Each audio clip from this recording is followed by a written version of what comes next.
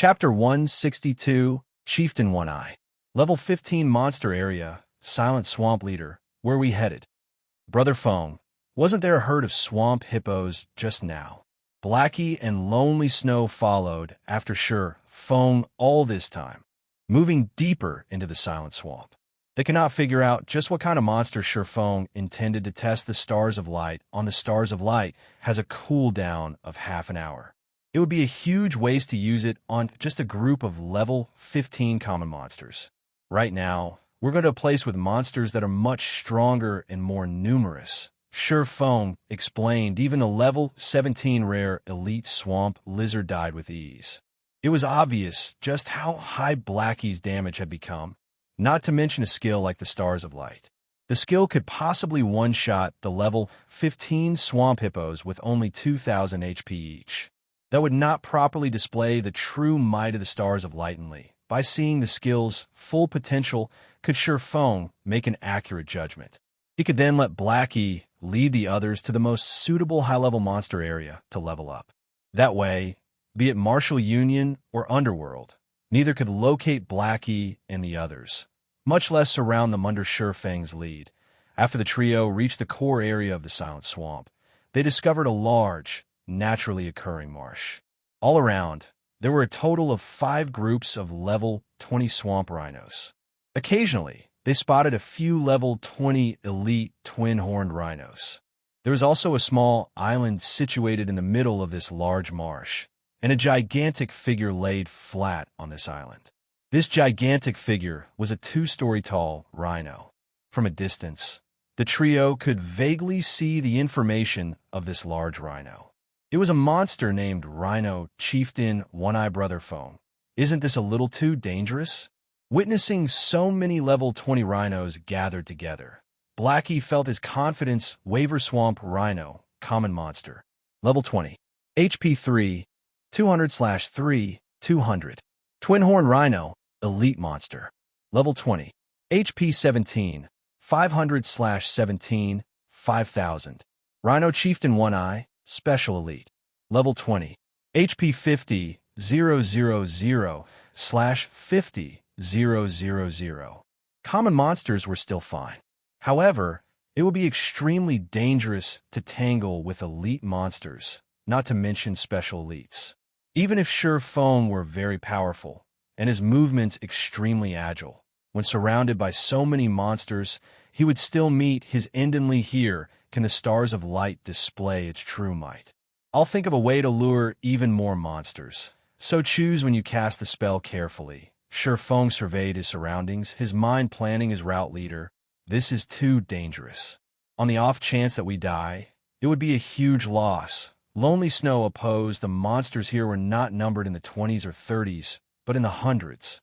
Every one of them could trample a level 15 player with ease, not to mention the elite monsters or the special elite monster. Moreover, with their currently low levels, the monsters would have an easier time discovering them. They could easily be surrounded, and at that time, only death awaited them. If I activate a speed scroll, my speed will be faster than theirs. However, when I lure all of them over, Blackie, I need you to use Guardian of Light on me, then use Stars of Light. You don't need to panic.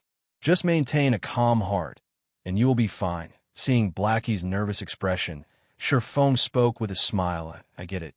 Blackie nodded, suppressing the panic in his heart. Soon after, Fong sent Blackie and Lonely Snow to a slightly elevated location. On his own, Fong activated a speed scroll before rushing towards the rhinos. The rhinos, immersed in the marsh, quickly discovered the intruder. After all, Fang's level was simply too low. He was only level 12, and there was a huge distance from level 20. In addition, Fong did not attempt to hide his movements in the least, making it even easier for the monsters to discover him within moments. Over 20 rhinos stood and rushed towards Fong. Although the marsh did not reduce movement speed by half, it still reduced it by 30%. Fortunately, this movement speed reduction was also effective against the rhinos. Now that Fong had used a speed scroll, catching up to him was impossible. Fong followed along the route he had planned before and circled the central island. He intended to lure all the rhinos in the marsh, aside from the one atop the central island. The Rhino Chieftain One Eye on the central island was extremely difficult to deal with, and it would be a huge loss if he lost his life as a result of an accident. Hence, Shifeng had no intentions of luring it Brother Feng. Leader's movement technique is truly powerful. If I were in his place, those rhinos would have already turned me into meat paste. Standing on high ground, Blackie and Lonely Snow watched Shifeng use various movements and methods to dodge the attacks from the group of rhinos. They could not help but wipe away the sweat permeating their foreheads. The number of rhinos Shifeng lured grew larger and larger.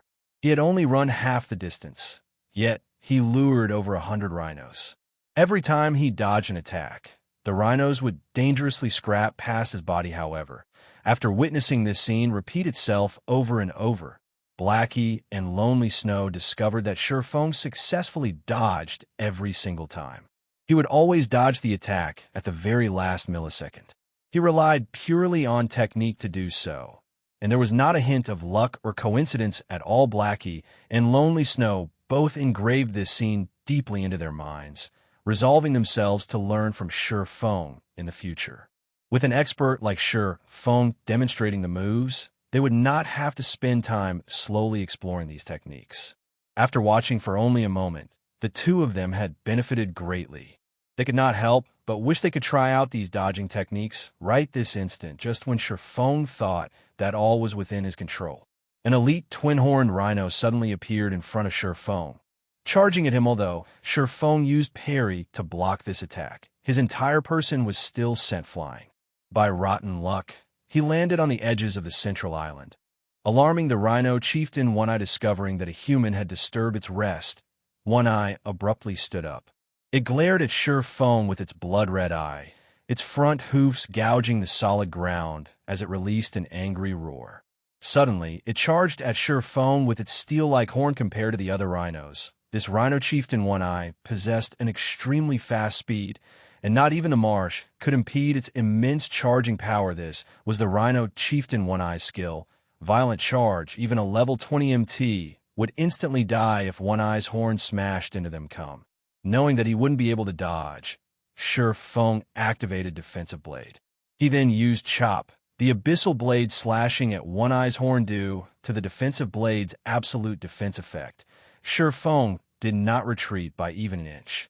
Instead, a damage of minus 367 points appeared above the Rhino Chieftain One Eye's head. Such a tough defense. Shifeng was slightly shocked. However, Shifeng did not intend to continue entangling with the Rhino Chieftain One Eye. The moment One Eye used War Trample, Shifeng used Silent Steps to appear behind a swamp rhino that was 30 yards away, successfully evading One Eye's attack. One Eye became further enraged when it saw that its target had evaded. It immediately charged at Shifeng. However, it did not use Violent Charge this time, so its speed was only slightly faster than the other rhinos. Blackie used the skill. After arriving at the appointed location, Shifeng stopped and spoke into the party chat. Although his plan did not include luring the Rhino Chieftain One Eye, the plan still had to proceed. He simply had to be more careful now. Leave it to me. Blackie had long since waited with anticipation. Immediately, a golden brilliance descended upon Shifeng's form. This was the effect of the first additional skill of Mavis's Guard, Guardian of Light. For 20 seconds, Shifeng became immune to all magic damage. He also enjoyed 80% physical damage reduction and 5% HP recovery every second, following which Shifeng activated the Tier 2 Life Shield. His maximum HP soaring over 200 rhinos surrounded Shifeng. If it were a level 20 MT standing in place of Shifeng, that MT would have long since been trampled to death. However, Shifeng could hold on. Through evading alone, Shifeng managed to dodge over 60% of the attacks sent at him. In addition to Guardian of Light recovering 5% of his HP every second, he was able to hold on to his life almost. Shine out Stars of Light. When Blackie saw all those monsters grouped together, he used Mavis's Guard's other skill, Stars of Light. After chanting the final verse of the incantation, Blackie lost half of his mana in an instant. Immediately after, Blackie pointed his staff towards the sky. The dark clouds hovering above the large marsh were instantly pierced and disappeared. The sky trembled, and suddenly a gigantic golden magic circle appeared in the sky, shining down on the core of the silent swamp. Chapter 163, Mad Leveling. This is... Xianxia looked towards the sky, discovering that this magic circle was much more powerful than he imagined it to be. Even a Tier 2 spell wasn't as mighty as this. The magic circle actually shook the sky. This was definitely not something a Tier 2 spell was capable of, although Xianxia did not know exactly how powerful the Stars of Light was. As long as its might surpassed that of a Tier 2 spell, it would be enough to deal with the rhinos chasing after him such a powerful magic power. Blackie looked at the sky, towards the light element that madly gathered in the magic circle, with eyes filled with disbelief. This was the most powerful magic he had seen since he started playing God's Domain. As the magic circle in the sky gathered an endless amount of magic, the rhinos on the ground panicked. They started sieging Xianxia desperately from all corners in an attempt to dispel the fear in their hearts. As a result, Xianxia had to deal with the simultaneous attacks from over a dozen swamp rhinos. The space available for him to evade was extremely limited. Fortunately, he had a physical damage reduction of 80%, and he could generate 5% of his HP every second. Faced with no chances of dodging the incoming attacks, Xianxia abruptly leaped into the sky and activated the ice blue devil flame. The clear blue flame instantly covered his body, while the power of thunder and fire gathered around the abyssal blade thunder flame explosion. The moment the abyssal blade struck down, thunder and fire engulfed and devoured all the monsters within a 5-yard radius. Damages of minus 626 points appeared above the heads of the monsters, and there were even some rhinos who received critical strikes, succumbing to over minus 1,000 damage. All the rhinos Xianxia's attack struck fell into a fainted state. Unable to move for 4 seconds, the monsters surrounding Xianxia in a fainted state formed a natural barrier, granting Xianxia a short breather. It's starting? Xianxia detected that the golden magic circle in the sky had finished gathering magic power. The magic circle then transformed into a shooting star. Falling from the sky before the shooting star collided with the ground, Xianxia cast Thundering Flash at the Rhino Chieftain One Eye. Unfortunately, the 3 streaks of thunder did not deal much damage to One Eye. All 3 attacks only caused around a total of minus 900 damage. However, Xianxia's aim was not its damage, but the additional 20% damage amplification effect. It would allow the Stars of Light to inflict massive amounts of damage to One Eye. Finally, the golden shooting star reached the ground, landing in the center of the rhinos. An explosion occurred, and a blinding light devoured every inch of the large marsh from a high position. Blackie and Lonely Snow saw damages of over minus 1,000 points appearing above all the rhinos in the marsh. There were also plenty that received critical strikes, receiving over minus 2,000 damage. Furthermore, the rhinos close to the epicenter received damages of over minus 3,000 points, and some even received frightening damages of over minus 6,000 points. A level 20 swamp rhino only had 3,200 HP, while the elite twin-horn rhinos had 17,500 HP. Even the Rhino Chieftain One Eye only had 50,000 HP. Minus 3,000 damage was not a light injury, AO. One Eye was enraged. It immediately directed its furious gaze at Blackie. It was not just the Rhino Chieftain One Eye. All the other rhinos also redirected their rage to Blackie, as the damages Blackie caused were simply too high. There were many swamp rhinos that instantly died from this single attack. However, during the time these rhino monsters directed their angry gazes towards Blackie, a second golden-colored shooting star appeared in the sky. It, too, descended this time. The impact of the shooting star caused 10% more damage than the previous one. This attack wiped out all of the level 20 swamp rhinos, and only the high HP elites and Chieftain One Eye remained alive. However, this was not the end. With every passing second, for a total of 15 seconds, a shooting star would appear and descend from the sky. Moreover, each shooting star would deal 10% more damage than the previous one. The elite-ranked twin-horned rhinos could only hold on until the 5th shooting star before dying out completely. Meanwhile, Chieftain One Eye remained alive. Its angry gaze turned deadly as it glared at Blackie atop the high slope. Chieftain One Eye instantly went berserk, its defense and attack power greatly increasing as it charged forth. "I won't let you go." Feng used Windblade and arrived in front of the rhino Chieftain One Eye. He then stabbed the Abyssal Blade at it. Abyssal Bind. 9 abyssal chains instantly coiled around One Eye, preventing it from moving even an inch, following which streak after streak of stars of light crashed down into the marsh. From the initial minus 3,000 damage, the damage had now accumulated up to over minus 7,000 damage. Rhino Chieftain One Eye's 50,000 HP very quickly drained to 0. It then vanished within the blinding light, leaving behind a pile of items. After the stars of light ended, the entire marsh fell deathly silent. All the monsters within had turned into ashes, leaving behind piles upon piles of items at the same time. Golden lights surrounded the bodies of both Blackie and Lonely Snow. Within an instant, their levels jumped from level 11 to a little beyond level 13. Feng had also risen to 92% of level 13, only a thread away from level 14. Blackie looked at the staff in his hands, then looked at the marsh. He did not know how to express the emotions that filled his heart. Not only had the stars of light kill the level 20 elite monsters, it even killed a level 20 special elite. Its intense might far exceeded Blackie's imagination previously. They had enjoyed an extremely envious leveling speed.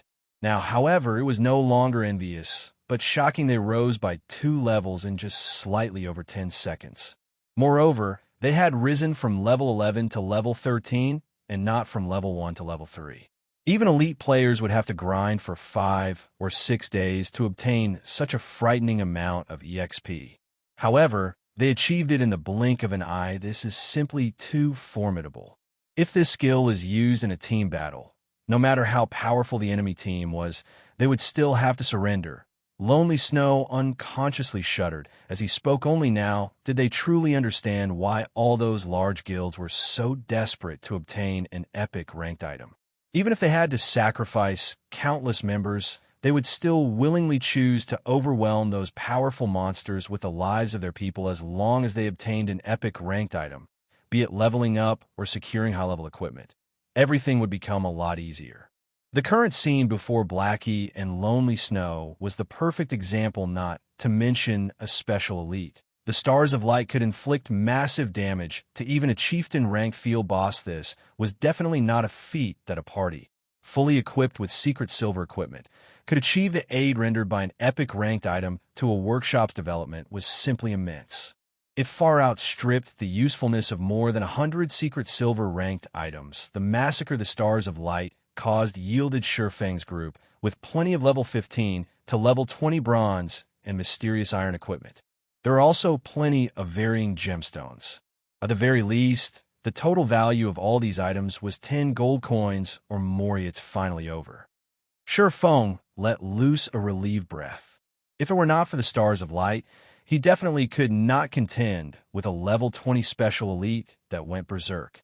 However, he managed to verify the prowess of the stars of light personally.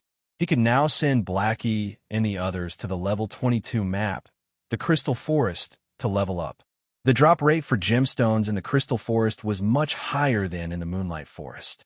Not only could they level up quickly, but they could also earn a lot of money and extremely precious gemstones and equipment. Moreover, it would be impossible for their enemies to locate Blackie and the others. Killing 3 birds with 1 stone after the trio tidied up all the loot. Feng intended to make a trip back to town to clear up his inventory leader. The situation you wanted me to investigate has already occurred. Several guilds have started taking action.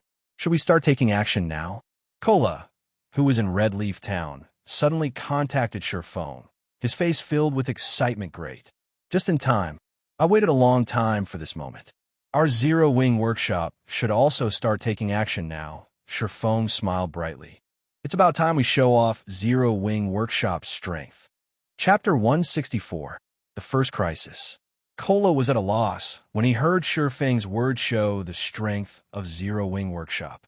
Others had constantly targeted the three of them, so they had been hiding in Red Leaf Town all this time. They had no chances to leave town to grind and quest, and they were all only level 7 right now. They were only slightly stronger than the average player. They had no chances of competing with the members of other guilds at all. If this situation continued, their levels would, sooner or later, fall behind even the average players as leader telling us to go level up. Kola grew excited at the thought of this possibility. This is too great. We're being stifled to death by constantly staying in town. It would be fine even if we have to slaughter our way out. You three wait for me inside the hotel in the trade area. I'll be there soon. Feng did not further explain, only revealing a faint smile. Brother Feng, what happened to make you so happy? Blackie curiously asked, seeing Feng's joyous smile. Something good. You two, stay here and continue leveling up. I'll bring Kola and the others later on. After you carry them to level 10, go to White River City to do some high-level quests. Feng said. Brother Feng, rest assured, now that I'm fully geared in level 15 bronze and mysterious iron equipment and possess Mavis's protection, carrying Kola and the others will be a breeze, Blackie assured his leader. He was level 13 right now and even had an epic rank staff. If he could not carry Kola and the others to level 10 quickly, he might as well revert to playing with mud rather than play God Domain when Kola and the others see our levels. They will be shocked. And when they see Blackie's epic rank staff, the Mavis's protection, they will be stunned speechless. I am even eager to see their expressions. Lonely Snow joked, that's right. Kola and the others could not possibly imagine that. Within just a short few hours, we went from hiding from Marshal Union's pursuit to reaching to level 13. We've taken the top 3 rankings within the Star Moon Kingdom and even possess an epic weapon now. Compared to before, it is like the difference between heaven and earth. If I were in their shoes, even I wouldn't believe it. Blackie grew even more joyful at the thought of the shocked expressions of Kola and the others. You guys. Feng helplessly smiled at the sight of his 2 teammates. Soon after, he took out a return scroll, teleporting to Red Leaf Town. At this moment, there were a lot of changes occurring in Red Leaf Town as well. The number of players purchasing equipment in the trade area grew larger and larger, and an endless stream of shouts for purchase filled the air of the trade area. There were many new players walking around and looking at the stalls set up throughout the street, looking for required items and equipment. Meanwhile, inside the hotel at the trade area, I've previously asked you guys to collect hardstones. So, just how many have you actually collected? Why is the number of whetstones still 0? Unstable Devastation's expression turned grim as he asked. He abruptly stood up after taking a look at his subordinate's report. Boss, Unstable. Under your commands, we desperately tried to purchase all the hardstones available. However, we're not sure why, but hardstones are extremely scarce on the market right now. Moreover, they're very expensive. After much determination, we only managed to collect slightly more than 4 stacks. However, our guild has only recently started nurturing forgers, so their success rate of making whetstones is extremely low. So, that subordinate timidly said. Palm. Unstable Devastation slammed his fist onto the table, snarling, "You bunch of useless wastes. I clearly notified you all of this matter long ago, and 3 or 4 hours have passed already. Yet, you guys couldn't even produce a single whetstone? How is the elite team supposed to level up this way? Why do I even need you guys here?" Boss, Unstable. Maybe the other guilds have discovered the issue of their weapons deteriorating quickly. Maybe that's why we only managed to purchase a few stacks of hardstones. The Berserker, 5 Rats, said that's a high possibility. After all, it isn't only our guild leveling up in high-level monster areas. However, hardstones aren't exactly rare, and they can be obtained from level 2 monster areas or above. Moreover, normally nobody touches those things, so there should be a huge stockpile available in Red Leaf Town right now. There should also be plenty of players selling them on the auction house. We also discovered this matter fairly quickly, so even if the other guilds have taken action, it is impossible for them to buy them all out immediately. Unstable Devastation nodded, then shook his head again. He could not make any sense of the situation after they started hunting Yifeng's party. They discovered that the durability of their weapons fell extraordinarily fast. In the beginning, they paid no attention to it, only focusing on leveling up in their search for Yifeng's party. However, before they found Yifeng, their equipment and weapons were already close to scrap. Without a choice, they had to give up their search for Yifeng, returning to town to repair their equipment, although the journey back wasted a lot of time. The elite team's equipment was extremely precious. If they did not repair it all in time, resulting in their equipment turning into scrap, the guild would suffer an irrecoverable loss. Moreover, without the equipment, they would also have no way to grind and level up. Thus, they needed to return and repair their equipment. After repairing their equipment, Unstable Devastation began hearing complaints from his subordinates. The repair fees were too expensive, they said. The cost of repairs had nearly depleted all the money they had. As for classes that wore plate armor, they were even forced to borrow money from others for the repair fees. This situation dumbfounded Unstable Devastation. These players were all elites amongst elites. Normally, they carried a lot of money on their persons, and they were considered wealthy. However, their wealth was not enough to cover the fees. Unstable Devastation quickly discovered the crux of the problem. The lower the remaining durability of a piece of equipment was, and the higher the level of the equipment was, the more expensive the resulting repair fee would be. Grinding high-level monster areas greatly depleted equipment's durability. Making a trip to and fro from town to these high-level areas also required them to waste at least 2 to 3 hours. Moreover, they could, at most, stay for 3 to 4 hours at these high-level monster areas before they needed to return to town to repair their equipment. This meant that they had to spend almost half their time in God's domain, just traveling. As a result, the time needed for a single level up almost doubled. If they could negate the travel time, their leveling speed would surpass the other players. When Unstable Devastation thought of this crucial matter, he immediately instructed his subordinates to look for a solution to this problem. The resulting solution was the whetstones. Although this item could only repair a small amount of durability of a weapon, even that small amount was enough. Compared to equipment used for protection, a weapon's durability decreased at a much greater rate. If they used whetstones to repair their weapons, the total cost will be much less than repairing it at the smithy. Hence, Unstable Devastation quickly ordered his subordinates to purchase whetstones. However, they quickly discovered that forgers did not normally create this item, as its cost was simply too high. Moreover, whetstones normally did not sell at all. Unstable Devastation could only take a step back once again, and instead choose to purchase hardstones, the materials required to make whetstones. Hardstones were also relatively cheap items. They were mainly used to create whetstones and certain engineering components. Each stack was only around 30 copper coins, and there were 20 in a stack, which meant that they could make 20 whetstones from a single stack of hardstones. However, Unstable Devastation had received even more shocking news. If they could not purchase whetstones directly, then so be it. However, how could hardstones be difficult to purchase as well? In reality, it wasn't just Martial Union who had discovered this problem. The other guilds had also discovered this issue. By the time they tried to purchase hardstones, they suddenly discovered that, be it the auction house or the stalls in town, there were only scarce amounts of hardstones remaining. It was far from enough for the forgers in their own guilds to create whetstones with. Elsewhere, Shifeng had just set foot on the main street of the trade area. He watched as the various large guilds tried to purchase hardstones at a high price. They purchased each stack for 80 copper coins. The price of hardstones had more than doubled.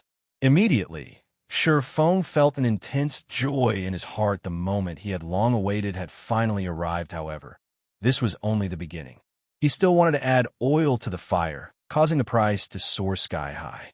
Chapter 165, A Foolish Choice. Shifeng completely ignored the high prices these guilds were willing to pay. He headed to the appointed hotel directly. He had stockpiled hardstones for so long, to the point where he had purchased 90% of the hardstones available in White River City. Thus, he would not reveal his hand just for this little bit of profit right now. The danger of equipment durability was only beginning. Along with the constant increase of players' levels, they would head towards monster areas of a higher level. Very quickly, players would discover the problem regarding their equipment durability and the importance of whetstones. If they did not possess whetstones, it would greatly affect their leveling speed, and as a result, others would increase the gap between them. This result had caused the demand for whetstones to soar. They were as popular as the commonly used regeneration potions and mana recovery potions. Meanwhile, hard stones were required to make whetstones. Along with the growing demand for whetstones, the prices of hard stones would still increase by several folds in Xianxia's previous life. Hard stones once sold for a maximum price of 3 silver coins per stack. Its price had increased by tenfold from the original. Right now, due to God's domain's evolution and the investment of major corporations, the available resources were more precious than in Xianxia's previous life. Most likely, the prices of hard stones would increase to record highs. The current price of 80 copper per stack was only the beginning. Redleaf Town, Trade Area, Black Rose Barat. This moment, Fire Dance had gathered her entire team to discuss matters regarding the team's future development. Fire Dance's team often frequented this Black Rose bar, as it occupied a more secluded region. Very few players came to this place. Thus, this place became the gathering spot for Fire Dance's team. Every time they completed a dungeon raid or obtained some precious item, they would come to this bar to celebrate Fire Dance. We understand what your intentions are. However, I will still tell you the same thing. We are only playing God's domain to pass the time, and we don't have any great ambitions. We prefer to be free, and we aren't planning to earn any achievements through God's domain. If you wanted to join that person called Yifeng's team, I can only tell you that I'm sorry. That's right, Fire Dance. If it were a normal situation, maybe joining would be fine. However, Yifeng has a beef with Martial Union, and right now, Martial Union targets us too. Martial Union has already put out the word that if we do not sever our relations with Yifeng and apologize to them, we won't ever need to think about leaving town to level up in quest. If we leave town, they'll just kill us and send us back. If we join Yifeng's team, won't we end up in an even worse situation? That's right. Martial Union is just too powerful right now.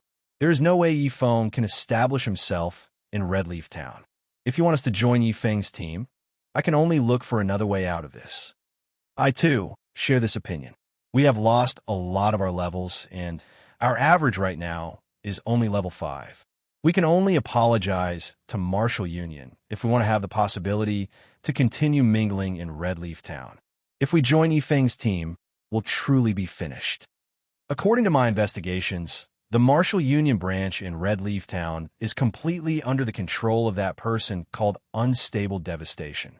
He has gathered all the players from Martial Union in 5 different towns to Redleaf Town, and he's prepared to go all-out developing in Redleaf Town. There are many experts from Martial Union in Redleaf Town right now. Their guild's treatment is generous, and its development rate is impressively fast.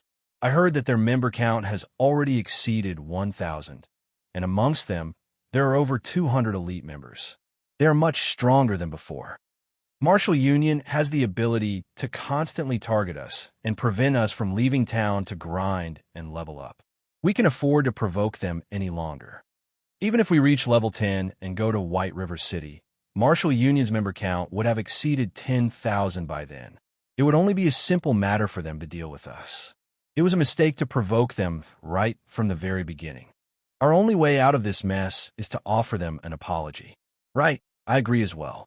Our original goal in playing God's domain was simply to mess around. We are completely different from that Yifeng who has embroiled himself in a fight with Martial Union. If you, Fire Dance, wish to join him, please don't drag us in as well. We don't wish to be under surveillance 24 hours a day. Fire Dance did not expect everyone to voice their opinions. They all expressed their refusal to join Xianxia's team, and they even wanted her to apologize to Martial Union. I understand. I'll only ask this one last time. Then if there are any of you willing to join Yifeng's team with me, please stand by my side. Fire Dance understood their troubles. Previously, they were all veteran gamers of virtual reality games. However, the virtual reality games they played before only had a player base in the hundreds of thousands. Even until the later stages of the game, a top-tier guild would only have several thousand members. On the other hand, God's Domain had made clear to them the true meaning of a large guild, and the true power of a game with over 2 billion players across the globe. God's Domain was completely different from any other virtual reality games. It had utterly shattered their concept of virtual reality games. As it was practically a second reality previously, they didn't think there was anything special about the various large guilds. Only now did they truly understand how frightening a guild could be in a virtual reality game. Just the members of Martial Union inside a single town reached the thousands, and it was still increasing. If they reached White River City, their member count would break into the tens of thousands. A team of independent players like themselves could not afford to provoke such a large guild. Moreover, such a large guild like Martial Union was only an unrated guild. As for third-rate, second-rate, and first-rate guilds, they were tyrannical existences, although Martial Union was a very frightening existence in Red Leaf Town. Yifeng's shocking performance had been deeply engraved on a Fire Dance's soul. She truly thought that she had wasted her time playing those other games before. Right now, only the thought of following Yifeng filled her heart. She wanted to get to know and experience the world of Apex Experts Fire Dance. Wake up, all right? We will not follow you. Right now, our only way out of this mess is to apologize. Haven't you always dreamt of becoming an expert in God's Domain? If you continue fighting it out with Martial Union, you will head away from that goal. Stop being silly and acting foolish. After Fire Dance finished speaking, aside from Water Buffalo, there was not a single person who walked towards Fire Dance's position. They all had their heads lowered, feeling that Fire Dance was simply too foolish. She had truly been bewitched by that Yifeng for her to dig her own grave by joining him. Since you guys have decided, Water Buffalo and I will join Big Brother Yifeng by ourselves, Fire Dance's mood sank after hearing everyone's decision. They had joined each other after much difficulty, dreaming of reaching some achievements in God's Domain. Yet, the result was such in the end. Soon after, Fire Dance opened her friends list, selected Yifeng, and contacted him. Previously, she had told Yifeng that she would contact him after speaking with her team. Now that everyone had finished their discussion, she had to notify him. Big Brother Yifeng, I'm done on my side, Fire Dance said, disappointed. Although she had long since guessed such a result, she originally thought that 3 to 5 others would follow her. Now, however, there were only 2 of them. She was too embarrassed to even speak of this matter. That's great. How many people do you have? If we have enough, we can raid a team dungeon. At this moment, Shifeng had just finished meeting with Cola and the others. He was prepared to focus fully on establishing a core team for Zero Wing.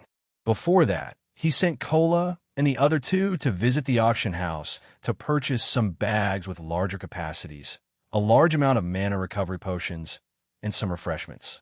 He also asked Violet Cloud to join Blackie to grind and level up. However, he did not think that Fire Dance would contact him just in time. Her timing was impeccable. Chapter 166, Initial Formation of the Team. There are only 2, Water Buffalo and myself. Everyone has their own opinions, so I can't demand this of them. Fire Dance nearly choked on her words after hearing Yifeng's excited tone. 2 people? That's not too bad. Shifeng lightly laughed. Do you guys have anything you need to do right now? If not, you can join me. In reality, Shifeng did not particularly mind the matter with Fire Dance's teammates.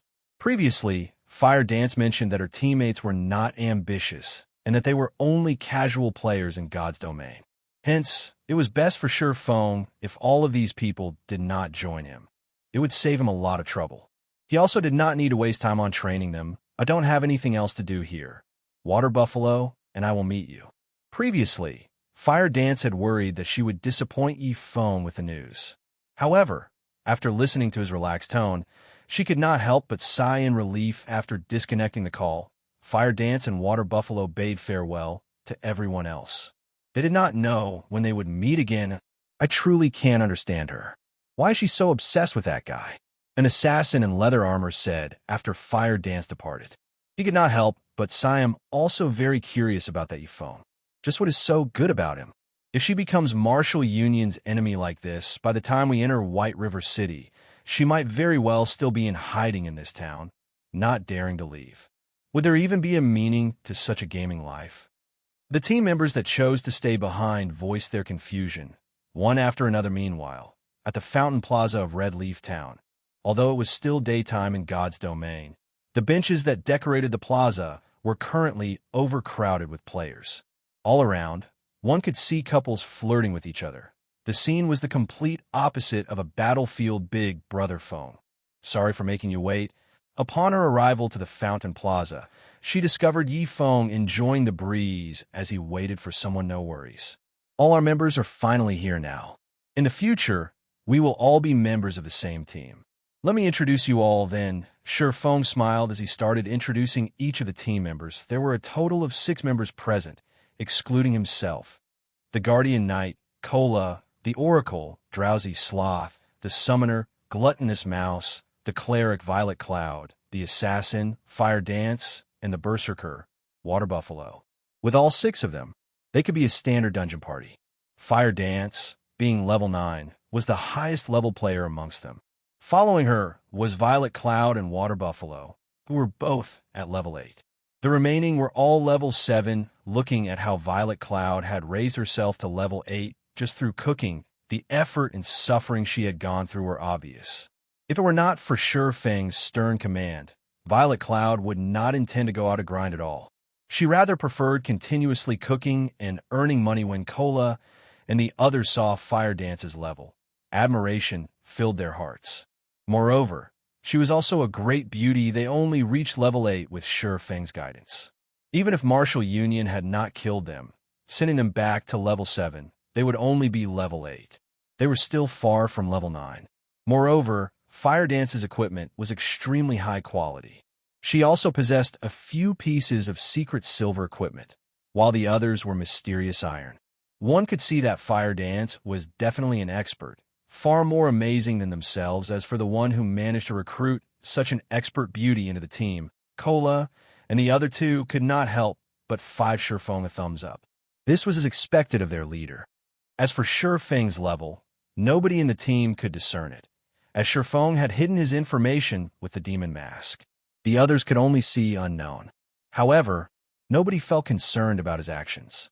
Shi Feng constantly felt like a mysterious expert to them, so it was only natural that they could see his identity. Big Brother Yi Feng is amazing, as expected.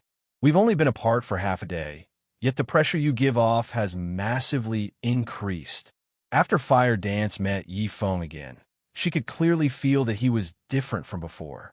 He was like an unsheathed sword, and her 6 senses told her that Yi Feng had become much stronger since everyone is familiar with each other now. I'll tell you guys what you need to do next, Shi Feng said formally. However, just as Shi Feng was about to reveal their goal, a group of players suddenly appeared and surrounded the Fountain Plaza. Martial Union is dealing with an issue. All those uninvolved, leave immediately. Martial Union's members chased away the other players, taking complete control of the Fountain Plaza. Yi Feng, you've made me look for you for a long time now, a scholarly youth said as he stepped out from the crowd. This was unstable devastation. There were over 400 members of Martial Union crowding the Fountain Plaza. When Kola and the others saw all these players, they immediately panicked, their expressions turning solemn. You want to take action here? Shi Feng swept a glance over the players from Martial Union. The majority of them were level 5 or level 6. Only a minority were level 8 or level 9 elites. How could I possibly be such a brute? I'm only here today to give you all a final warning. Unstable Devastation said with a smile. Last time, he had taken a huge loss because of Yi Feng. If he could, he really wished to kill Yi Feng now. However, they were right in the middle of town. If he killed Yi Feng here, he might implicate Martial Union as well. However, if he mobilized a dozen or so players against Yi Feng, they would only be helpless against him, disgracing Martial Union's reputation. This was not a result he wished to see. Warning, we've already reached the point of no return. Your warning holds 0 meaning to me. It is only a bunch of nonsense. Shi Feng laughed. You are still so fearless, even when faced with so many of our members. I truly admire you for that. Unfortunately, your strength is limited. You are not an opponent for Martial Union at all. My warning isn't actually directed at you. Unstable Devastation clapped his hands, shifting his sights towards Cola and the others. He then coldly said, "This time, my warning is for the teammates standing behind you. You all better come to your senses. If you sever your relationship with Yi Feng immediately, I assure you that I will not pursue past matters and let you all go. Of course, if you resolve to stand with the powerless Yi Feng, prepare to suffer the rage of martial union. I admit that killing Yi Feng himself is extremely difficult. However, it is only a simple matter for martial union to exterminate you all." Although Unstable Devastation smiled as he spoke, Cola and the others could only feel a deep chill from his words. They could not help but admit that Unstable Devastation's words sounded logical. They were not top-tier experts, and they did not possess that many life-saving skills that could help them escape. Although martial union could not kill Yi Feng, that did not mean they could not get rid of them. As proven, they had died once before already. There would definitely be a second time in the future. If such a situation continued, they would not have a future in God's domain, to speak of. Looking at the panicked and hesitant expressions on Cola and the others, Feng spoke not a single word. He remained silent as he stood there. This move of Unstable Devastation's was extremely vicious. He wanted Feng to taste the betrayal of his closest friends. Not only would it reduce his overall power, but it could also become a hit to his heart. Unfortunately, Feng was no longer the arrogant brat that he used to be.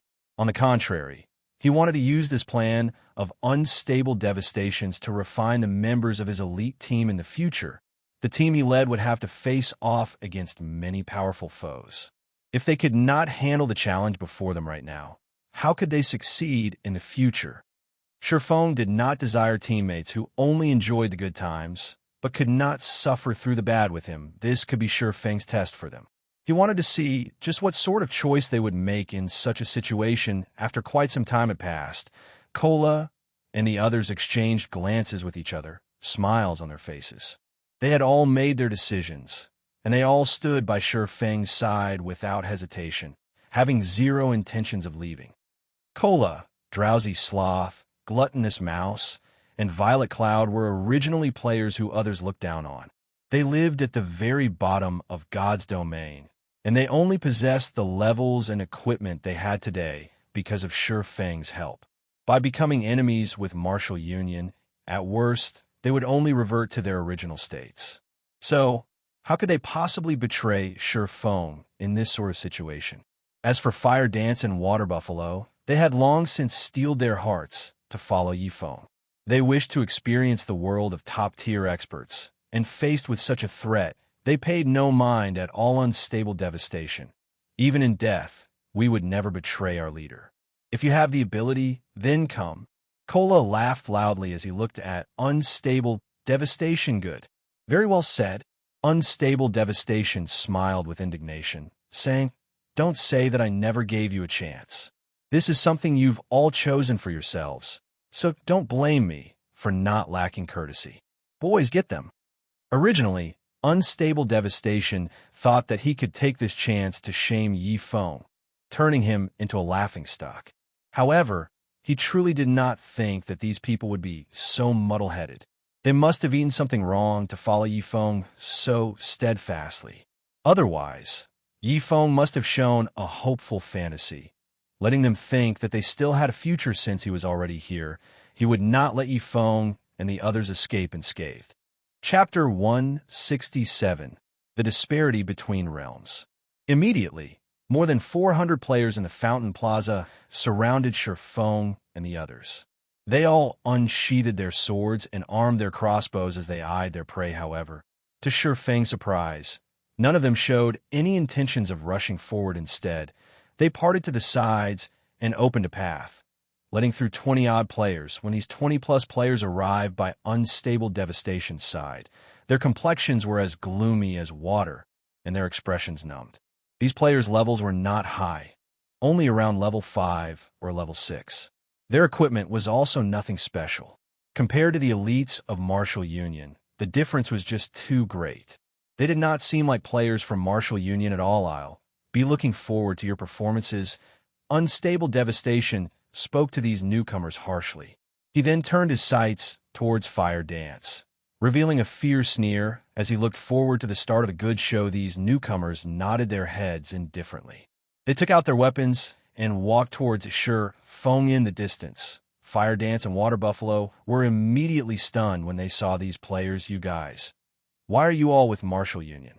Fire Dance loudly questioned these players. The 20-plus players that walked over were not strangers to Fire Dance. On the contrary, they were the ex-companions with whom Fire Dance shared both bitter and sweet times at this moment. Unstable Devastation looked at Yi Feng, laughter escaping his mouth as he said, "Ha ha, Yi Feng, I am an extremely generous person.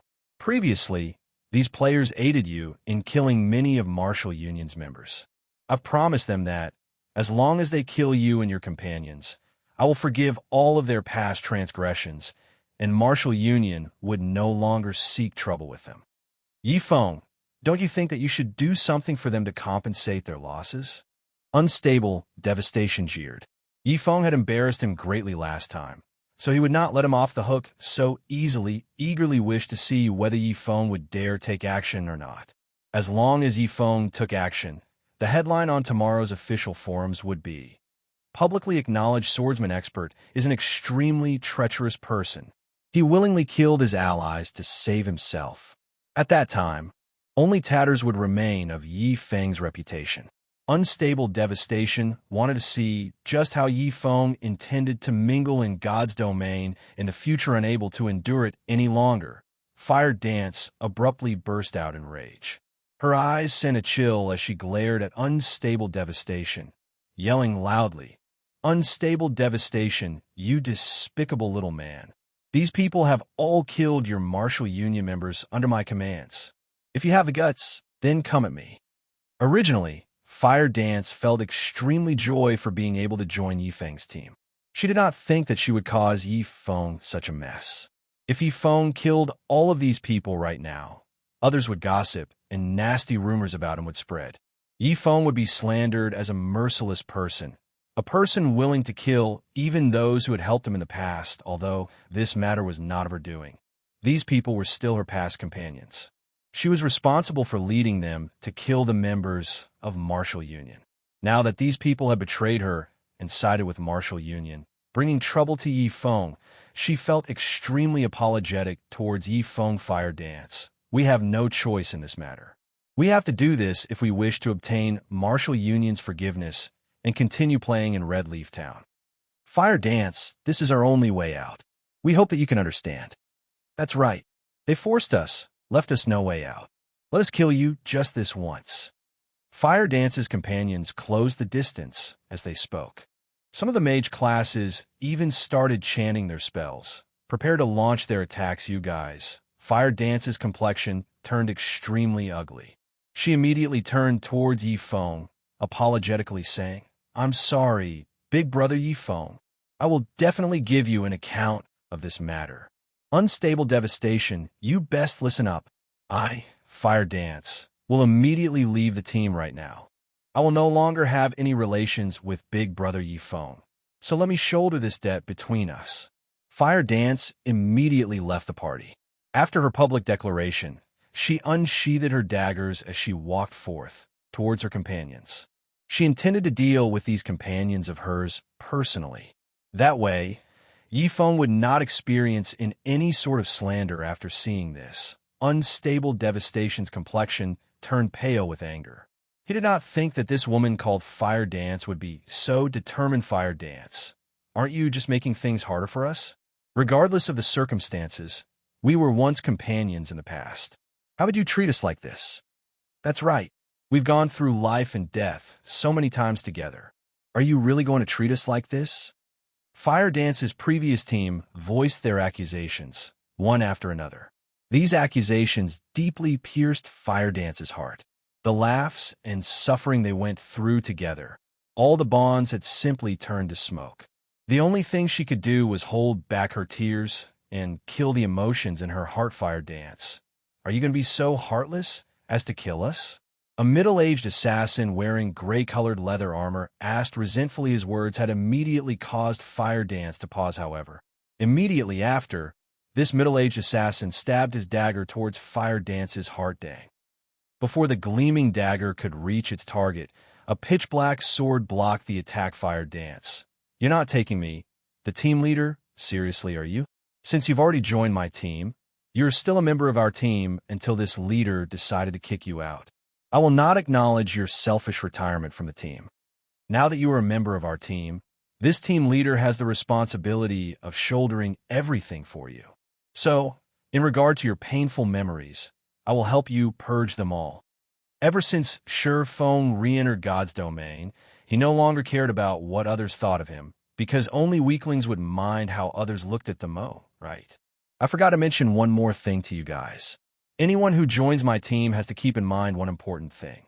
If you constantly mind how others look at you, you will never truly improve your own strength and techniques. You don't have to care how others look at you. It is enough as long as you advance on the path that you wish to take. Only with that can you become a true expert. Shi Feng suddenly appeared in front of Fire Dance. To Fire Dance, he towered like a mountain before her, blocking any and all dangers from reaching her big brother Yi Feng. Tears inadvertently leaked out from Fire Dance's eyes. Yi Feng's actions and words truly touched her heart. After listening to his words, it was as if the door to the realm of experts slowly opened for her. Maybe her hesitation held her back from becoming a true expert, so what if he killed them? Who cared about others' opinions? The strong would never pay attention to such small matters. The only things they needed to consider were the courage to forge ahead and constantly raising their own strength. By the side, after Water Buffalo listened to Yi Feng's words, his heart was inexplicably moved. He would never have thought Yi Feng would be such a dependable person, a person others could admire. Meanwhile, Cola and the other two merely exchanged glances with each other, smiles plastered on their faces. That's right. This was the leader that they respected and admired. Immediately, Cola and the others stepped forward, one after another, blocking Fire Dance. Well said. So, what are you guys still waiting for? Unstable Devastation felt extreme joy. He had recorded all of Yi Feng's words. When the time came, he could deny his actions. Yi Feng, you despicable little man. We've already helped you so much. Yet, in the end, you still wish to kill us? You are simply inhuman. Fire Dance's ex-companions cursed and raged. They all rushed at Yi Feng, one after another, intending to slash and bash him to death. Shi Feng smiled disdainfully at their actions. Looking at the 20-plus melee and mage-class players launching their attacks at him, Shi Feng only lightly waved the abyssal blade. Thundering flash.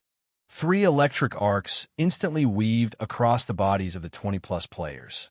Damages ranging from -500 to more than -1,000 appeared above everyone's heads, instantly killing everyone. Meanwhile, the green prism marker above Shi Feng's head instantly turned bloody red, giving others a chilling feeling. Big brother Yi Feng, leader, Fire Dance, and the others immediately panicked. If a player actively killed other players within a town, the guards would hunt them until death. Moreover, after the offending player revived, the guard would toss them in jail. Judging by the intensity of Shi Feng's red name, he would lose at least 3 levels after death. Maybe even 4. Yi Feng's name is finally red. Without the town's protection, we can kill you here without any repercussions and make you lose all of your items. Unstable Devastation laughed madly, saying, everyone else, get him. I will immediately promote whoever manages to kill Yi Feng into the leader of an elite team. However, immediately after Unstable Devastation finished his words, a familiar voice sounded from behind him. Has Iron's Word Lion never told you how he died? Shi Feng asked coldly, appeared behind Unstable Devastation after using silent steps. Chapter 168, God-Ranked Expert. Yi Feng had previously killed over 20 players in a single move.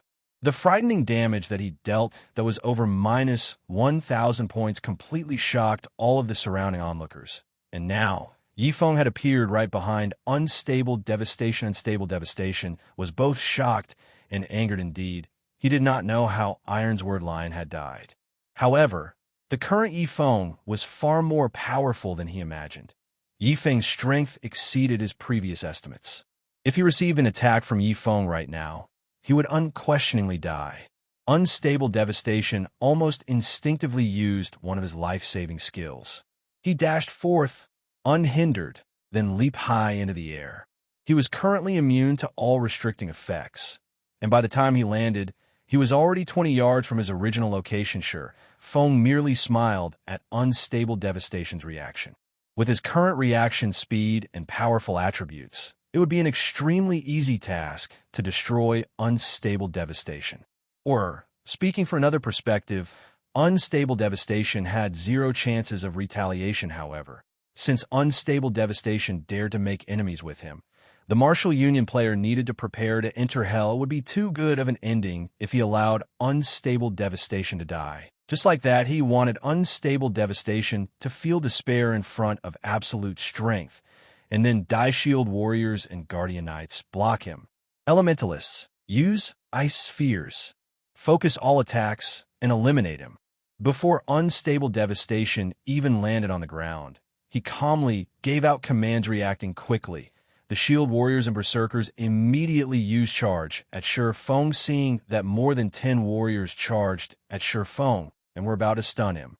Feng abruptly leaped up, the Abyssal Blade carrying with it the power of thunder and lightning as he landed. Boom. A wave of thunder and fire devoured all of the warriors. Even the highest-leveled Shield Warrior could not react in time and activate Shield Wall before Feng's Thunder Flame explosion devoured him. The Shield Warrior received a critical hit of over -1,700 damage, dying instantly.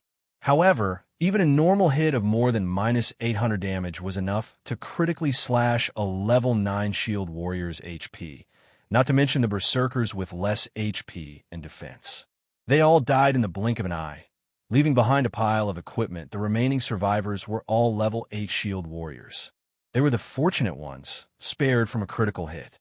However, even though they were alive, they suffered a fainted state for 4 seconds when the players from Martial Union witnessed this scene. They all stared in shock previously. It was no big deal when Feng had instant killed those crippled level 5 to level 6 players. However, the players he had just killed were no random Tom, Dick, or Harry. They were all level 8 or level 9 elites of Martial Union healers. Quickly heal them. Ranged players, attack with everything you've got. Only now was Unstable Devastation aware of how formidable Feng was. His monster-like attack power could even instantly kill a Shield Warrior that boasted the highest defense amongst all classes. No one present could defend against his attacks. Fortunately, they had the advantage of numbers. They could exhaust Feng to death immediately after several heals landed on a Shield Warrior, pulling his HP back up to half. Another of Feng's slashes landed on the Shield Warrior's HP. A huge damage of over -700 points appeared above the Shield Warrior's head, his HP plummeting to 0. His body fell to the ground, following which, with every slash of his sword, Feng culled the lives of the surviving Shield Warriors. Even if the Shield Warriors possessed the defense of heavy armor and passive skills that reduced the damage they received, every one of Feng's casual attack caused around -300 damage. The healers could not maintain the Shield Warriors' HPs at all. As for the Berserkers without heavy armor, a single sword strike dealt them over -400 damage very quickly. The remaining Shield Warriors lay flat on the ground. At this moment, the Guardian Knights all activated Protection Blessing as they rushed forward. Meanwhile, the mages behind them shot out streak after streak of magic. Fireballs and ice spheres flew at Feng, one after another. Feng activated Wind Steps, avoiding more than half of the ranged attacks. Immediately after, he rushed after Unstable Devastation. Although Feng dodged more than half of the spells, there were still a few occasional spells that hit him. However, the damage these spells dealt nearly dazzled the backline mages even when blasting a level 9 MT. Skills such as the Flame Explosion and Great Fireball could deal over 100 damage. However, none of them had actually dealt more than 20 damage to Feng. The highest damage was only -15 points, while a majority of the spells only dealt single digits. To Shifeng, who possessed over 1,500 HP, these spells simply tickled.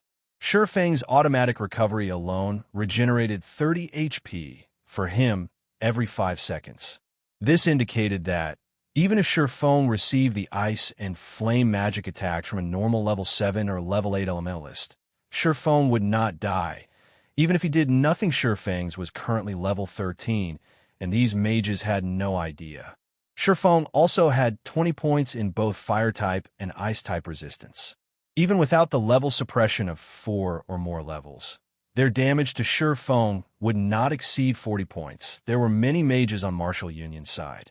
However, their damages were too pitiful to watch. Standing behind Shifeng, Drowsy Sloth and Violet Cloud merely used one heal each, and within an instant, Shifeng's HP was already back to full-faced with another wave of melee classes charging at him. Shifeng activated Dark Violet Dance, using the 12-yard cone attack.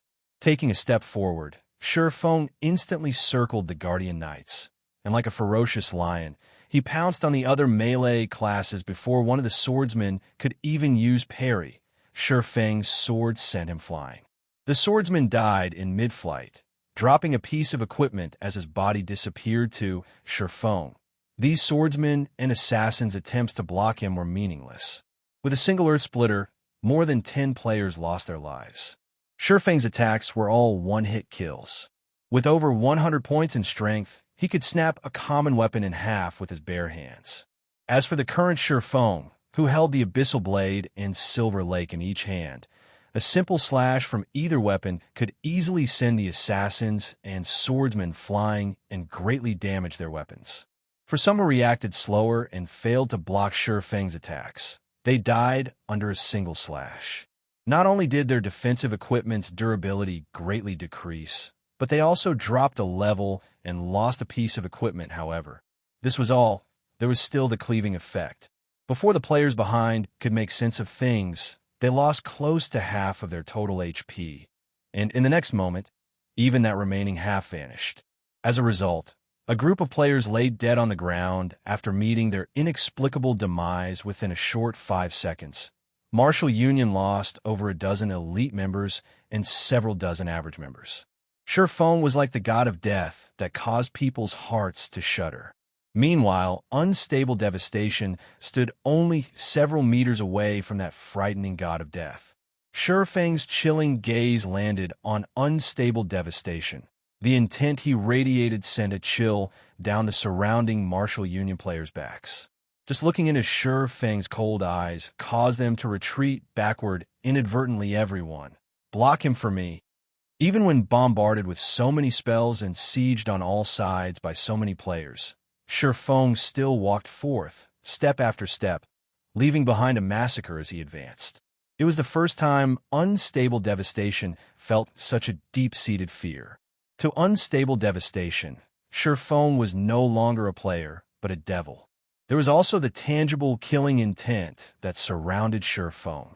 Although Unstable Devastation knew that this was only a game, the realistic effects of virtual reality caused Unstable Devastation to forget that this was just a virtual world completely. He had even forgotten how many elites of Martial Union had died and how grave losses were to Martial Union. The only thing Unstable Devastation knew was that he was in an extremely dangerous situation. If he did not escape immediately, only death awaited him immediately.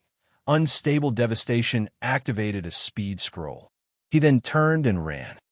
Shifeng simply smiled at Unstable Devastation attempt to escape. With a single wind blade, his sword pierced towards Unstable Devastation's back. Unstable Devastation spun around, firing an arrow from his bow in an attempt to hold Shifeng back. However, he immediately discovered that Shifeng was truly too frightening. Shifeng's pitch-black abyssal blade easily split the arrow, and in the blink of an eye, Shifeng arrived in front of him. A silver glow pierced his heart, and immediately after, another black glow slashed across his neck. Unable to stop his HP from madly decreasing, his HP reached 0 in an instant. Even until death, Unstable Devastation wore a stupefied expression. The others from Martial Union were similarly shocked as they witnessed this sight. Unstable Devastation was one of the big bosses of Martial Union. He was also a level 9 ranger. Yet, when facing Yifeng, he had no power to retaliate at all. Just how strong was this Yifeng? Shifeng noticed a secret silver-ranked longbow dropping after Unstable Devastation's death. He casually picked up the longbow and placed it in his bag. He then turned to look at the other members of Martial Union, although Shifeng did not take any action, only sending them a glance. His might had already deeply engraved into their minds. The members of Martial Union all halted their actions, inadvertently backing off. They all revealed fearful expressions as they looked at Shifeng. Why hadn't the town guards arrived yet? This thought suddenly appeared in their minds. They felt that only the guards could protect them from Shifeng's attacks, however. From the moment Shifeng began his assault to the moment Unstable Devastation died, only a brief 8 or 9 seconds had passed. Even if the town guards hurried over, they would need at least 10 minutes before they arrived faced with the members of Martial Union, who dared not move. Shifeng only swept a glance at them. He did not rush up and kill them. The cooldown for most of his skills had almost finished.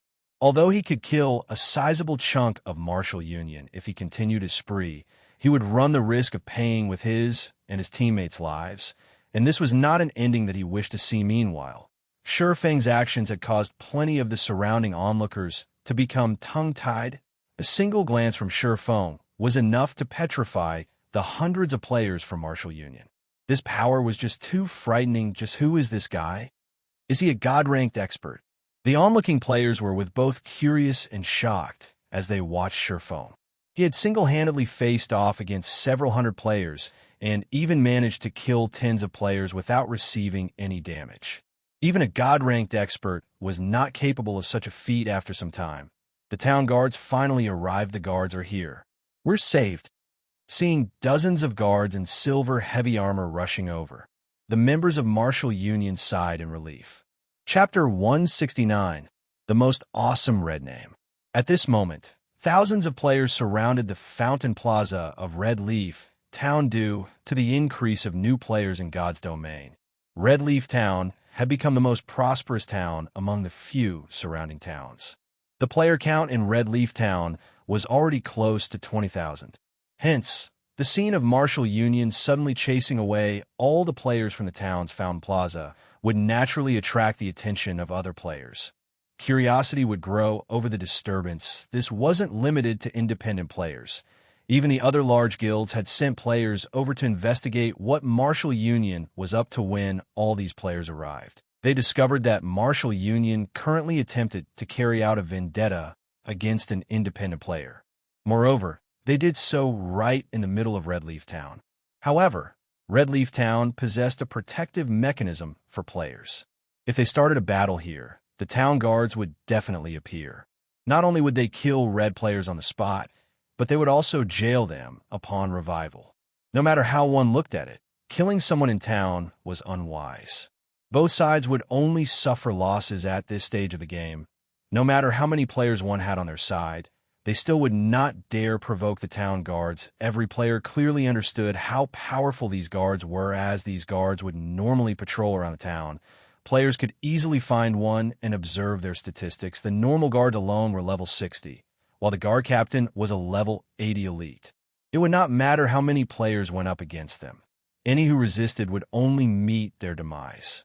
To put another way, the current players in God's domain had no abilities whatsoever to retaliate against the town guards. However, nobody would have imagined that someone would actually take action. Moreover, the one who took action was that independent player originally.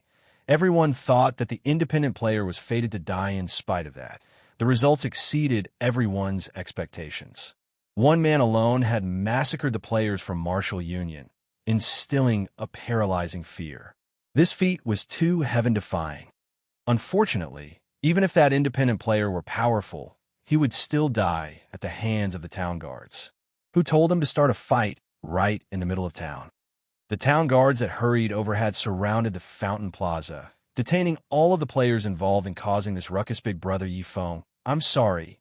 It's my fault for dragging you into this mess. Fire Dance apologized as she walked over. Feng's character name had begun to turn black due to the high intensity of the red color. Just looking at it caused one to shudder. Including her past companions, Feng had killed more than 100 players during this battle. With this crime value, if Feng died, he would lose at least 7 levels. Meanwhile, the town guards had them surrounded. The guards would kill all red players. Leaving Feng no chance to escape. This was still not the most important point. After the guards killed him, Feng would immediately revive in jail, and his crime value would determine the duration of his imprisonment.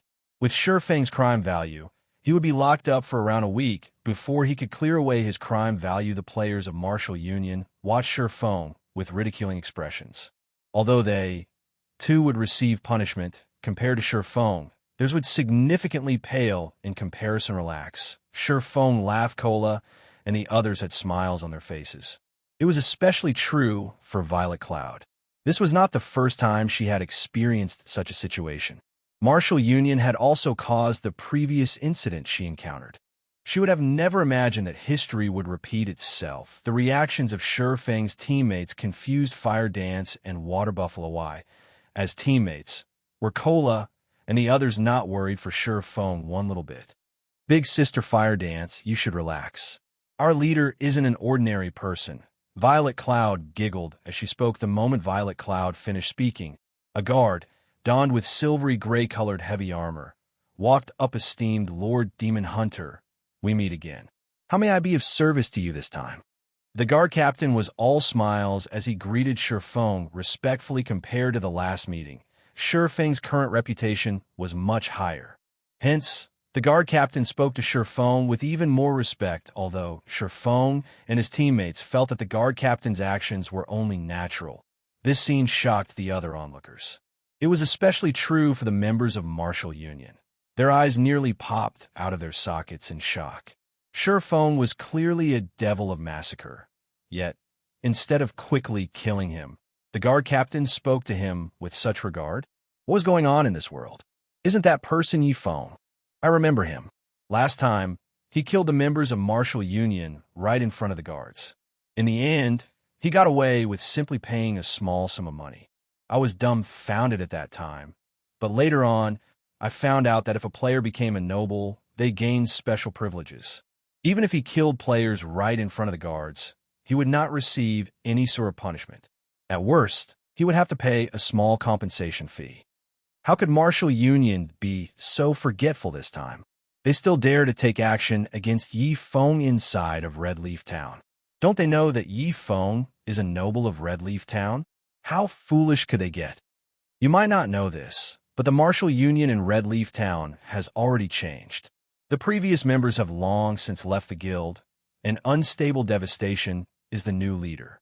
Right now, the members of Martial Union are all players called in from other towns.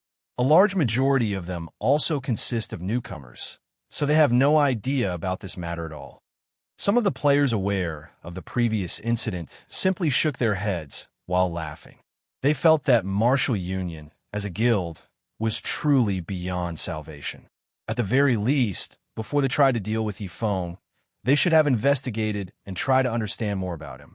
Regardless of what others said, Yi Feng was one of the few players who managed to clear the hell mode of Dark Moon Graveyard. Hearing the explanation from these knowledgeable players, the faces of everyone from Martial Union turned grim. Only now did they know why Feng behaved so calmly. However, now that matters had reached this point, they could only glare at him, their gazes full of reluctance. Esteemed Lord Guard Captain, this isn't the first time these people from Martial Union have provoked me in town. I wonder if there is any way to prevent such incidents from happening in the future? Feng asked with a smile. Esteemed Lord Demon Hunter, since this guild called Martial Union has a record of past offense, with my Lord High status, you can employ your rights to chase this guild out of Red Leaf Town. However, you will have to pay a fixed amount of reputation to utilize this right. What will my lord decide? The guard captain stated originally. Feng simply inquired. After all, without a definite degree of status, he could not employ such a right. However, he never imagined that a demon hunter would have such a high social status. Hence, he asked, how much do I have to pay? Since Martial Union does not possess any members of nobility in Red Leaf Town, my lord only needs to pay 100 Red Leaf Town reputation points. The guard captain said he understand. Shifeng only had 130 Red Leaf Town reputation points right now. However, spending 100 points as a precautionary measure was nothing of significance. He had the Demon Hunter title in any case. He would be a noble wherever he went, and he did not lack such a small amount of reputation points. I wish to employ this right. System, you have used your special privileges. Reputation in Red Leaf Town reduced by 100 points. Red Leaf Town will deport all members of Martial Union as you wish. Esteemed Lord Demon Hunter. Immediately, the guard captain gave out the deportation order to his subordinates. However, all members of Martial Union currently in the Fountain Plaza would first sit in jail for 3 hours before their removal from Red Leaf Town. As for the other members of Martial Union, the guard would immediately exorcise them from town, and any who resist would be immediately killed simultaneously. All members of Martial Union within Red Leaf Town received the deportation notice. The notice stunned every one of them, and even Unstable Devastation, who just revived with a stomach full of anger, was dumbfounded. He had already given up on his plan to develop Martial Union in 5 different towns, and after much difficulty, he only just managed to solidify Martial Union's foundation in Red Leaf Town. Just as he was about to welcome a bright future, that future shattered. How could this be? Just what happened. Unstable Devastation's mental state was a mess right now. Everything had happened far too quickly for him to react. He had wasted so much manpower, resources, and a great amount of time, yet it all had gone to waste. Just who was this Yifeng? Why did he possess such great authority? How could a red player have the authority to deport an entire guild from a town? For a time, countless questions darted through Unstable Devastation's mind. However, regardless of how hard he racked his brain, he could not think of any way to deal with this matter. He also could not change the fact that they were being deported.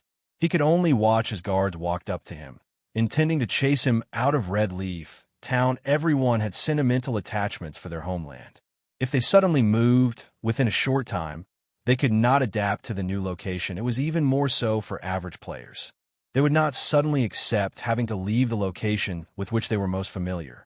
Thus, they all promptly chose to leave Martial Union instead for a time. The member count of Martial Union frantically decreased. Only a few moments had passed since the deportation started, and the member count had already dropped below 500. The majority of the members who stayed mostly consisted of the members that Unstable Devastation had originally brought over from other towns. Hence, they did not choose to leave the guild immediately. However, leaving for another town now would greatly impact their leveling speed. As a result, the guild's development would stagnate for a long period. The loss they incurred was simply immeasurable. Watching the town guards deport the members of Martial Union, the onlooking players were at a loss. They were shocked into speechlessness. Just what was happening here? Could that red player be the new mayor of Red Leaf Town? However, compared to Martial Union's exorcism, the members of other guilds concerned themselves with another matter. Boss, I've discovered big news here. Look at the recording I just sent to you. Vice Leader, I discovered another God-ranked expert. Big bro, something big happened in Red Leaf Town. Someone in the Fountain Plaza has flipped over Martial Union's several hundred players by himself, and even the guards could do nothing against him. The members of various large guilds started contacting the upper echelons of their guilds. They intended to report this unbelievable incident, letting the upper echelons determining their next move. Originally, these upper echelons refused to believe the reports.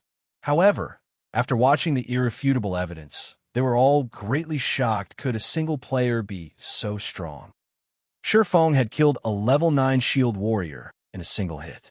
Moreover, they were very familiar with this shield warrior. He was Cold Mountain Fighting Spirit, the core MT of Martial Union's elite team, and he was fully geared with mysterious iron equipment. Yet, he still died from a single hit. Xianxia, listen up. You must keep an eye on him. I'll hurry over there now. For such a God-ranked expert to actually be an independent player, we must recruit him. Remember, you absolutely cannot provoke him. If any problems occur, it'll all be on your head. Undefeated Wolf, The vice leader of the third-rate guild, Heaven's Crown, said sternly, "Boss, rest assured, I'll keep an eye on him. I will not let him out of my sight." At this moment, the upper echelons of the various large guilds had made a similar decision, to recruit Sure Feng into their guilds, no matter what it took. One could no longer use the normal standard to judge a great expert like Sure Feng. He was a tactical ranked expert that could single-handedly decide the results of a team battle. If they could recruit him, be it team dungeons or fighting field bosses, he would have a decisive role. Chapter 170, Famous. After the guard captain respectfully left, Fire Dance finally understood why her new teammates were not concerned one bit for Sure Feng, however. More questions tumbled through her mind, now just who was Sure Feng. Standing by the side, Water Buffalo finally managed to shut his hanging jaw. There was a saying commonly used in virtual reality games: a team's achievements depended on their leader. Right now, even the guard captain treated Sure Feng with such respect. With a team leader like Sure Feng, just to what heights would he lead them? In God's domain, gaming experts like Sure Feng were definitely highly sought after characters. With a simple word from Sure Feng, countless large guilds would be willing to offer a high price to recruit him into their guilds. Even first-rate guilds were no exception. Water Buffalo never imagined that Sure Feng would form his own team instead. Meanwhile, the players who joined such a team would become the envy of others previously. The main reason Water Buffalo willingly joined Sure Feng's team was his trust in Fire Dance. Meanwhile, Fire Dance was, more or less, an expert herself. As for Water Buffalo, he had his own hero's dream, and he only joined Fire Dance's team to learn various techniques from her since the beginning. This was the first time Water Buffalo truly felt fortunate for being able to join Sure Feng's team, however. It was not due to Sure Feng's terrifying attack power. Instead, it was because of the techniques Sure Feng displayed during battle. Be it dodging, angles to attack, timing, or a confident grasp of the surrounding terrain, Sure Feng was extremely precise with all of these aspects. Otherwise, Sure Feng could not have made fools out of Martial Union. Moreover, Sure Feng was a righteous person. Regarding potential, Sure Feng stood at the apex of the virtual gaming world. If Water Buffalo could learn even a little from this new team leader of his, he would have no troubles with becoming a normal expert. If he followed Sure Feng's guidance, he might even set foot in the unreachable world of top-tier experts. Ugh, there's too many people here. Let's go to a restaurant with fewer people before we continue our discussion. Sure Feng surveyed his surroundings, discovering that there were over 300 or 400 players staring fervently at him. This was not a suitable place to speak about his future plans, Cola, and the others nodded. They could no longer endure the countless stares. Either these gazes all belonged to independent players that wished to join their team. Among them, there were plenty who were level 7 or level 8. There were even quite a few wealthy players who offered tens of thousands of credits in exchange for power leveling, or in some cases, assistance with their quests. There were also plenty of good-looking female players running up, asking to become friends. That aroused the envy of many male players. However, they were helpless in the face of Sure Feng's ferocity. Sure Feng was like a hero from ancient times. In this day and age, men who possessed powerful techniques were very attractive to beautiful women. Not to mention a god-ranked expert like Sure Feng. However, something more amazing occurred simultaneously. The various large guilds in Red Leaf Town flooded Sure Feng with communication requests, wishing to chat with him. He rejected them all. Sister Fire Dance, you have to strive harder. This is a great chance for you right now. In the future, as leader's popularity grows larger and larger, who knows, there might be even more powerful beauties joining the team. Water Buffalo nudged Fire Dance, laughing quietly. Scram, who said that I wanted to become Big Brother Yi Feng's girlfriend. Fire Dance stuttered, a light blush suddenly appearing on her cheeks. Atop a hill, outside Red Leaf Town, hundreds of Martial Union's members gathered. They could only observe Red Leaf Town from the hilltop, not daring to go near the town. Despicable. Despicable. That damnable Yi Feng. All my plans have been ruined now, because of him. Unstable devastation coldly glared at Red Leaf Town, his heart burning with anger. Previously, he had looked down upon Sure Feng. He merely thought of Sure Feng as a vagabond expert. How powerful could he be? Only now did he realize the crux of the problem. Feng was no ordinary expert.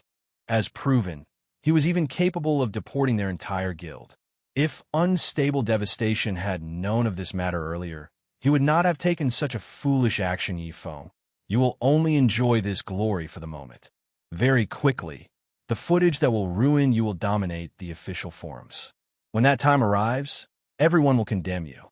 Although I can't kill you, it will be enough if I can annoy you to death. We'll see if you can establish your own team with your reputation in tatters. Without a team, a person's strength is limited. When we enter White River City, I'll deal with you slowly. I don't believe that you can deport Martial Union from White River City as well. Unstable Devastation laughed contemptuously. He then uploaded the footage he recorded to the official forums, and while doing so, he instructed his subordinates to hype things up. To save his own life, Feng slaughtered his own companions. Sooner or later, Feng's name would fall into ruin. Who would dare team up with such a person then? Inside a restaurant in Red Leaf Town, Feng finally managed to break away from all the pestering that had overwhelmed him. Nobody could disturb him inside a private room after spending more than 10 minutes discussing and arranging the necessary tasks for Cola and the others, just as they were about to take action. Leader, as expected, that Unstable Devastation has retaliated. Right now, a video has appeared on the official forums. The post also stated that, in order to save your own life, you willingly killed your own companions. Extremely despicable. There are also plenty of people slandering you below the post. Cola said Fire Dance, and the others took a look at the post as God-ranked expert is a despicable little man. Proof available. Immediately, the team's expressions turned livid. They did not imagine that their former companions would behave so shamelessly. They actually stood up to accuse Feng. They had clearly received Feng's reward, yet they worded it as if they had only attacked Martial Union because of their friendship with Feng.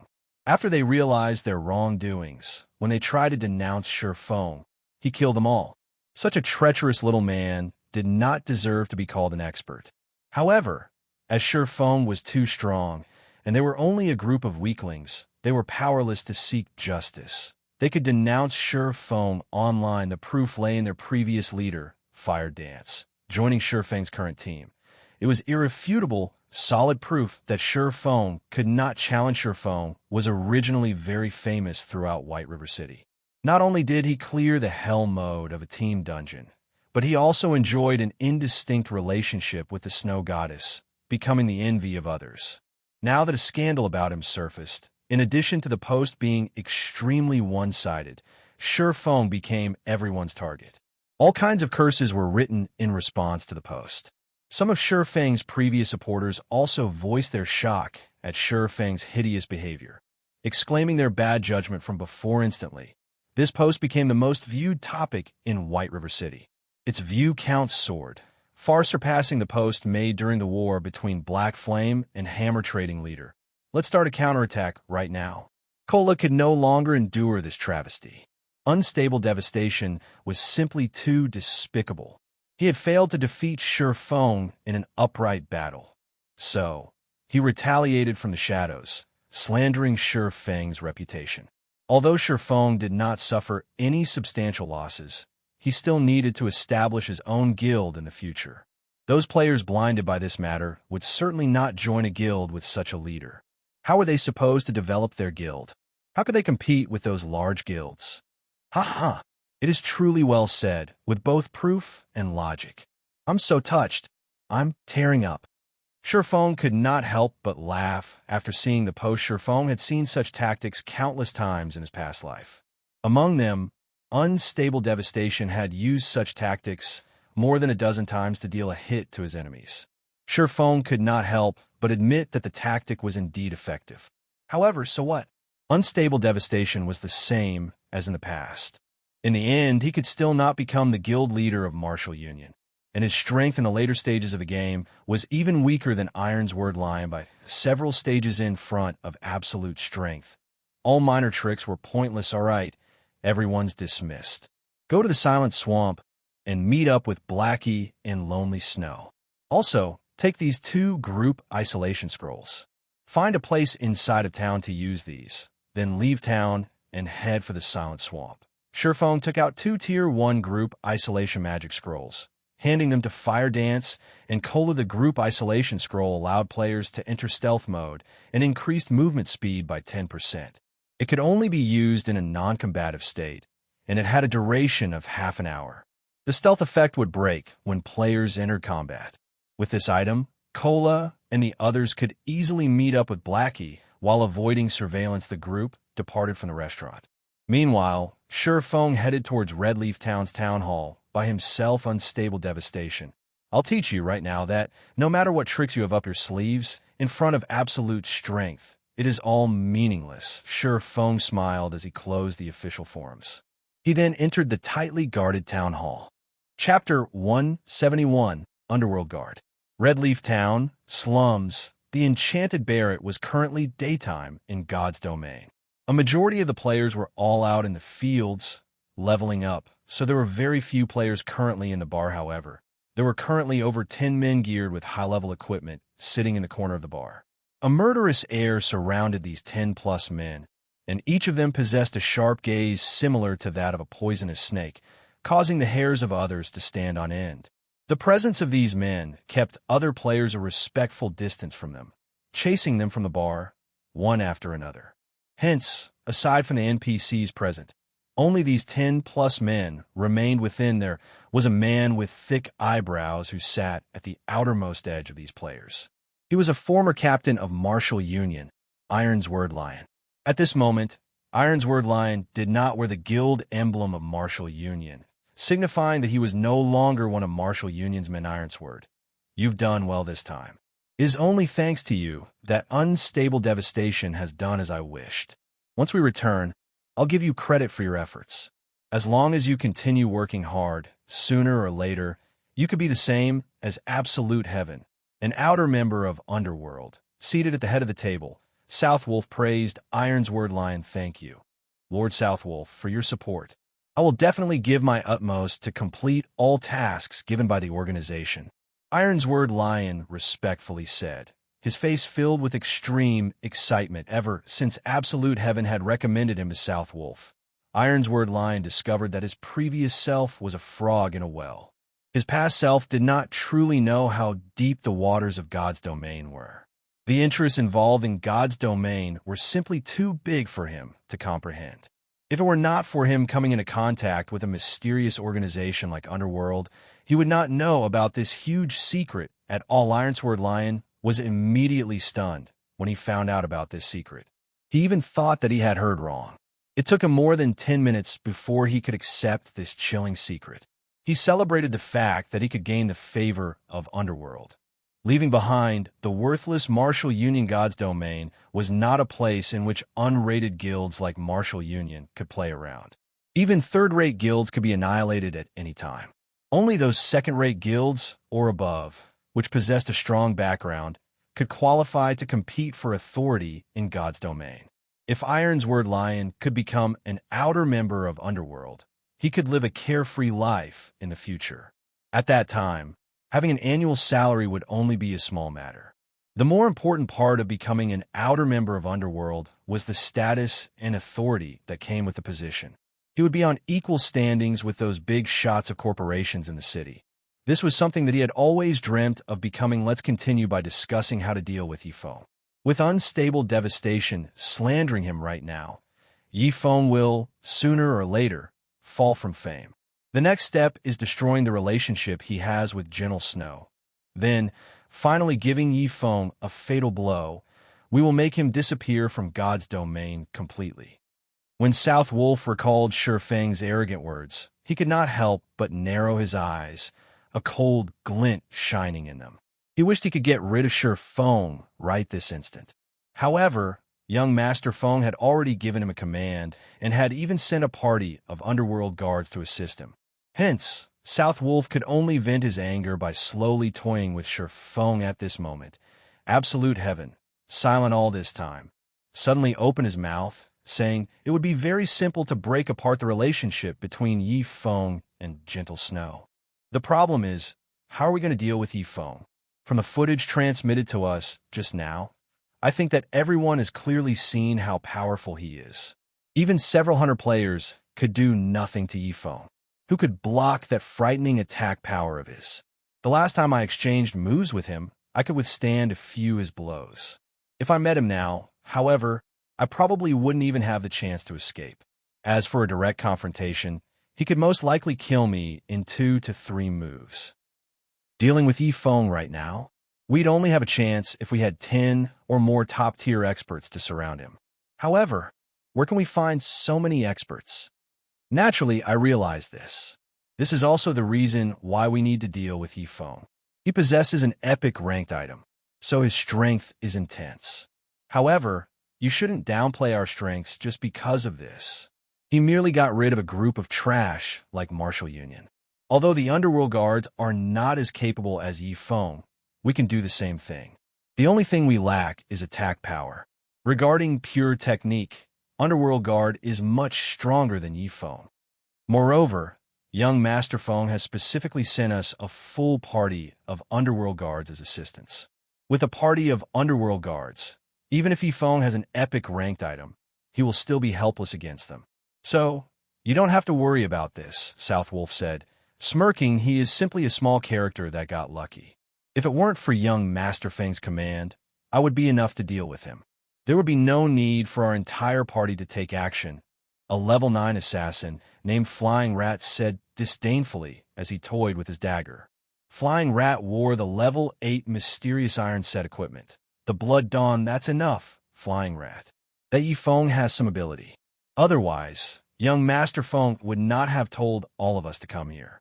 Southwolf, contact us if you have any matters that you need us to deal with. The Underworld guards aren't free all day. The higher-ups have already given us a command to reach level 10 by tomorrow. Otherwise, they'll expel us from the Underworld guards. So, we're off to level for now. Ming Sha, the party leader of this group of Underworld guards, said Ming Sha had a large body, and he was a stern-looking man over 40 years old. Killing intent radiated from his entire body, and even absolute heaven feared this man. That is only natural. How could I possibly waste Big Bro Ming Sha's valuable time? Southwolf said respectfully within the Underworld organization. The position of the Underworld guards was relatively high up as they were the core strength of all of Underworld. Normally, Underworld guards would only listen to the commands of the guild leader or elders. As for young Master Feng, however, he was not even an elder in the organization. He could only mobilize the Underworld guards due to his position in Underworld being slightly special. If it were any other person, the Underworld guards would not pay them any attention.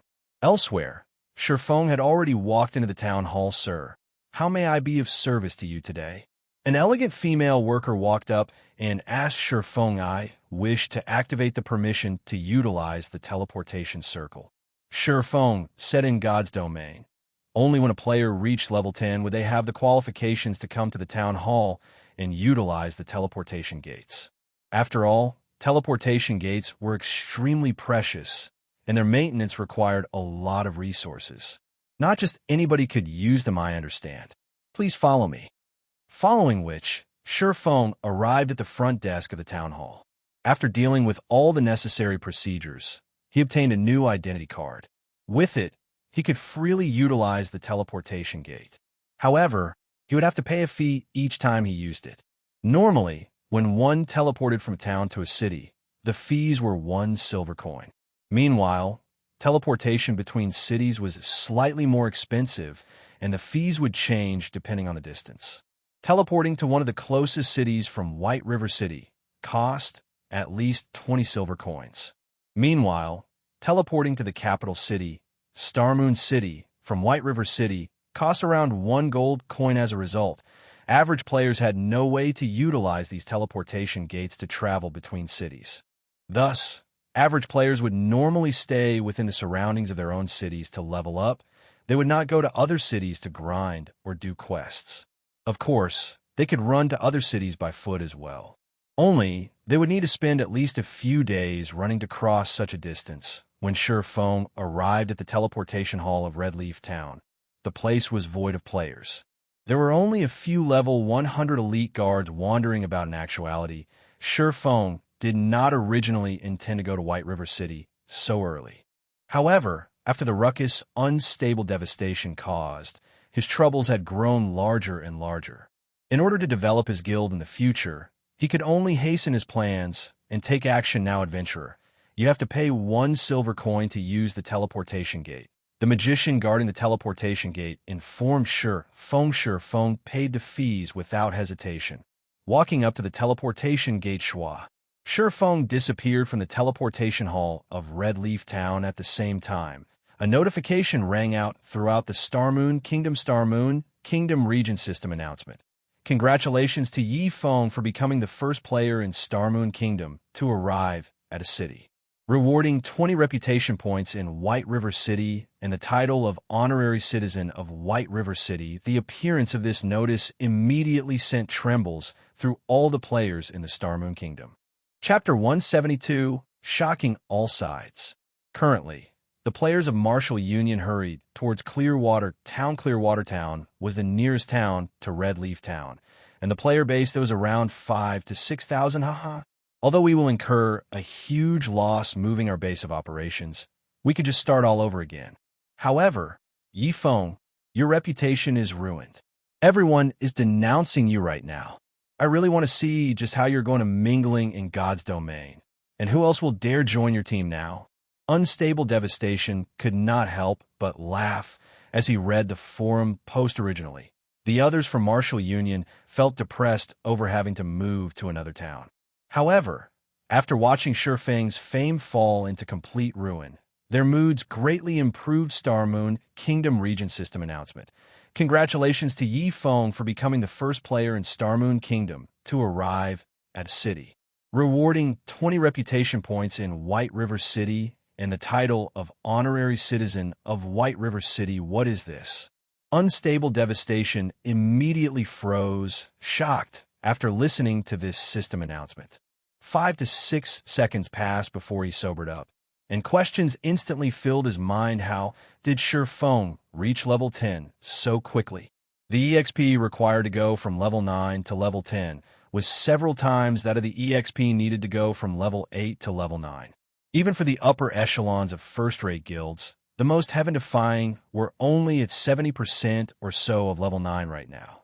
Yet, Feng had already reached level 10. This also meant that Feng had reached level 10 before they had surrounded him. In regards to an independent player, such a leveling speed was simply unimaginable. Boss, unstable, not good. A new post about Feng has appeared on the forums, and it is filled with all sorts of reverence and support for Feng. Unstable Devastation hurriedly opened the official forums at this moment. The post his subordinate mentioned already owned the top position on the forum with the title, the #1 player in White River City. Instantly, the popularity of the post surpassed the post Unstable Devastation had previously submitted in this post. Aside from Feng's achievement of becoming the #1 player in White River City, there were also plenty of other accomplishments mentioned. There was even uploaded footage of Feng massacring the hundreds of players of Martial Union. In the footage, Feng had killed close to 100 players by himself, while he had frightened the hundreds of Martial Union's players present. Feng's domineering actions had caused many players to start worshipping him, although the footage only lasted a few short seconds. Even after viewing it over 100 times, one would still not tire of it. Feng's lightning speed dodging techniques and battle techniques were especially worth watching and learning. Previously, there have been quite a few people writing harsh word about Feng, stating that he edited the footage and that it was impossible that he could be so powerful. They also argued that Feng was only a backstabbing, traitorous bastard, that there should be a limit to how far he could go, even when severing relationships. These people warned others not fall for such tricks, claiming that people like Feng did not deserve praise. However, very quickly, people started standing up and speaking for Feng. These people had all personally witnessed the entire incident and knew more information than others. Moreover, videos recorded in God's domain could not be photoshopped, as these videos were under the supervision of the main God system. Thus, the law acknowledged both the videos recorded and contracts signed in God's domain immediately. Those who slandered Feng fell abruptly silent, as they knew that they would only become a joke if they continued mindlessly causing trouble simultaneously. Plenty of people who explained the truth of the matter came out of the woodwork. These idiots only scandalize others because they can't stand others living a better life. I'm a player of Red Leaf Town, and I witnessed the incident very clearly. Even Martial Union was helpless against Yifeng. Do you think he'll need that Trash's help? Those losers were people who took the bounty Yifeng offered, and they slandered Yifeng simply because they were afraid of Martial Union taking revenge on them. I've also heard about it. Those people are the scum of society. To avoid Martial Union's retaliation, they were even willing to kill their own team leader. Meanwhile, Yifeng killed all of them because he simply could not sit back and watch. Now, not only have these people not repented for their actions, but they also took the initiative to blame Yifeng. They're simply too despicable. Haha, those people received a big slap to their faces. Yifeng can frighten hundreds of players from Martial Union into a pause. Do you people really think that you are fit to become a God-ranked expert's companions?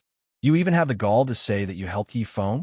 Is your second-grade syndrome incurable? You guys don't know how awesome Yifeng is. Just a word from him, and right now, all of Martial Union is being removed from Red Leaf Town. You can't find a single player from Martial Union standing on the streets now. Yifeng is just too awesome. As expected of a God-ranked expert, when God slaps faces, all of those haters will have to dismiss themselves. Unstable Devastation was immediately dumbfounded as he read the replies to the post. He had only managed to slander Shifeng after great difficulties. Yet, in the end, without even saying a word, Shifeng had recovered using a single system announcement. Not only did he solve the problem, but he had also increased his fame to greater heights.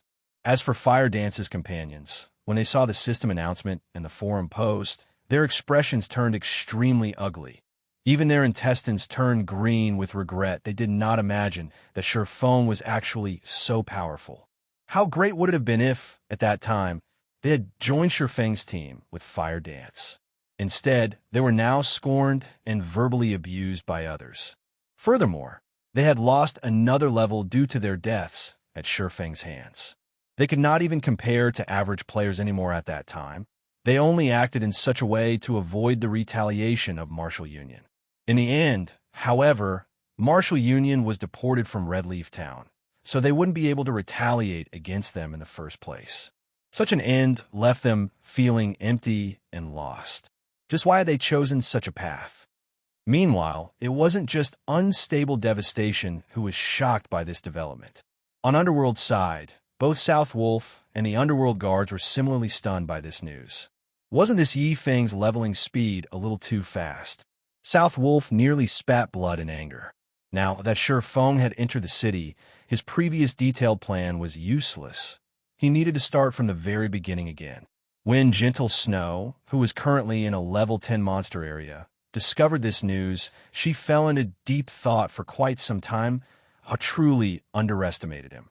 Although my level is already quite high, I still have to grind for 5 to 6 hours before I can reach level 10. During these 5 to 6 hours, Yifeng might very well widen the gap in our levels even further after entering White River City. Gentle Snow laughed bitterly. Everyone knew that all virtual reality games shared a common point. The resources available were limited. There were only so many leveling resources available in every region. Unquestionably, the more resources a person possessed, the greater their leveling and development speed would be. As for the resources available in the city, without a doubt, the earlier one entered the city, the more resources one could obtain. There were plenty of high-level quests in the city. The existence of teleportation gates also enabled fast travel to leveling areas. Hence, by entering the city ahead of others, one could quickly monopolize the best areas for leveling up. In the city, the tools and items sold were also limited. These items would be of great help to a team's speedy development. This gap of 5 to 6 hours would allow Shifeng to do plenty of things in the city by the time we reach White River City. Most likely, we would have to discuss matters of cooperation with him once again. Gentle Snow revealed a helpless smile. In actuality, Gentle Snow wasn't the only person who intended to discuss matters of cooperation with Shifeng. The various large guilds around White River City also tried desperately to contact Chieftain. They all wished to recruit Chieftain into their command. As for the guilds outside of White River City, they all developed a curiosity toward Chieftain. An independent player was actually the first player to reach level 10. It was an incredible feat. If Chieftain were some great character from a large guild, they might not have thought much about this matter. However, this was not the case. The upper echelons of the various guilds all had a group of elite players aiding them with grinding monsters. Thus, their leveling efficiency was much higher than other players. However, against all odds, the first person to enter a city was an independent player. How could this not shock them? At the same time, Chieftain's entrance into White River City had rung alarm bells to the many guilds out there. Someone had already started their development in a city. If they continued dragging their feet, this would become a big threat to their futures. To increase their leveling speed, they all focused on crafting whetstones. They purchased hardstones in bulks, inflating the cost of hardstones once more. However, all these large guilds were unaware that their actions were precisely as Chieftain had planned. White River City, one of the 5 major cities in Star Moon Kingdom. From afar, one could see towering buildings erected throughout the city. It was a sight no town could ever hope to compare with. Just the number of NPCs residing within the city exceeded 100,000. Moreover, the city could hold over 2 million players within its walls. It was a sight that many guilds would fight to possess at this time. Chieftain walked down the main street of White River City. Before he had arrived in White River City, Chieftain had wiped clean his name using the demon mask, so he was not afraid of the city guards. In any case, he was a globally recognized noble. Even if he entered White River City with a red name, he would not face any major challenges. Only, there were some NPCs unwilling to deal with red players, preventing Chieftain from accepting any high-level quests. So, he chose to clear up his name. Let's have a look at the city hall for now. Chieftain revealed a faint smile. He took out the recommendation letter that he received from Blackbeard, the mayor of Stonehammer Town.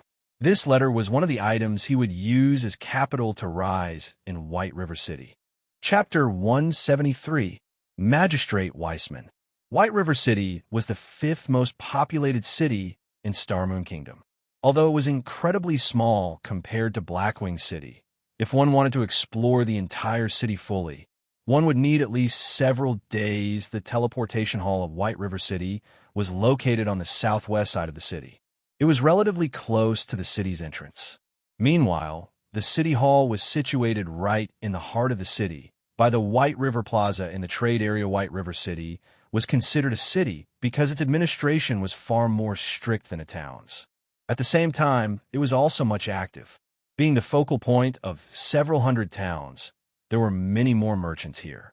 On either side of the main street, one could easily find various item shops, bars, restaurants, fruit stores, clothing stores, leather clothing stores, armor stores, magic stores, alchemy workshops, smithies, and much more. In the city, players were not allowed to set up their own stalls. If they wished to sell their items, they needed to purchase a shop.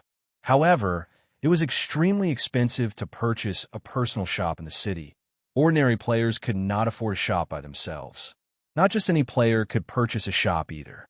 Players needed a set amount of reputation points before they were able to do so, and the locations of shops they could buy depended on their status. However, this didn't mean that players had no chances of selling their items at all. The first method players could employ, other than purchasing their own shops, was the auction house. The auction house of White River City was extremely prosperous as it connected to the closest 8 cities with lower populations. As long as players put their items up for auction, players from the other 8 cities could access them. However, the auction house charged an extraordinary fee for their services. The registration fees depended on an item's selling price and the duration the owner wished to auction for. There's also an 8% auction fee after the item sold if players sold an item in the auction house. Overall, they would have to pay 15% of the item's value in fees. It was not worthwhile in the least. Items sold in the city's auction house were extremely expensive. Some of the minor items were not even worth auctioning. As for the second method, there would be a large-scale market once every 3 days in the plaza of White River City. Players only need pay a small fee, and they could set up their own stalls to sell their items. This method suited independent players extremely well. The only unfortunate aspect was that the market only occurred once every 3 days. Moreover, the market began at night and only lasted for 10 hours for players uninterested in grinding and adventure, yet still desiring development within God's domain. Opening their own shops in a city was of the utmost importance. Only with a shop could players conduct business 48 hours in a day. Moreover, along with the development of God's domain, the money one could earn from opening a shop in White River City could rival the earnings of opening a shop in real life in Shifeng's previous life. There were plenty of players who were unimpressed by grinding monsters and leveling. Instead, these players spent all their efforts to purchase a shop. Although the locations of their shops were very secluded, the amount of money they earned was enough to cover their living expenses in real life with a lot to spare, as Welshire rode a horse carriage towards the city hall compared to the town hall in Redleaf Town. The city hall in White River City was a much more spectacular sight. The building had a total of 10 floors, and the area it covered was about the size of a football field. At the entrance of the building, there were more than 20 garrison knights standing guard. These guards were all level 150 elites. The garrison captain was a level 160 tier 2 knight. With his strength, he could easily decimate an entire town. Moreover, for a large city like White River City, there would be 2 to 3 tier 4 class NPCs on guard. Powerful monsters and dark powers dared not come near it. Immediately after Shifeng stepped into the city hall, an elegant beauty walked towards him. "Esteemed sir, is there anything I can help you with?" The beautiful employee blinked her doll-like eyes as she asked, "I wish to see the Magistrate, Lord Weissman. I have with me Blackbeard's letter of introduction." Shifeng said, displaying his Demon Hunter title. Commoners had no right to meet the Magistrate of White River City, Weissman, as one needed sufficient status to do so. After all, a magistrate was equivalent of a mayor, and Magistrate Weissman controlled all military and political power in White River City. If one wished to speak with him, at the barest minimum, one needed to be a noble of White River City. However, Shifeng's reputation in White River City was far from a noble. He could only reveal his identity as a demon hunter, so it is Lord Demon Hunter. Magistrate Weissman is currently occupied with public affairs. My lord will have to wait for some time before he becomes available. If you're not in a hurry, you can wait in the lounge, and I will notify Lord Weissman of your arrival. The beautiful employee showed respect upon seeing Shifeng's title. A noble was not in existence. Commoners like her could afford to provoke, even if she worked for the kingdom. Yes, please notify him for me. Shifeng nodded. He then wandered towards the city hall's lounge, sitting in the empty lounge with nothing better to do. Shifeng switched his system communications back on D. Previously, to avoid interruption, Shifeng had intentionally switched off the system communication function. Nobody could contact him that way. However, the moment he switched it back on, he discovered hundreds of communication requests pending his approval. Shifeng was familiar with many of these players. A majority of them were the upper echelons of large guilds situated in White River City. Some were even the vice leaders or elders of guilds, of course. Stabbing Heart and Gentle Snow were no exception to this list. After all, the advantage of entering White River City ahead of others was far too impressive to ignore. Before entering White River City, information such as the best leveling grounds and the best locations to farm resources were a big mystery to everyone. Without entering the city, one could not obtain any information about the quests available in the city and the city laws imposed on players to a guild. Obtaining such information before others was a great boon. They could occupy the best leveling spots and obtain high-level quests a step ahead of others. They could purchase daily and weekly limited items and gather herbs, ores, and such resources ahead of others.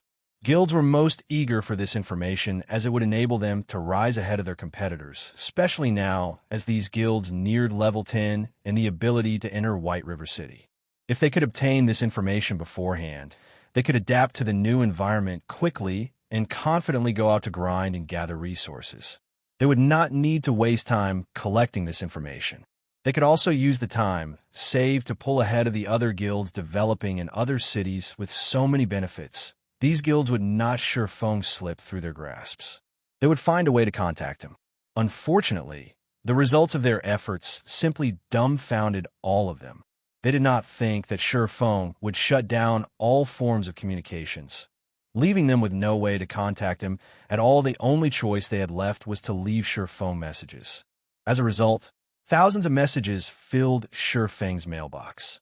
If he read all of them, he would need to spend at least 4 to 5 hours. However, since Sure Feng had nothing better to do right now, he looked at the messages sent by guilds worth contacting. After all, he was an independent player. If he did not sell even any information, he would only gain enemies. With his current strength and influence, he would only end up in tragedy by doing so. So, he would choose a few to do business with. Naturally, Stabbing Heart and Gentle Snow were on his list of business partners. Sure Feng was already friends with them no matter how he looked at it. He would sell them information at a reduced price.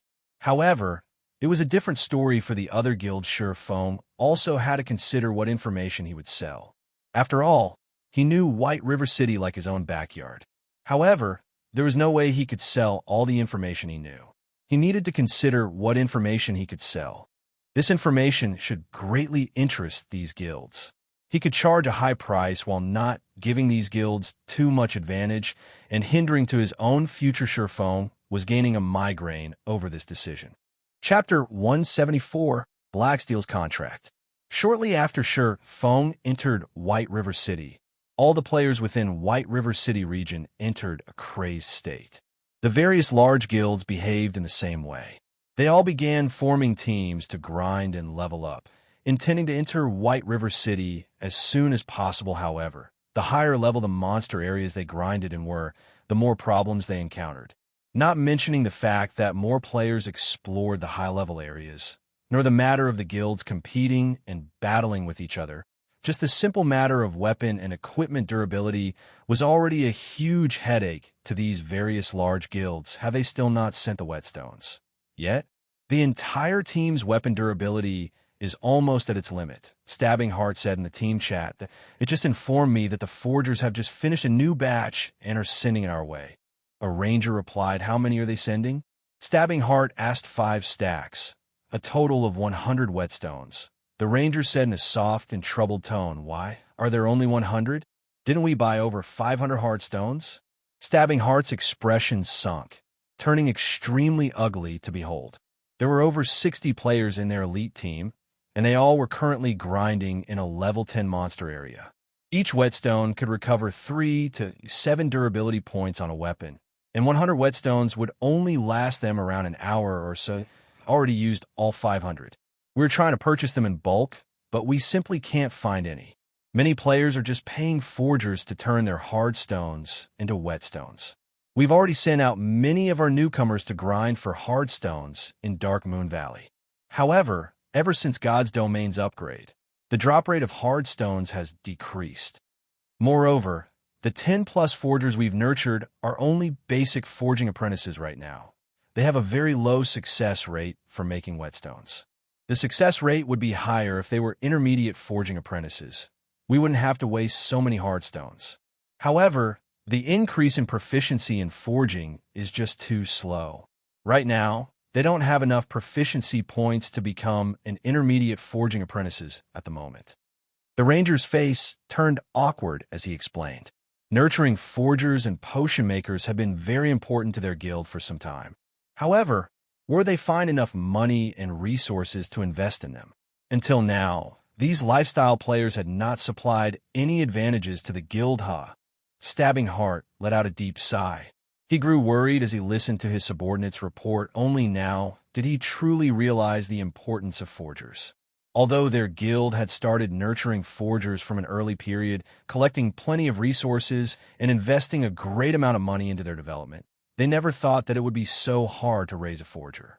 If the guild had an intermediate forging apprentice right now, they wouldn't have been so desperate for whetstones. I understand. Tell the elite team members to use them sparingly. Then, try to reduce the contact their weapons have with monsters. That way, they can slow down the damage to their weapons.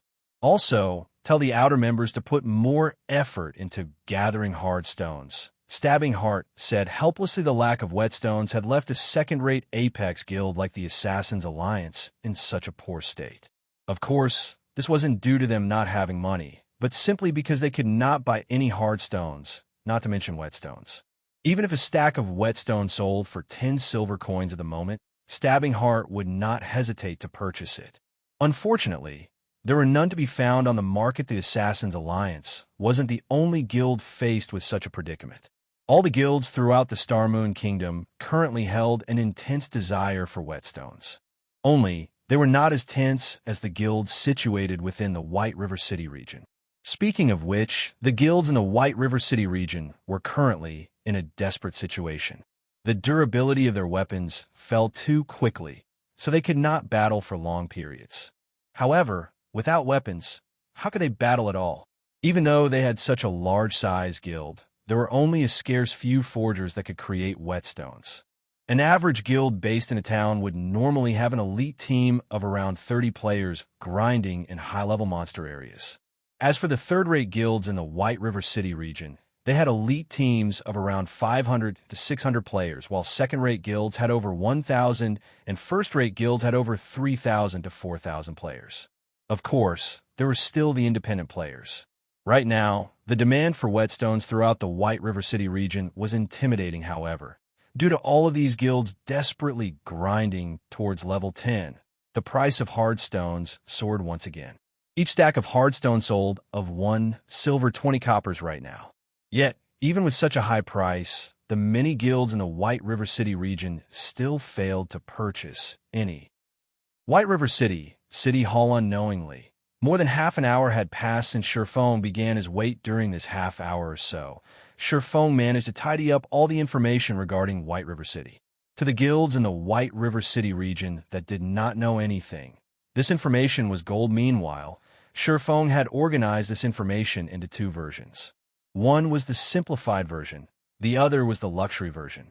After players read the simplified version, they would only have a rough understanding of White River City. For example, they would know that White River City held a large-scale market once every 3 days. However, the simplified version would not touch on the topic of resource distribution. On the other hand, the luxury version would give a rough introduction to it. It would tell the owner which locations were suited to certain classes for leveling and which locations would have the most of a particular resource and more such information. This was the information large guilds needed the most originally. Shurfeng intended to sell this information to these guilds personally, converting it into gold coins. However, it was simply too troublesome to carry out these tasks. Moreover, Shurfeng did not lack gold coins right now, but credits. After some careful consideration, Shurfeng finally decided to sell the information through the official forums. He would conduct the trade in credits. The simplified version would target the independent players, while the luxury version would target the guild. Shurfeng sold the simplified version for 300 credits. If players possessed the simplified version, it would be the equivalent of purchasing a guidebook of the city. At the very least, players would not be at a complete loss after entering the city, not knowing a single thing. As for the luxury version, Shurfeng sold it for 20,000 credits. Although these guilds would, sooner or later, discover the information themselves, they would need to waste a lot of time to do so. According to Shurfeng's estimates, at the very least, they would need to spend 2 to 3 days' time investigating. Moreover, the information they obtained by themselves would not be as accurate as Shurfeng's. 2 to 3 days' time was incomparably precious to a guild, so they would not pay any heed to wasting 20,000 credits. Lord Demon Hunter, Magistrate Weissman waits for you in the parlor. Please follow me. The beautiful employee suddenly returned to Shurfeng's side. Softly saying, lead the way. Shurfeng stood and nodded. He followed the female employee up to the parlor on the building's 2nd floor. When he stepped into the spacious and elegant-looking parlor, the person waiting for him wore a silvery gray-colored robe. The well-dressed man was in his 50s, and he held a staff with a deep blue-colored gemstone embedded in it. The man currently sat by the window side, gazing at the scenery outside the window in silence. This man was the magistrate of White River City, Weissman. He was also a Tier 4 wizard, and he was a level 200 NPC. Without question, he was one of the strongest individuals currently in White River City. Even though Weissman stood there in silence, Sherfone could clearly feel the elemental mana in the room frantically gathering around Weissman, forming a weak magical domain that pressured others. However, this was merely an unconscious action of Weissman's. It went to show just how frightening a Tier 4 powerhouse was. If Weissman employed his magical domain, he could instantly turn Sherfone into a pile of ash. Although Weissman only appeared to be a man in his 50s, his true age was well over 100 years old. He was, without a doubt, an old monster young man. "I hear you have a recommendation letter for Blackbeard?" Weissman asked, smiling at Sherfone. Although the Demon Hunter title held sway over normal NPCs, to a powerhouse like Weissman, it was nothing worthy of mention. Weissman's identity as a Tier 4 class far exceeded the status of a Demon Hunter. "That's right. Mayor Blackbeard wanted me to pass this to you." Sherfone took out the recommendation letter, handing it over to Weissman. After Weissman received the letter, he did not immediately open it. He simply let out a deep sigh as he looked at Sherfone, saying, "That which should have come has finally arrived. I've waited for this letter for 30 years.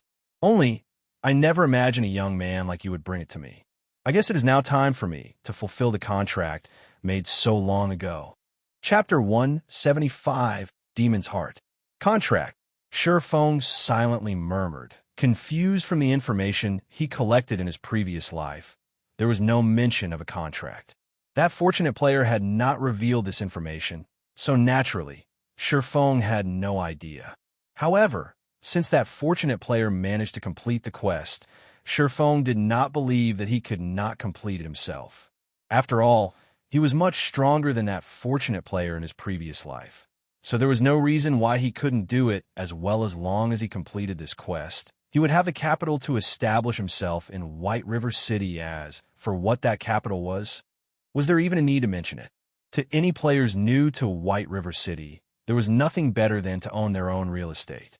Moreover, this real estate wasn't ordinary. It was one of the nobles' mansions, located in the heart of the trade area. Only with a mansion could one establish a guild residence. A guild residence was extremely important to a guild. It was a guild's most important benefit. Second to none, every guild residence acted as private territory. The greatest benefits it provided were an increase in leveling speed and unique resident quests. As long as a guild possessed a residence, all members that rested within could gain a double EXP buff. With this buff, whether grinding or questing, players could obtain double the original EXP. However, players needed to rest in the guild residence for a certain amount of time to gain the double EXP buff. Normally, resting for 48 hours would grant a player 20% double EXP, and players could gain up to an entire level's worth of double EXP. To guild members tired from battle, this feature was fatally tempting. There were also the special resident quests only available in the guild residence. The local NPCs commissioned these quests, and there would be some available every day. Moreover, the rewards for these quests were quite bountiful. There were even times that a quest would reward a dark gold ranked item. When these resident quests were completed, the guild would also receive guild reputation and guild funds, as 20% of the remuneration for these resident quests would belong to the guild.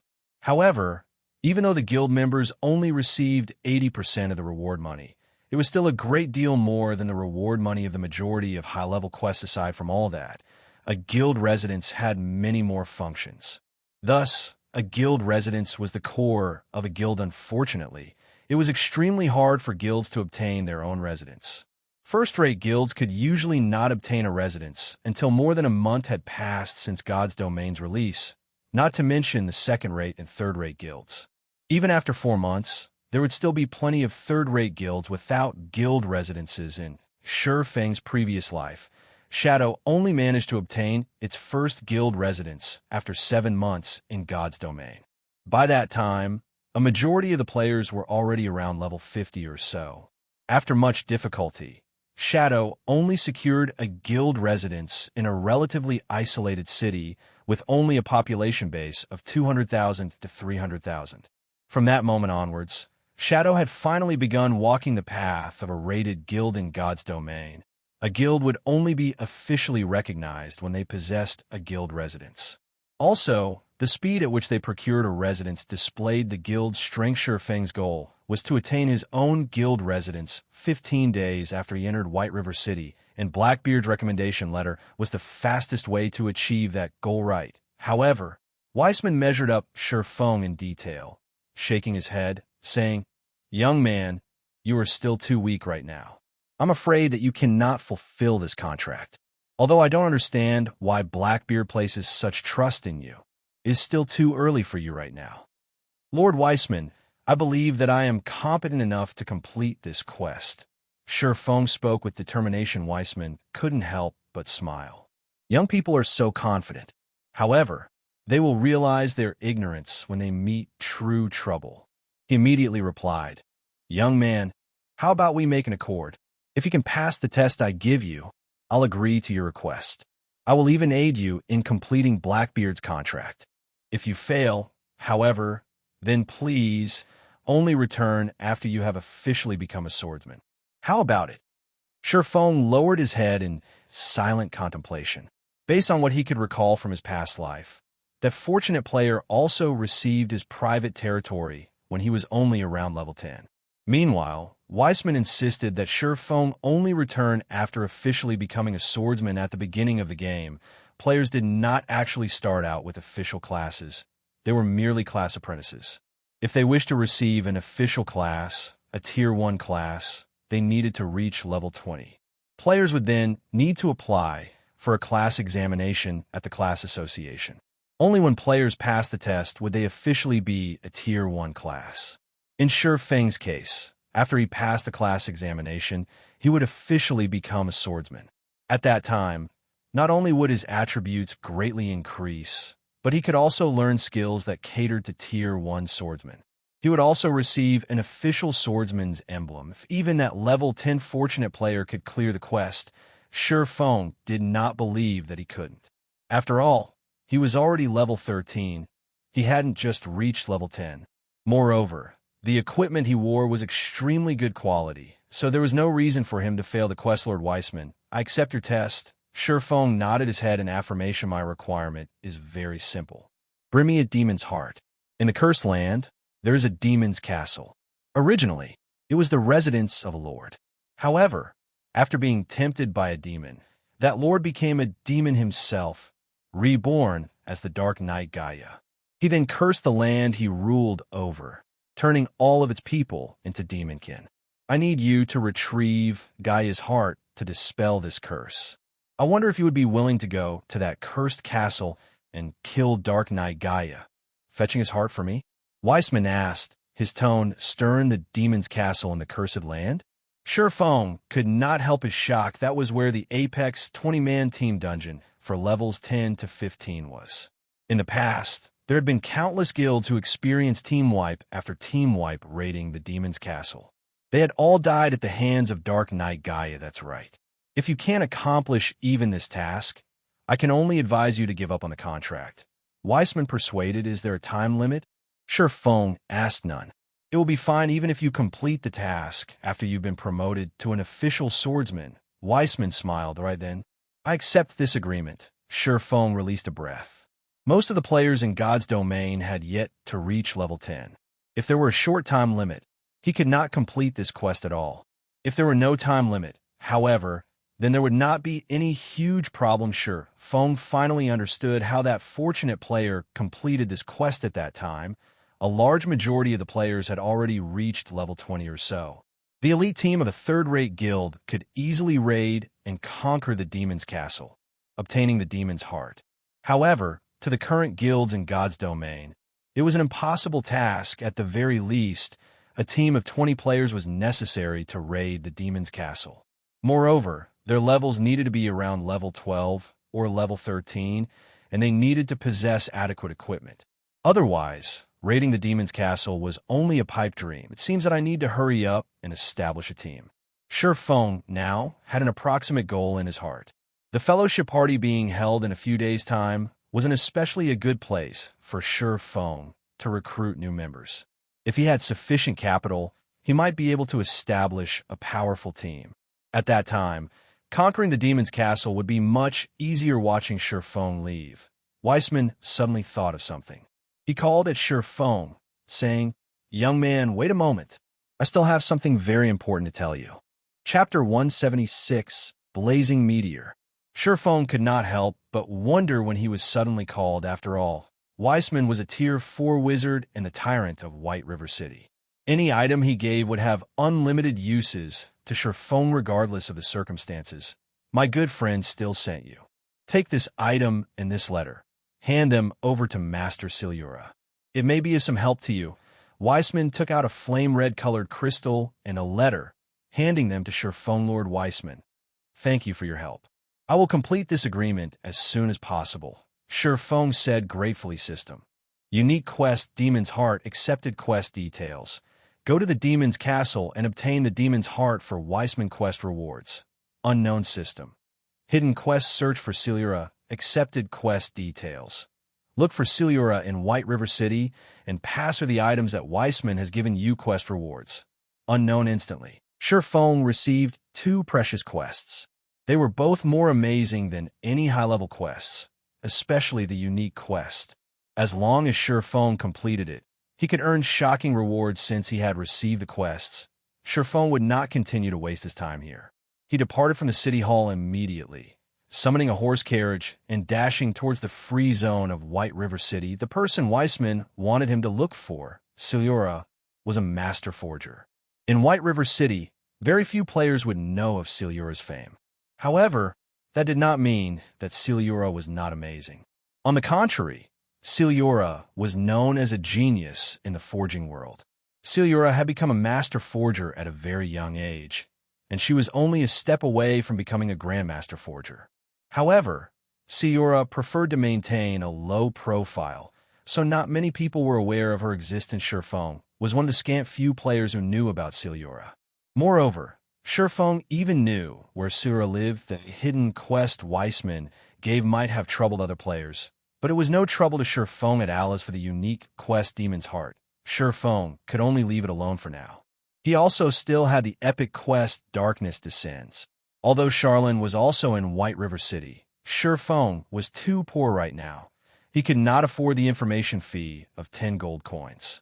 So he could only leave it alone for now as well. Moreover, when compared to the Demon's Heart quest, an epic quest was most likely much harder to complete. Even if Chieftain had the clue to complete the epic quest, he would still be powerless to complete it. So, he might as well set it aside for now. In any case, he had 30 days to complete it, and the time limit was still far away. It would not be too late for him to accomplish the quest. After he further raised his strength 20-something minutes later, Chieftain finally arrived at a very small smithy located within the free zone. The wooden door to this smithy was still closed. If outsiders saw this, they would think that the smithy was either closed to the public or no longer in operation. So, naturally, nobody would visit this place after paying the 60 copper carriage fee. Chieftain walked towards the humble-looking smithy, knocking on the door gently. However, even after a long time, Chieftain did not receive an answer. "Hello, Master Seliora. I was sent here by Lord Weissman. I have with me a letter for you from the Magistrate." If Chieftain barged into the smithy, even after having knocked for a long while without an answer and possessing the status of a noble, the guards would apprehend him and lock him up in jail for a good while. Hence, Chieftain could only use a big character like Weissman to lure Seliora out. That way, Seliora would not continue feigning ignorance. After some time, there was finally some movement in the house Scorching. The thick wooden door opened, and a great beauty dressed in a black leather shirt stepped out. Below the large V-shaped collar, her ample bosom revealed itself. The beauty wore a pair of extremely short leather pants, revealing her long and slender legs. Her skin was a healthy wheat color, and her dark hair cascaded down to her fine and delicate waist. Her entire body gave off a wild charm. The woman before him was indeed the master forger, Seliora. If Blackie could see this sight before Chieftain right now, he would whistle his praise, his drool puddling on the ground. For Chieftain, however, He had long since grown accustomed to such a sight. Seliora was the black rose of the forging world, and she was one of the rare few beauties who worked as a forger. After all, most forgers were muscular barbarians, unlike Seliora, who was a young beauty, both sexy and attractive and very busy. "Pass me the thing and leave." Seliora spoke impatiently. Glancing at Shifeng, hearing Seliora speaking in such a way, Shifeng felt extremely familiar with these words. He felt as if he had heard of them before from somewhere. After giving it some thought, Shifeng suddenly recalled something. Wasn't he usually fond of using these words? "This is the letter that Lord Weissman wanted me to give you." Shifeng took out the letter, passing it to Seliora. Seliora received the letter. Not sparing the letter a single glance, she arbitrarily said, "You can return now." Seliora started shutting the wooden door. Shifeng was immediately left speechless. Even though he had long since known of Seliora's personality, he couldn't help but admit that any sort of master would have their own strange personality. Seliora was no exception, however. Shifeng had made Seliora submit in his previous life, so there was no reason he could not do so now. Moreover, he seemed to have learned his catchphrase, "I'm busy," from Seliora. "I'll leave then." Shifeng took out the flame-red colored crystal given to him by Weissman as he said so. He toyed with the crystal as he turned to leave. The flame-red crystal gave off a dazzling red-colored glow. Just by taking it out, the fire-type mana in the surrounding area started crazily gathering around the crystal. The flame-red glow increased its brilliance, attracting the attention of all onlookers. "Wait." Seliora suddenly called out to Shifeng. "Master Seliora, do you still have some other matter?" Shifeng turned, a faint smile on his face as he asked. At this moment, Seliora's large eyes were already glued onto the flame-red crystal in Shifeng's hand. She was like an enamored little kitten, and her eyes followed the flame-red crystal's movement in Shifeng's hand, going up and down with great interest. Although Seliora's personality was somewhat strange, she too faced a common problem that all forgers faced, the desire of rare forging materials. There was not a single forger out there who did not wish to create an item, famed throughout the entire continent, in their lifetime. Meanwhile, the prerequisite to create such an item was incomparably precious materials. Take the Abyssal Blade in Shifeng's hands, for example. In order for its fame to spread throughout the continent, the famous smith, Alice's, used the Black Dragon King's Fang as its core forging material. What was the Black Dragon King? That was the king among dragons, which represented destruction. It was a frightening creature that was the closest being to a god. Just the breath it spat out could destroy a city with millions of inhabitants. It was a frightening existence that could single-handedly destroy an entire kingdom. Meanwhile, to create the Abyssal Blade, the most precious Fang of that frightening existence's body was necessary. In the end, after the Abyssal Blade's creation, it became one of the 36 famed swords in God's domain. The Abyssal Blade's existence shook all of God's domain, and even after thousands of years, its might was still boundless. "Can you sell me that item?" Seliora asked, her face filled with desire, her tone making a complete transformation. Shifeng shook his head, saying, "I am truly sorry, Master Seliora, but Lord Weissman originally wanted me to bring this item to you, to forge an item for me. However, seeing as you are busy, I would feel bad to continue disturbing you.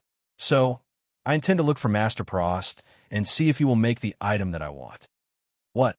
You are actually going to take this precious material to that old bastard, Prost? Do you know how wasteful you are being? If you want to forge an item, I can help you. Also, since you are a swordsman, with this item, I would have no problems forging a blazing meteor of relatively high quality. If you give this material to that old bastard, he will definitely ruin it." Chapter 177. Seliora's Shock. Seliora stared at Shifeng with her almond-shaped eyes, her hands on her hips. She looked like an angry lioness. This scene dumbfounded Shifeng. He did not know what to say in this situation before.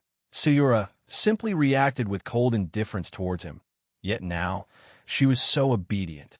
The blazing meteor was a weapon that only Seliora knew how to create, and it was also her most famous creation. It was a weapon that all swordsmen dreamt of having in Shifeng's previous life. As long as one was a swordsman, they would definitely have begged Seliora to create a blazing meteor for them. Many players were even willing to go bankrupt to obtain a blazing meteor.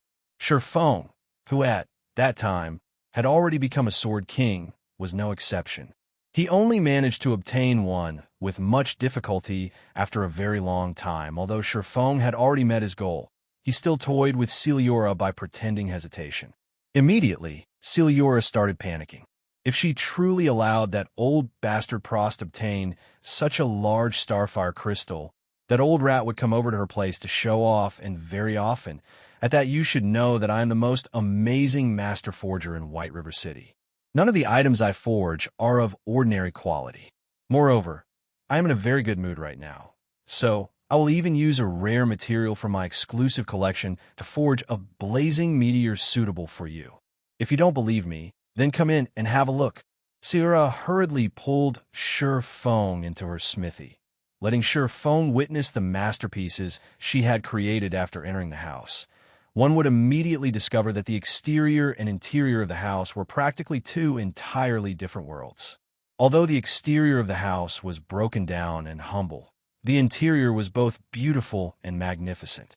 Fine weaponry and equipment were all showcased within crystal cabinets. Not a single one of these weapons or equipment were of ordinary quality. They were all masterpieces of fine gold rank or above. These were all masterpieces because, when compared to items of the same rank and level, the attributes of the weapons and equipment made by Seliora were far superior. How is it? Do you see that dark red-colored greatsword placed in the highest position? That's an epic weapon that I personally made. Seliora stuck out her chest, boasting indeed. It was as Seliora had said. Among all these weapons and equipment, the most amazing item was the level 120 epic weapon. In terms of strength, it exceeded the Mavis protection by leaps and bounds. It was Seliora's greatest creation to date, and it was also the only epic ranked item that she had ever made. The reason Seliora bore the title of Genius of the Forging World was due to her accidentally creating this epic weapon. After all, it was nearly impossible for a forger to forge an epic weapon intentionally, as the success rate for even a master forger was abysmally low.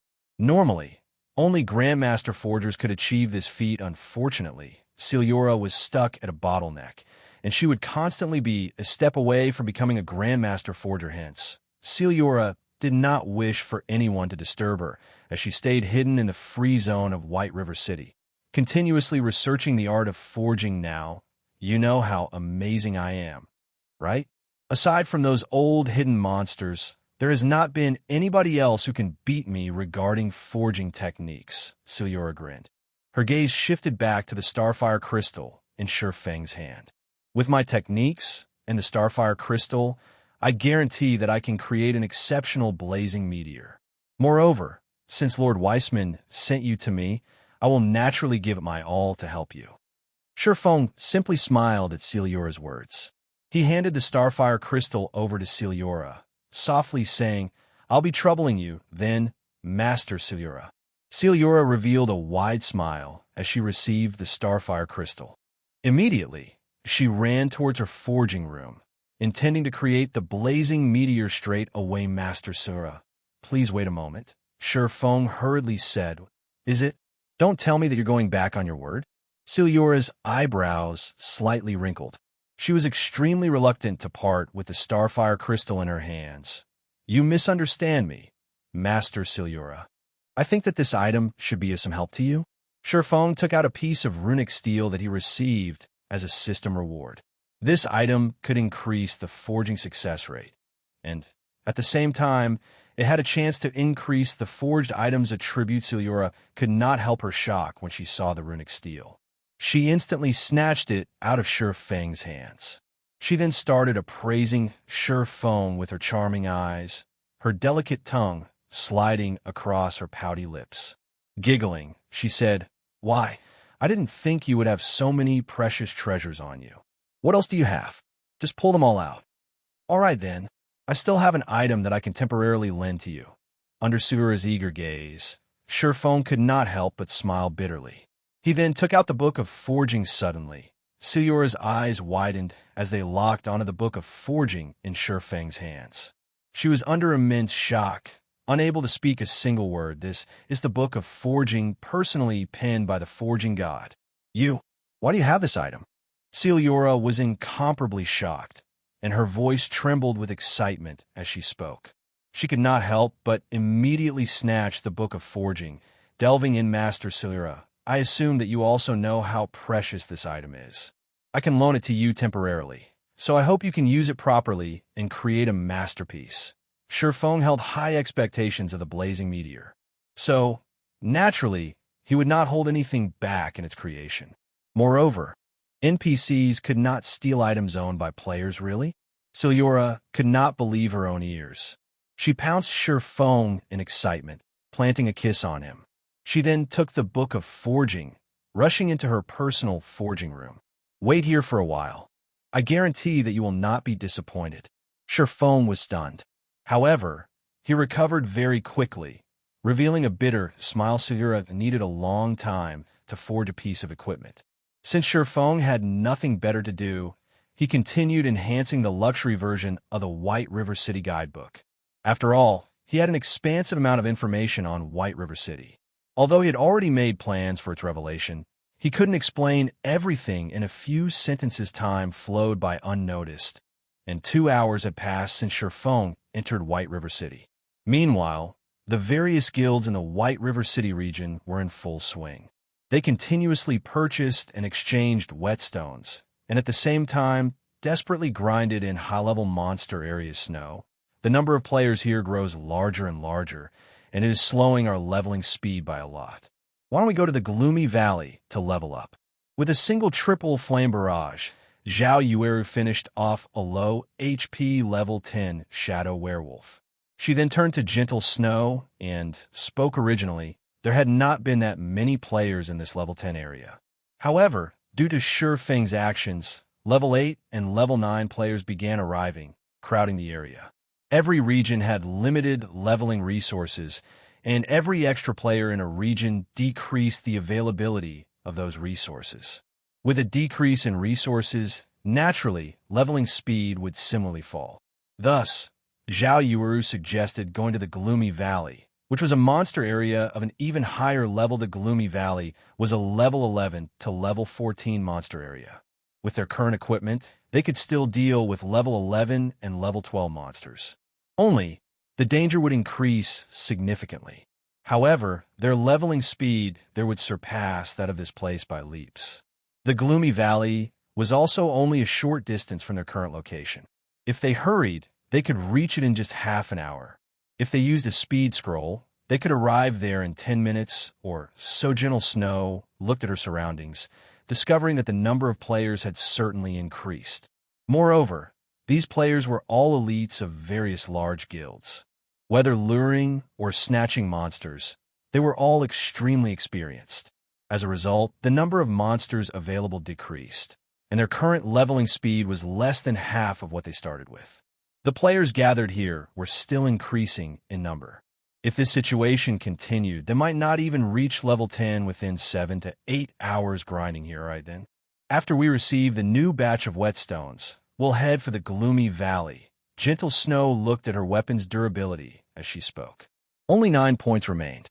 As her weapon was secret silver rank, she could still wield it for over an hour before its durability reached a critical point. At this moment, Gentle Snow's communicator rang out. Originally, Gentle Snow intended to reject the call without giving it much thought. However, when she saw that the caller was Shifeng, a faint smile appeared on her face. Previously, after Shifeng entered White River City, she had tried contacting Shifeng as well. However, Shifeng had immediately shut down all forms of communication, leaving her with no way of contacting him. She could only send him a message. Now that he was personally contacting her, it was possible that he had finally seen her message. Chapter 178, Super Dark Gold Rank. Since Shifeng attempted to contact her, Gentle Snow would not reject the call. In any case, there is still some time before the new batch of whetstones would arrive. Busy man, you finally have the time to contact me? Gentle Snow laughed softly after the call connected. You jest, Miss Snow. I'm helpless about this as well. I was worried that my communicator would ring endlessly and distract me, so I simply turned it off. Didn't I immediately contact Miss Snow after I finished with my matters? Sherfong smiled from Gentle Snow's tone. Sherfong could somewhat discern her aggrieved feelings. However, he was simply helpless with this. He had spent quite a long time conquering White River City. Moreover, he needed to waste even more time. After all, if he published the White River City guidebook shortly after he entered White River City, others would become highly suspicious. Without spending some time, how could he conduct an investigation? If he made the guidebook without any prior investigation, it would be strange if nobody suspected him. Hence, Sherfong intentionally took such a long time before he initiated contact, letting others think that he used this time to inspect White River City. Since you've come looking for me, it means that you've seen my message regarding the information about White River City. What are your thoughts? Name a price. I'll buy it all. Gentle Snow said seriously. If she could obtain information about White River City, she could prepare ahead of time. This way, they could get a huge lead on the other guilds. As for the matter of money, she rarely paid any mind.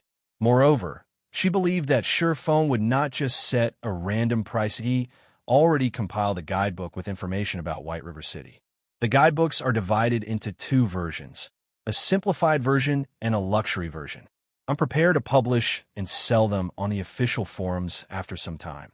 Sherfong nodded as he spoke. Gentle Snow was at a loss when she heard Sherfong. She couldn't help but admit that Sherfong was too good at grasping business opportunities. If Sherfong truly did such a thing, in addition to his identity as the first player to enter White River City, the legitimacy of the White River City guidebooks were surely guaranteed. The various large guilds would all compete for them. She had to admit that even she admired Sherfang's business acumen. There were countless guilds, both large and small, within the White River City region. A rough estimate would put the number at over 1,000. Even if Sherfong earned only 1,000 credits from each of these guilds, he could still earn well over 1,000,000 credits. When she heard of a mention, a simplified version, it was clearly meant for average players. There would definitely be countless players purchasing it, so Sherfong would earn quite a lot from them, as well just by collecting information for a few hours. In addition to his title as the #1 of White River City, Sherfong had already made a net profit of several million in a single night. It was possible that only Sherfong was capable of such a feat. I can't help but praise your idea. However, I wish to obtain this information in advance. Of course, I will pay a higher price. To put it another way, I hope that you can delay the information's release for 3 or 4 hours. Not only will I purchase the information at a high price, but I am also willing to pay 1,000,000 credits as a postponement fee. I wonder if that would be possible? Gentle Snow inquired, smiling. A 1,000,000 credits postponement fee. Is it? Sherfong was truly shocked. Originally, by contacting Gentle Snow, he merely intended to sell the White River City guidebook to her in advance. He didn't think that Gentle Snow would have a move like this. He could not help but appreciate her intelligence. In actuality, even if Gentle Snow did not pay any compensation, he would still delay the release of the guidebooks by 2 or 3 hours. That way, the credibility of the guidebooks would be even higher. At the same time, it would increase those guilds' urgency. After all, they were already close to reaching level 10, so they were in dire need of information about White River City. Is it not enough? Then 2,000,000 should be fine, right? Gentle Snow wrinkled her eyebrows slightly, feeling that Sherfong was somewhat too greedy for money. No, 1,000,000 is enough. It's just, I wonder if you want the simplified version or the luxury version. Sherfong teased with a laugh. Do you even need to ask? The more detailed, the better. Gentle Snow rolled her eyes at Sherfong. She was even willing to spend 1,000,000 credits as an extension fee. So would she even lack that kind of money? That would be the luxury version then. I'm selling it for 20,000 credits. As a matter of fact, I still have a super luxury version of the guidebook in my possession. I wonder if Miss Snow would be interested in it? Sherfong smiled as he asked, a super luxury version? How much do you want for it? Gentle Snow responded, slightly contemptuous, 1,000,000. Sherfong said earnestly, the luxury version is selling for 20,000 credits. But you're selling the super luxury version for 1,000,000 credits? Are you taking me for a fool? Gentle Snow accused. How could that be? I poured my blood into making it. If you don't want it, so be it. It is similarly sufficient to purchase just the luxury version. Surephone was only filled with kind intentions. He would add some of the truly important information to the super luxury version. For example, information pertaining to the matter of how to quickly develop oneself and information about the various daily quests available in White River City that could quickly increase one's level and reputation. Although it was not a lot of information, the help it provided was still considerable. It was enough to allow Gentle Snow to pull ahead of the other guilds by a great distance originally. Surephone did not intend to sell this information. However, Gentle Snow was a slightly special case. The main reason was that Ouroboros, the guild Gentle Snow belonged to, did not have any conflicts with him. After all, Ouroboros' main power was based in the capital city, Starmoon City. Gentle Snow would, sooner or later, have to head to the capital to continue her development. Right now, he simply offered Gentle Snow a favor. In the future, if he were to meet with trouble, he might even be able to get Gentle Snow to help him. After all, the competition in White River City was bound to be intense. If some large guild intentionally targeted his own while his tasks swamped him, he could ask Gentle Snow for assistance. With Gentle Snow's personality, she would definitely lend him a hand also. Another reason Surephone did such a thing was to disperse the attention from himself. Destruction always pursued the great. If there were another, more outstanding existence around, the various large guilds would shift their line of sight from Surephone to that existence. Surephone could kill two birds with one stone with his action, and only Gentle Snow's decision remained as the final hurdle after a few seconds of silence. Gentle Snow let out a deep sigh as she said, "All right then, I'll buy it. When can you give it to me?" "In half an hour," Surephone affirmed. "Good then. I'll transfer the money to you at that time." Gentle Snow disconnected the call. Standing beside Gentle Snow, Xiaoyuru had heard every word of the conversation. Puzzled, she asked, "Snow, I'm not trying to reprimand you, but although that Yi Feng is one of the rare top-tier experts, within only a short few hours, just how much information could he possibly have gathered? Not to mention, that information is even priced at 1 million credits. He is clearly just trying to make a quick buck off of us. That Yi Feng is insincere. We have already helped him out so much and even dealt with the matter of Underworld targeting him.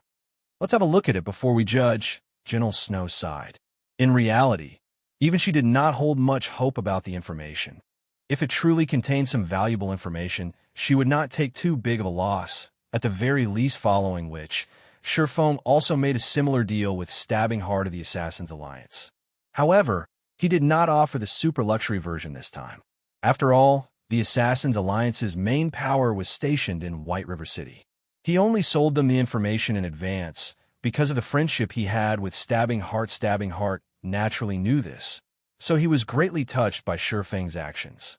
He immediately paid 50,000 credits as gratitude to Surephone. At the same time, with this information about White River City in hand, Stabbing Heart would also have the confidence to request the higher-ups to review the matter of suppressing Martial Union's development in White River City. That way, Martial Union would not even have the time to find trouble with Surephone soon. Another half hour passed by. Surephone finally managed to compile and arrange the super luxury version of the White River City guidebook. He then sent it to Gentle Snow, Blackie, and the other members of his team. With Blackie's power-leveling speed, every member of the team would quickly rise to level 10. They would be much faster than Gentle Snow, so Surephone had to provide Blackie and the others with a better understanding of White River City ahead of time. Otherwise, they would simply be lost after entering White River City. At this moment, the metal door of the forging room opened, and Seliora walked out. Compared to when she entered the forging room, Seliora clearly felt more fatigued now. Crystal clear sweat coated her healthy, wheat-colored skin, and she looked like she had just stepped out of a pool of water. Her appearance was utterly seductive here. "This item's for you." Seliora took out the Book of Forging, handing it to Surephone with great reluctance. She then took out a flame-red flying dart. This flying dart radiated a brilliant red that intoxicated a person's heart. Aside from the epic-ranked greatsword, this item could be called my greatest masterpiece. Due to the quality of the materials being a limiting factor, this item could not achieve epic rank. However, it has still surpassed Dark Gold rank. You could call it a super dark gold ranked throwing weapon, so you have to cherish it properly. Super dark gold rank. What's that? Doubt-filled Surefoam. If it was dark gold, then it was dark gold. If it was epic, then it was epic. Why would there be a super dark gold rank? Looking at the meaning that Seliora tried to express, this item seemed to possess a special quality between the two ranks. Chapter 179, Pseudo-Extraordinary Attributes. Within Shurfang's memories, there was no mention of a super dark gold rank, however. If a master forger like Seliora called it such, that's what it was. Only, just what kind of attributes would this blazing meteor possess? Are you unsure of what the super dark gold rank is? Seliora was in a very good mood after forging such a masterpiece. Hence, she explained, it is utterly understandable that you have not heard of it. Matters like these are only privy to those old monsters of the Grandmaster Forger rank. Even I discovered it by chance. Indeed, in God's domain, the rank after Dark Gold is epic. However, between these two ranks, there is a humongous threshold. One could say that items undergo a massive leap in quality when upgraded from Dark Gold rank to Epic rank. Don't you feel that it is strange? Surefoam nodded, deeply expressing his agreement. It was just like Seliora had said. Dark Gold equipment was only somewhat stronger than Fine Gold equipment. However, regarding attributes, Epic equipment was several tiers above Dark Gold equipment. Take the Mavis Guard in Blackie's hands, for example. It was far superior to the Silver Lake in Shurfang's hands that possessed attributes rivaling a Dark Gold weapon. Simply equipping an Epic weapon instantly gave Blackie a stronger damage output and attack power than Shurfang's. The power of an Epic ranked item was obvious. It seems that you also understand the gap between these two ranks. Seliora revealed a smile, saying, in actuality, Epic ranked items possess another name. Another name? This was the first Surefoam had heard of this, that's right, another name. This is also something I found out after researching the book of forging you lent me, coupled with the literature I've collected over the years, Seliora nodded.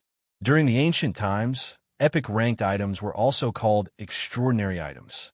The owners of these items would possess an absolute strength that allowed them to surpass ordinary mortals. Thus, they were known as extraordinary.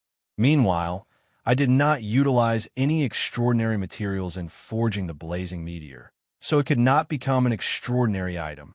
However, it can still be considered a pseudo-extraordinary item. A pseudo-extraordinary item? Surefoam started to understand a few points. He could not help but grow even more curious about the attributes of the blazing meteor, which caused Seliora so much excitement. Have a look at it yourself, then. Seliora handed the blazing meteor over to Surefoam, softly saying, a pseudo-extraordinary item is the maximum limit that mortals can achieve with their own power. While this blazing meteor can be considered a masterpiece, the closest thing to an extraordinary item. Shurfang's heart started beating quickly as he heard those words. It was an item that approached the quality of an epic ranked item. Most likely, aside from his magic weapon, the Abyssal Blade, no other item in his possession could rival this blazing meteor. Furthermore, the blazing meteor he received in his previous life was only Dark Gold rank. He did not expect to obtain a pseudo-extraordinary item in this life. Surefoam immediately received the blazing meteor from Seliora. Taking a look at its attributes, blazing meteor, throwing weapon, Dark Gold rank. Equipment requirement: Strength 120, Agility 140. Attack power, player's Strength 2. Strength plus 50, Agility plus 65, Endurance plus 10. Attack speed plus 5. Maximum throwing distance, 45 yards. Ignore levels plus 8. Attack speed increased by 15%. When attacking, 35% chance to ignore target's defense, 30% chance to activate quadruple phantom effect. Each phantom causing 50% flame damage, 10% chance to activate knockback effect, 5% chance to activate burning flames effect, dealing 200 flame damage to the target every second for 10 seconds. Stacks up to 5 times additional skill, Flame God's Fury. Deals physical and flame damage to enemies within a 403-yard area. Deals 900% damage to the initial target and damage reduces by 10% with each consecutive enemy hit to a minimum of 500% damage cooldown. 3 minutes. The blazing meteor was forged by the Grandmaster Forger, Seliora. Due to the limit of its materials, it is only a pseudo-extraordinary item possessing strength at the very limit of mortal men. The blazing meteor can be reforged into an epic ranked item after gathering epic ranked fire-type materials user restriction. Yifeng. Unable to be dropped, unable to be traded, Shifeng was instantly dumbfounded when he saw these attributes. As expected of a pseudo-extraordinary item, it was far superior to ordinary dark gold ranked items. As long as Shifeng's attributes reached the prerequisite and he equipped the blazing meteor, his strength would instantly soar by several tiers. After receiving the blazing meteor, Shifeng finally felt that he was a true swordsman. There were 2 variations of the swordsman class: dual-wielding swordsman and two-handed swordsman. At the same time, a swordsman could also equip a long-range throwing weapon. However, a swordsman was still a melee class at its heart, so their ranged attacks were not particularly powerful. A majority of the swordsman players did not pay much attention to ranged throwing weapons, however. Shifeng heavily relied on his ranged attacks. After all, there were many instances when facing monsters with melee combat was troublesome. If he could switch to ranged attacks, he would have a much easier time. Moreover, there were plenty of shared skills in God's domain. Among them, there were quite a few throwing skills. If Shifeng could learn a few of them, he would not fall too far behind the other range classes now that he had the pseudo-extraordinary item. The blazing meteor. Ranged attacks were no longer one of Shifeng's weaknesses. Moreover, throwing weapons were not consumable items. Due to the magical ingredients involved in its forging, the blazing meteor number of uses were limitless. Whenever a throwing weapon hit an enemy, it would instantly vanish and reappear in the player's hands. It was an extremely convenient function. Unfortunately, Shifeng's current attributes prevented him from equipping the blazing meteor. Only by replacing and upgrading the equipment he currently wore could he achieve the requirements of the blazing meteor. After Shifeng finished reading the blazing meteor's introduction, he was suddenly shocked. Seliora was originally a master forger. So why did the introduction describe her as a grandmaster forger? Master Seliora, could it be that you're already a grandmaster forger? Shifeng looked at Seliora with doubtful eyes. The system introduction could not be faked. If the system displayed it, it must be true. However, that was inconceivable. Seliora, who was not even 30 years of age, had actually become a Grandmaster Forger. There was not a single Grandmaster Forger throughout all of the Star Moon Kingdom. Grandmaster Forgers were existences that stood at the pinnacle of forging in God's domain, and even Tier 5 Apex powerhouses had to suck up to a Grandmaster Forger. Their statuses were no lower than the ruler of a country. Normally, one could only meet a Grandmaster Forger with luck in the capital city of an empire or places like Blackwing City. Meanwhile, the Seliora before him was one such existence. I didn't expect your eyesight to be so sharp. I have indeed become a Grandmaster Forger. However, this is all thanks to you.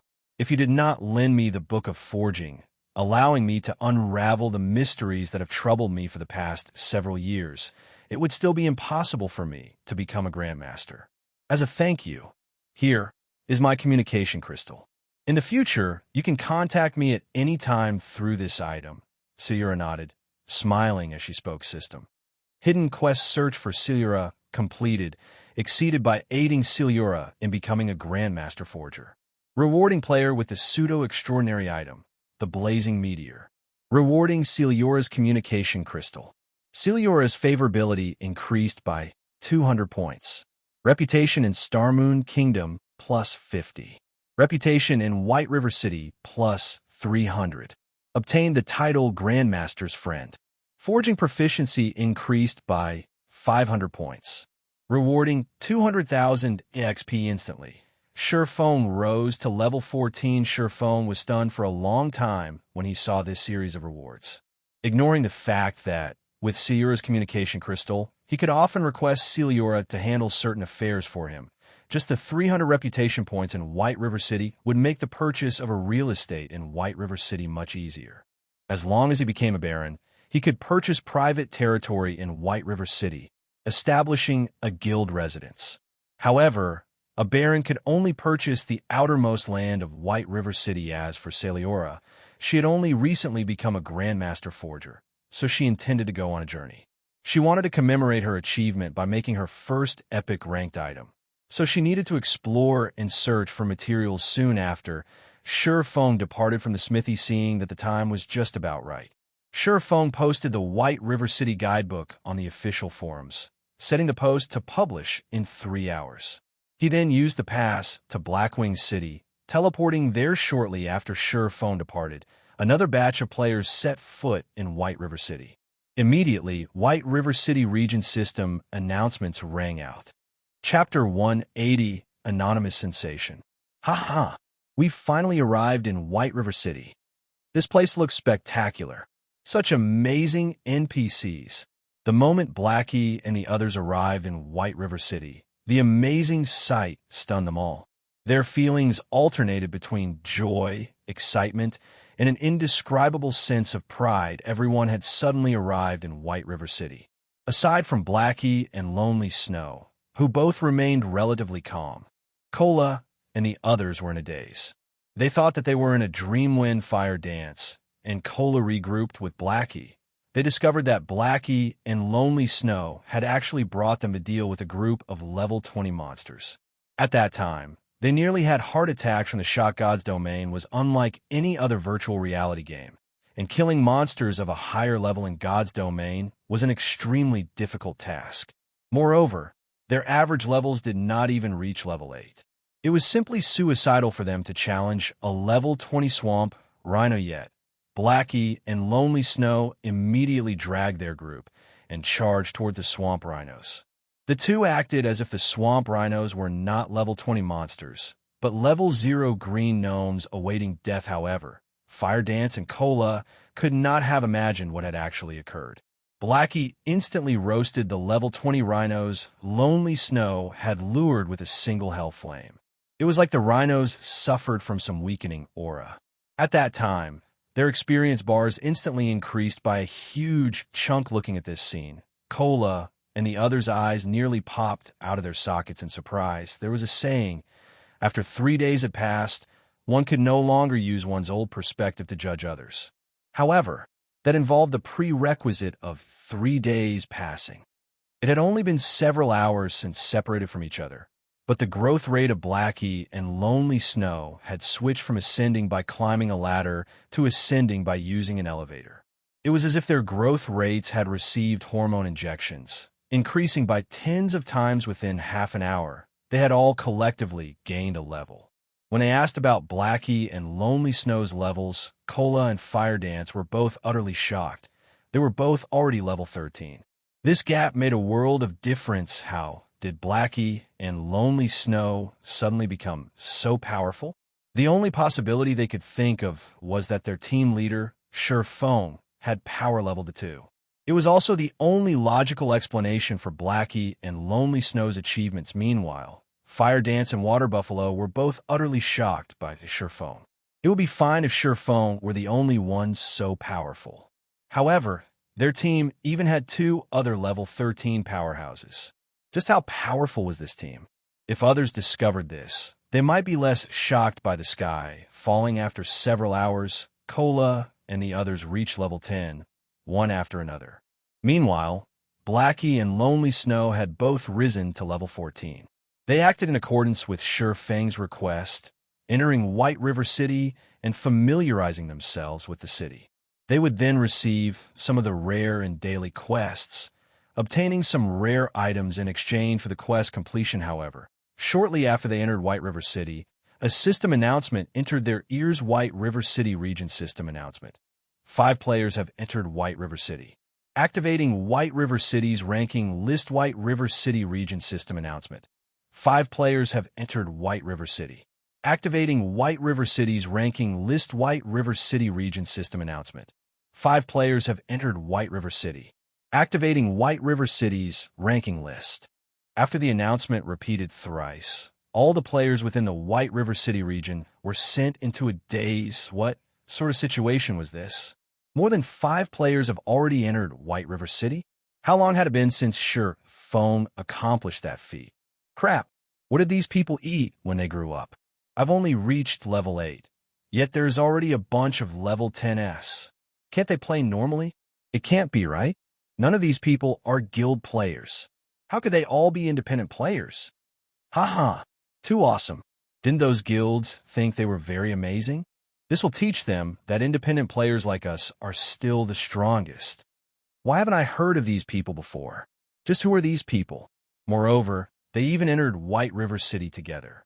They can't be players of the same party, right? Players throughout the White River City region discussed Blacksteel and the others' entrance to White River City and the activation of the regional ranking list. The players on the ranking list were, without a doubt, everyone's focus right now. Investigate. I want to know just who these people are immediately. They are all independent players. Immediately contact them. Even if we have to give them official positions, we must recruit them into our guild.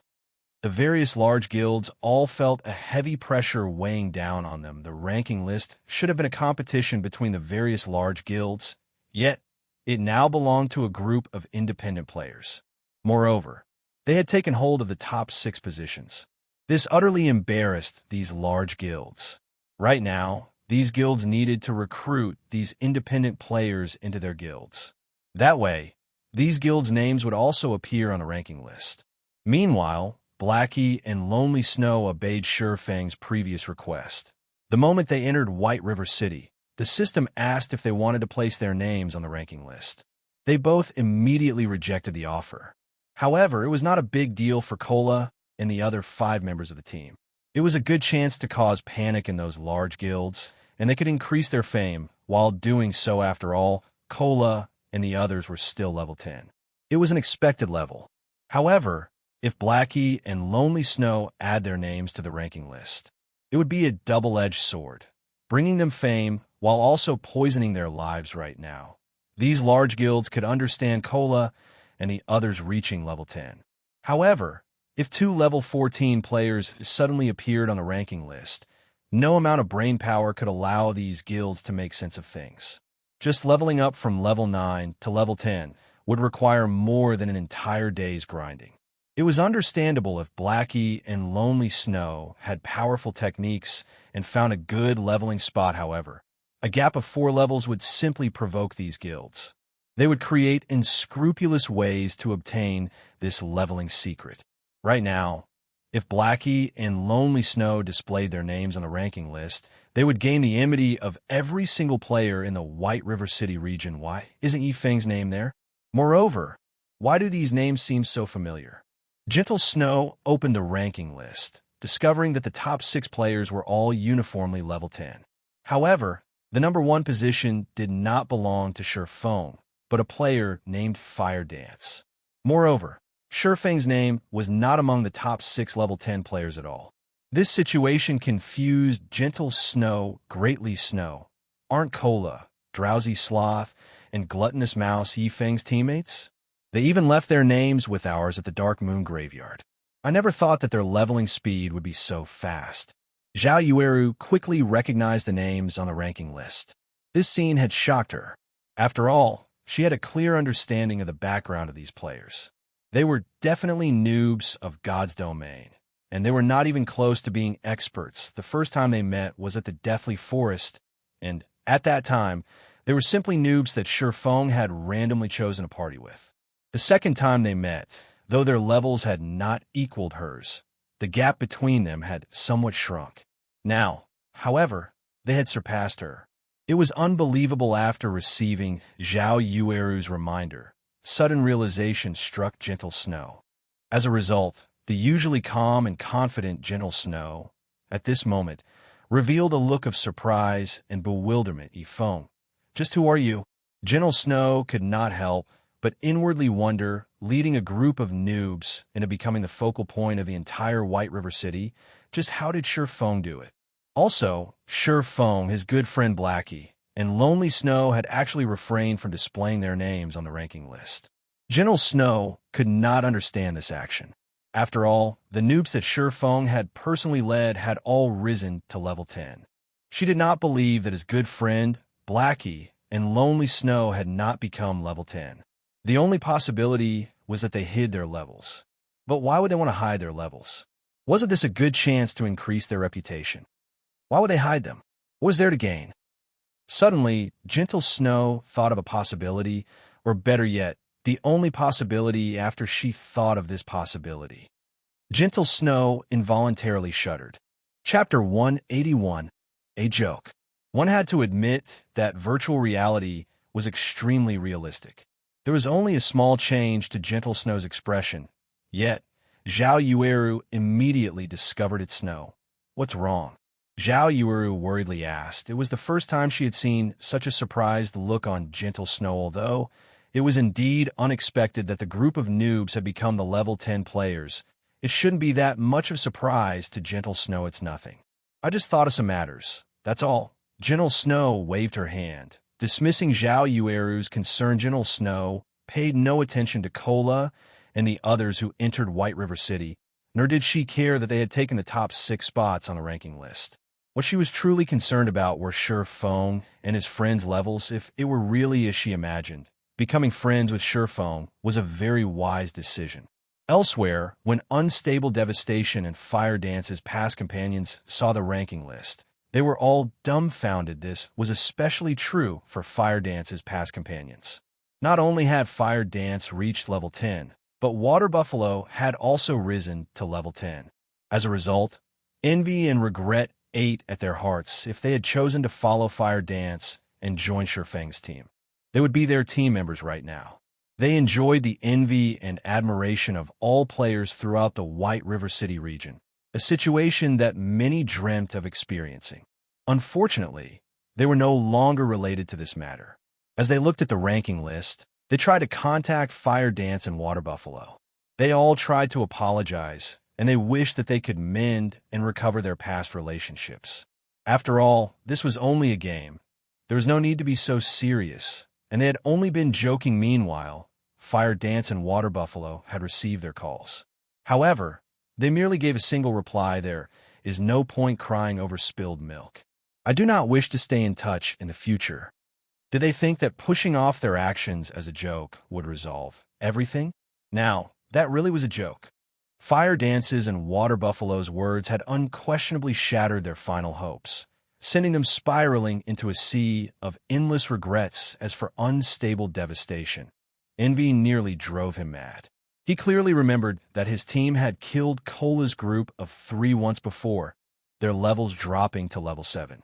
When they met in Redleaf Town's fountain, they were still level 7. On the other hand, Unstable Devastation's level had dropped to level 8 after dying once.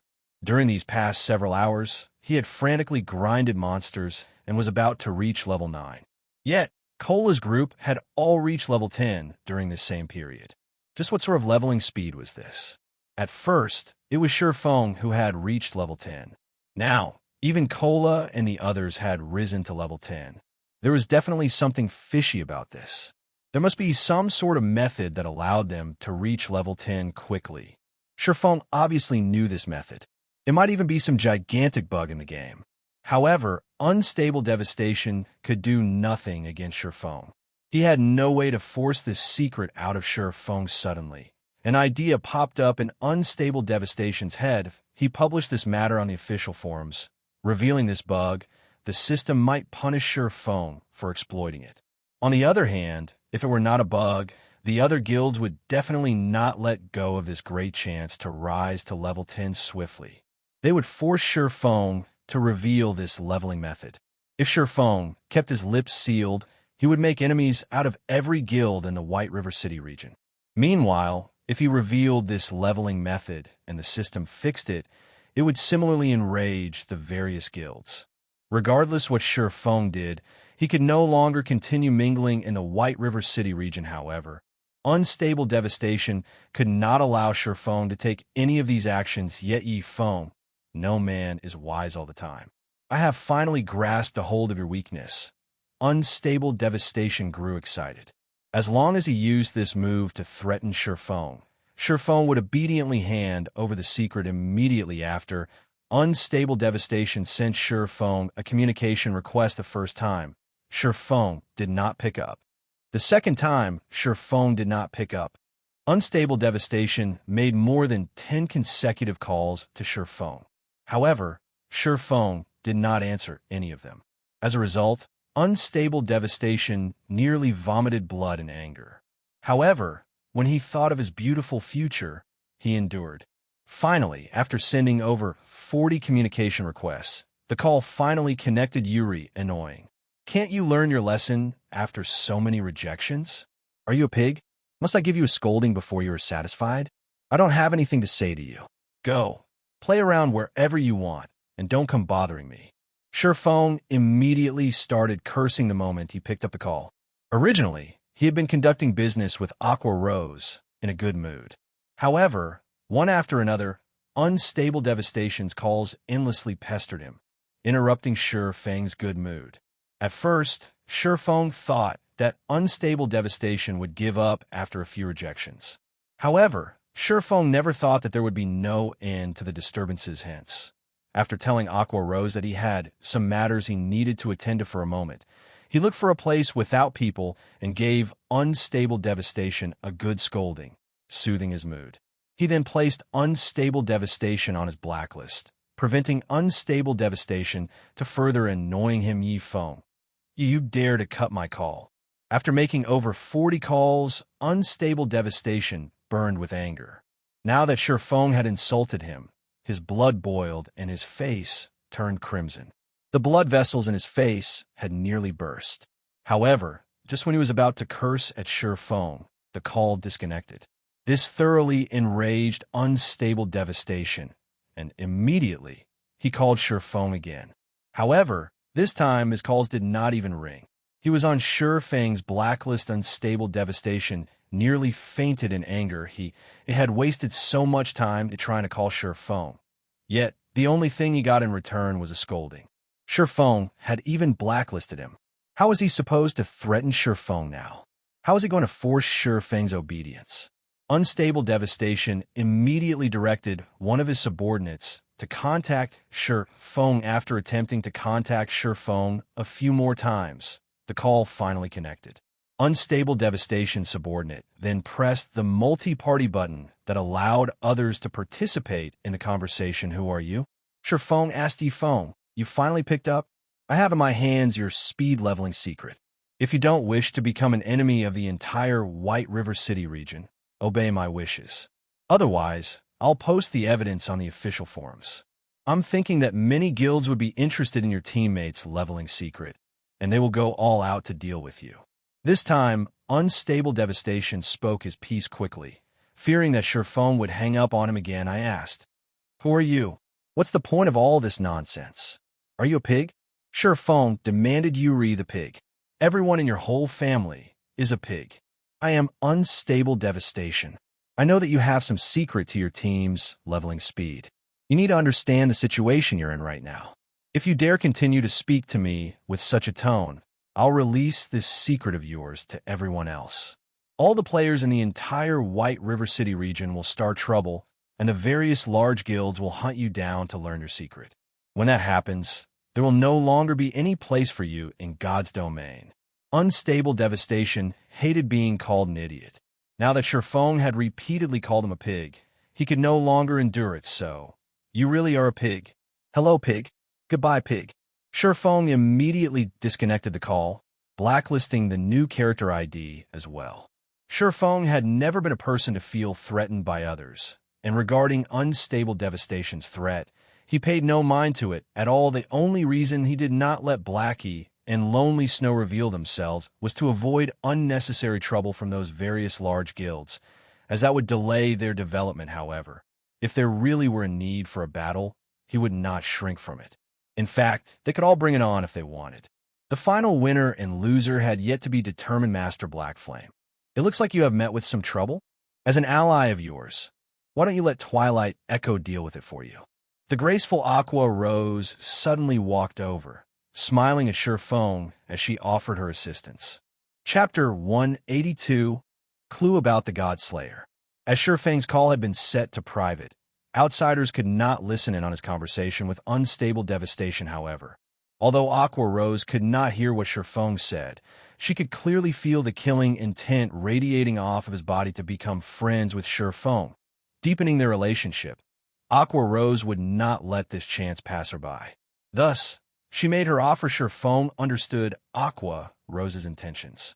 He simply smiled at her and said, "Thank you for your concern, Miss Aqua. It isn't anything big, only an annoying fly that I can kill with a slap at any time. We should continue with our business talks." At Sherfeng's immediate rejection, Aqua Rose could do nothing but relent, after which the two returned to their private room in the restaurant at this moment. However, another male youth had appeared in the private room. This person was a knight geared with heavy armor.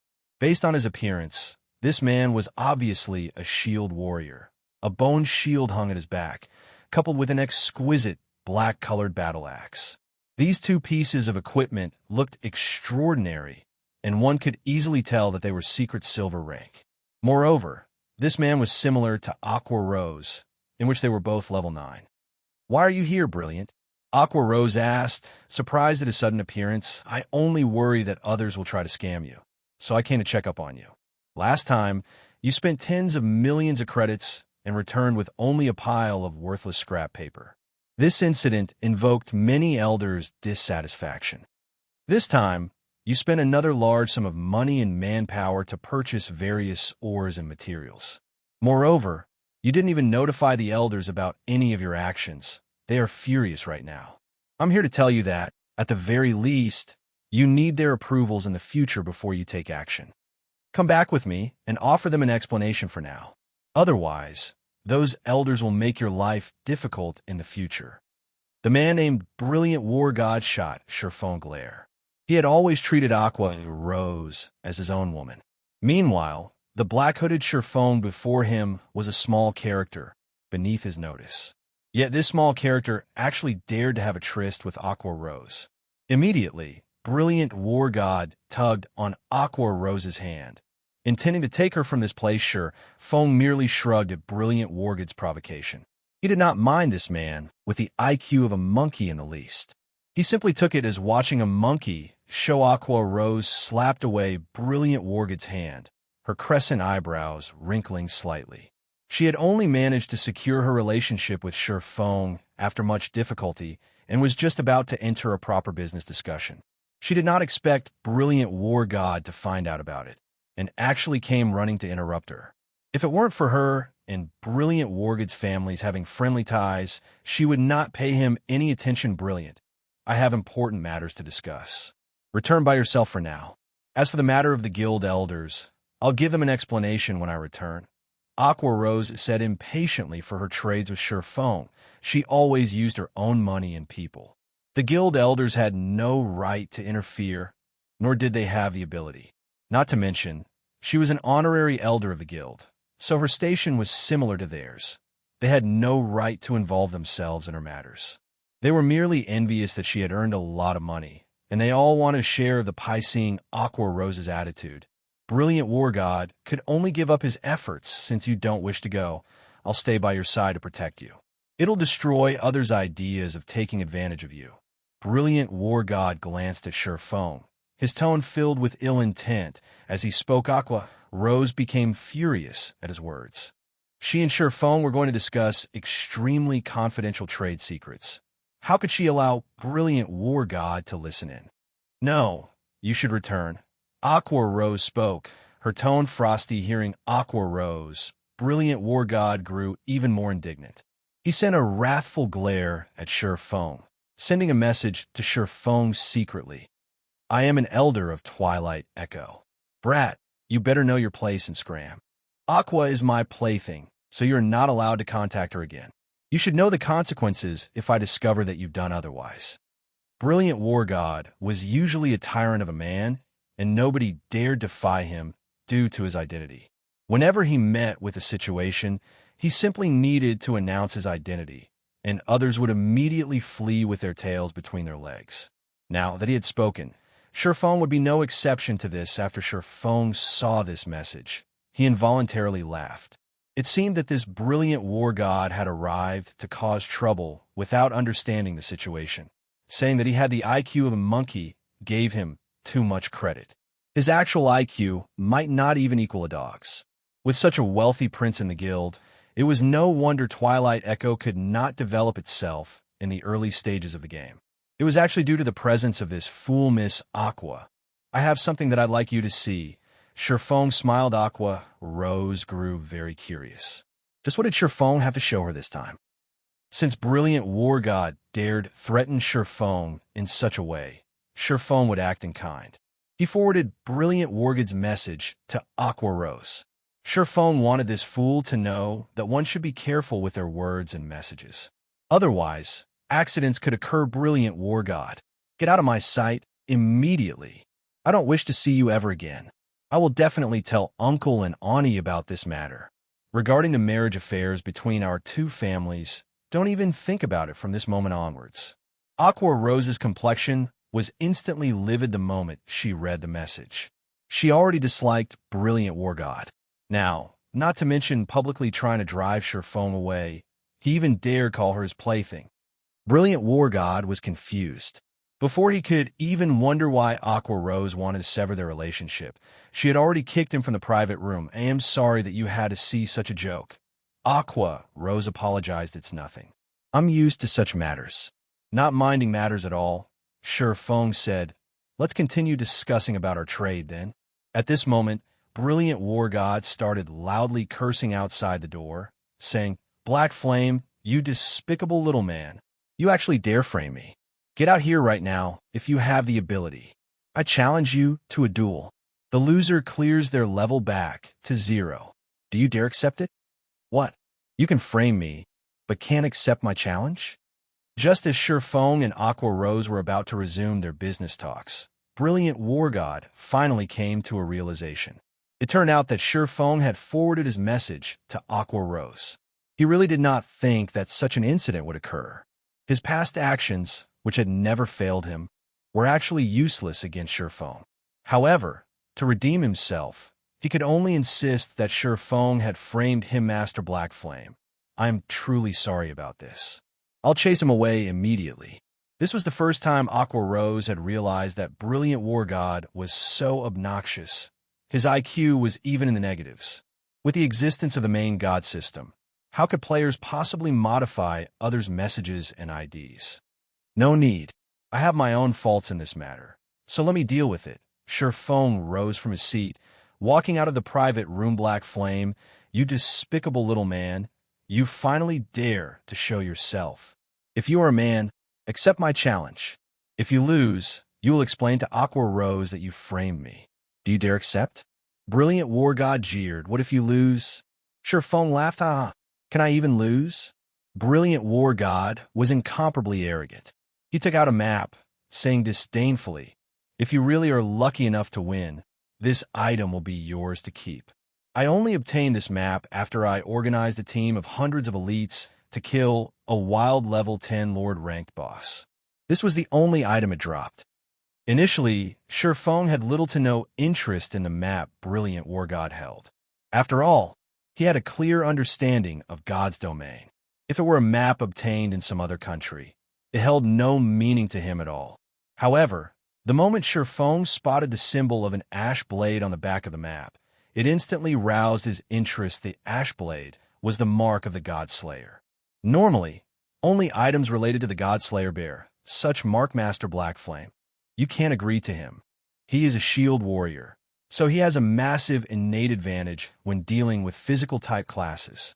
Moreover, the diamond guard he wears is a level 9 Mysterious Iron set equipment.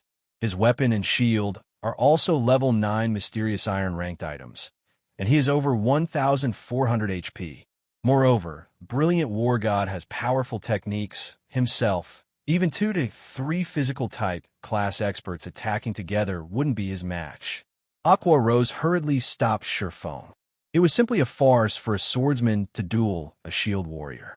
Moreover, Black Flame was only a forger. His battle prowess was subpar at best. What? Afraid? Brilliant War God jeered as he glared at Sherfong. Right, I'll agree. Sherfong smiled. Chapter 183, Special Condition. What did you say? Brilliant War God was stunned. Of course. I accept your challenge. Sherfong smiled after Sherfang's reaffirmation. Brilliant War God knew that he did not hear wrong. Originally, he had thought that Chieftain would immediately reject his challenge after learning how fearsome he was. He had even been in the midst of thinking of a way to provoke or anger Chieftain into accepting his challenge. However, it would seem that he had simply been wasting his time. He had actually met a fool with mental issues. Aqua Rose had explained to Chieftain how amazing he was, yet this person still happily agreed, however. This situation was fine as well. It would save him plenty of trouble. I didn't think that you would have the guts. Since you've accepted, let's take this outside. Rest assured, I'll give you a quick and painless death, and I won't embarrass you too much.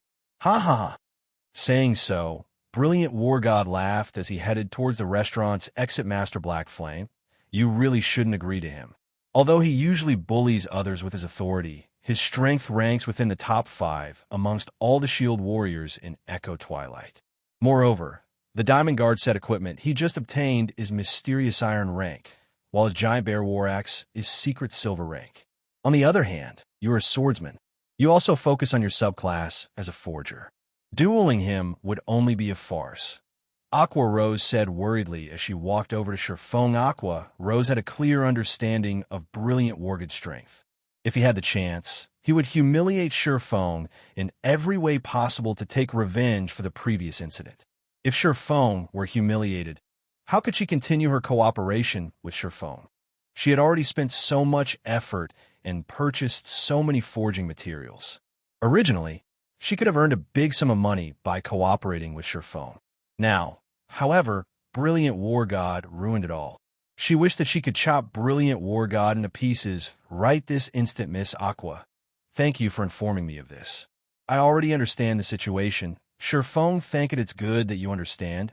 Aqua Rose sighed in relief when she heard Chieftain. Now, everything would be fine as long as she drove Brilliant War God away. Originally, Aqua Rose wanted to say, let me deal with this matter then. However, Chieftain interrupted her, saying, you can rest assured that I will settle this battle very quickly. Finished speaking, Chieftain exited the restaurant as well, leaving behind a dazed Aqua Rose after wasting her breath for so long. It turned out that Chieftain did not understand her at all. On the contrary, he even headed to the duel with confidence. Aqua Rose started to suspect that she had misspoken, causing Chieftain to think that Brilliant War God was extremely weak in a city. Duels could normally be conducted on the streets.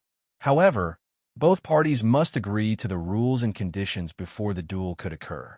Otherwise, it was only an attack, and the guards would personally kill and jail the player initiating the attack. The moment Chieftain set foot out of the restaurant, Brilliant War God sent the duel challenge. Moreover, the rewards and punishments were already set, and only Chieftain's agreement was necessary to start the duel officially. As the rules were absolute, once both sides agreed to them, there was no escaping the rewards or punishments. Even if players were unwilling to hand over the items gambled, the system would still automatically transfer the items to the winner. The loser would similarly receive the punishment agreed upon before the duel. Chieftain couldn't help but admit that Brilliant War God had a truly cruel heart. The condition set for the loser was an immediate drop to level 0, destroying their leveling efforts over the past several days. The loser would also have a huge level gap with the majority of the current players. It would be extremely difficult for the loser to catch up if there are no problems. Click the agree button. Brilliant War God smiled coldly. Chieftain gave the conditions a general glance. After confirming that there were no problems, he clicked agree. Let's start this meaningless battle then. Immediately after Chieftain clicked agree, gigantic numbers appeared floating in midair. It was the 10-second countdown timer for the start of the duel, and players were given this time to prepare for the upcoming battle. Haha. Little brat, although this duel will be extremely boring, since you've dared slander me in front of Aqua Rose, this young master will make things a little more fun. I'll let you know what the difference in strength truly is and how it feels to painfully struggle. Brilliant War God retrieved his shield and one-handed axe from his back, his face revealing a sinister smile. He looked just like a hungry wolf hunting its prey, and a red glint flashed his eyes as he glared at Chieftain. Only at this moment did Aqua Rose exit the restaurant. Looking at Brilliant War God's appearance, Her expression immediately sank. "I am finished." Aqua Rose already despaired, not mentioning the fact that Sherfone would definitely lose. Brilliant Wargood's current condition was extremely dangerous. There might even be the possibility that he would drive Sherfone insane. Trapping Sherfone in fear for a long time, Brilliant Wargod would very rarely display such an ability. The last time Aqua Rose saw a Brilliant Wargod in such a condition, countless corpses littered around his feet. He had massacred a small guild with several hundreds of players. She did not think that Brilliant Wargod would fall into this madness. Today, Brilliant Wargod was extremely arrogant in his usual battles, and he would laugh madly as he fought. Only when he entered an extremely incited condition would he occasionally reveal such a sinister and cruel appearance. During such times, Brilliant Wargod was a lunatic filled with unruliness. His battle prowess would also increase by several folds in such a state.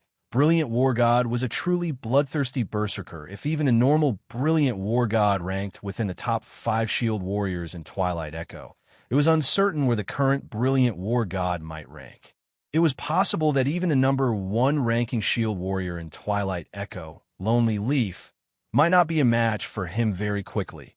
The 10-second preparation time ended. "Little brat, I'll first cripple all 4 of your limbs. I'll turn you into a crawling worm, then toy with you slowly." Brilliant Wargod lifted his bone shield, while his other hand wielded the giant bear war axe. His face revealed a sinister smile as he charged at Sherfone. Brilliant Wargood's current appearance did not resemble anything human. Instead, he looked more like a lunatic possessed by a demon. After entering this crazed state, Brilliant Wargod became extraordinarily fast and nimble. He charged Sherfone head-on. However, when Sherfone sent a sword stabbing at him, Sherfang's sword merely penetrated the afterimage left behind by Brilliant Wargodile. "First cripple your right arm." Brilliant Wargod suddenly appeared at Sherfang's right, his giant bear war axe abruptly descending and slashing at Sherfang's right arm by the side. Aqua Rose's complexion turned terrifyingly pale. After seeing Sherfone taking action, she immediately knew that Sherfone was not strong at all. Just as she had expected, however, it was an ordinary situation after all. To become Starmoon Kingdom's #1 forger, Sherfone must have spent a lot of his effort on forging. Where would he find the time to increase his battle techniques? Even if Sherfone were an expert in some other virtual reality game, it would not be the same in God's Domain. After entering God's Domain, even the experts of other virtual reality games would only be slightly stronger than others. A lot of time was necessary to sharpen oneself in God's Domain, and one needed to constantly battle monsters to improve. However, Sherfone clearly did not possess that much time. Brilliant Wargod would torture Sherfone here and now. He would fall into mental derangement for a long period. Even if he did not go crazy, he would be in a daze for a long time. How was she supposed to continue their trade with Sherfone in such a state? "It seems that I can only wait longer," Aqua Rose said helplessly as she looked at the right arm Brilliant Wargod targeted surprisingly. However, Sherfone did not scream in pain. Chapter 184, Absolute Suppression. At this moment, Brilliant Wargood's giant bear war axe left a deep red streak across Sherfang's arm in God's Domain. Although players would not receive high damages when their limbs were attacked, they would feel a faint numbing feeling in their limbs. Moreover, the numbing effect lasted for quite some time. During this time, players' reactions would slow down, affecting their battle conditions and slightly reducing their battle prowess. However, players would rarely attack limbs when they piked others, as there was no meaning to such an action. Compared to attacking the limbs, the body was a much easier target. After all, it was much easier to defend against an attack aimed at the limbs. Moreover, the limbs were much more nimble than the body, making them harder to hit. Most importantly, however, attacking vital points on the body would cause much more damage normally. Only when experts pike new players would experts use such an attack method to toy with the new players right now. Brilliant Wargod clearly intended to toy with Sherfone, however. Although Sherfone had been hurt, he did not scream in pain as expected. This utterly surprised Aqua Rose. Sherfone was, after all, only a forger. In God's Domain, he would be the equivalent of a civilian worker and his pain tolerance would be very low. Even if he were a battle veteran of God's domain, his face would at least twitch, and he would suck in a light breath when he received an attack no matter how she looked at it. With Shi Feng's subclass as a forger, he should at least make a sound as he was hit. Was it possible that Shi Feng had turned off his pain perception completely? Normally, experts would maintain their pain perception at 30%, and only the newcomers and noobs would turn it off as they could not endure the pain. However, a majority of the players in God's domain would maintain it around 20%. No matter how one looked at Shi Feng, he was by no means a newcomer or a noob, so it was impossible that he would turn off his pain perception completely. Yet his arm sustained the hit just now, but not the slightest hint of pain showed on his face. On the contrary, a smile filled his face right now. This was simply too abnormal. However, Brilliant War God paid no mind to these matters. Although he felt that something was missing, such as the screams of pain, that would not deter his continued attacks on Shi Feng. Axe swing after axe swing landed on Shi Feng's forelimbs, and after a full 5 seconds, Brilliant War God nearly roared with excitement from his ceaseless attacking. Meanwhile, Aqua Rose's shock grew as she stood a distance away and watched the scene before her black flame. "Which location's God are you?" However, she was not shocked due to how precise Brilliant War God's crazy attacks were. Instead, she was shocked by the HP bar above Shi Feng. Brilliant War God's frantic attacks barely reduced Shi Feng's HP. As of this moment, Shi Feng had only lost 10% of his total HP.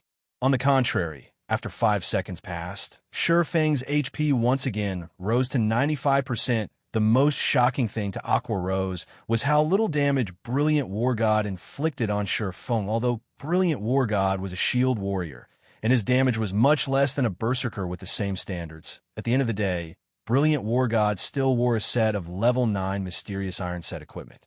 He also wielded the secret silver rank giant bear war axe, so his attack power was no less than a normal level 9 berserker. Even though Brilliant War God did not use any skills, his normal attacks failed to cause over -15 damage with each strike.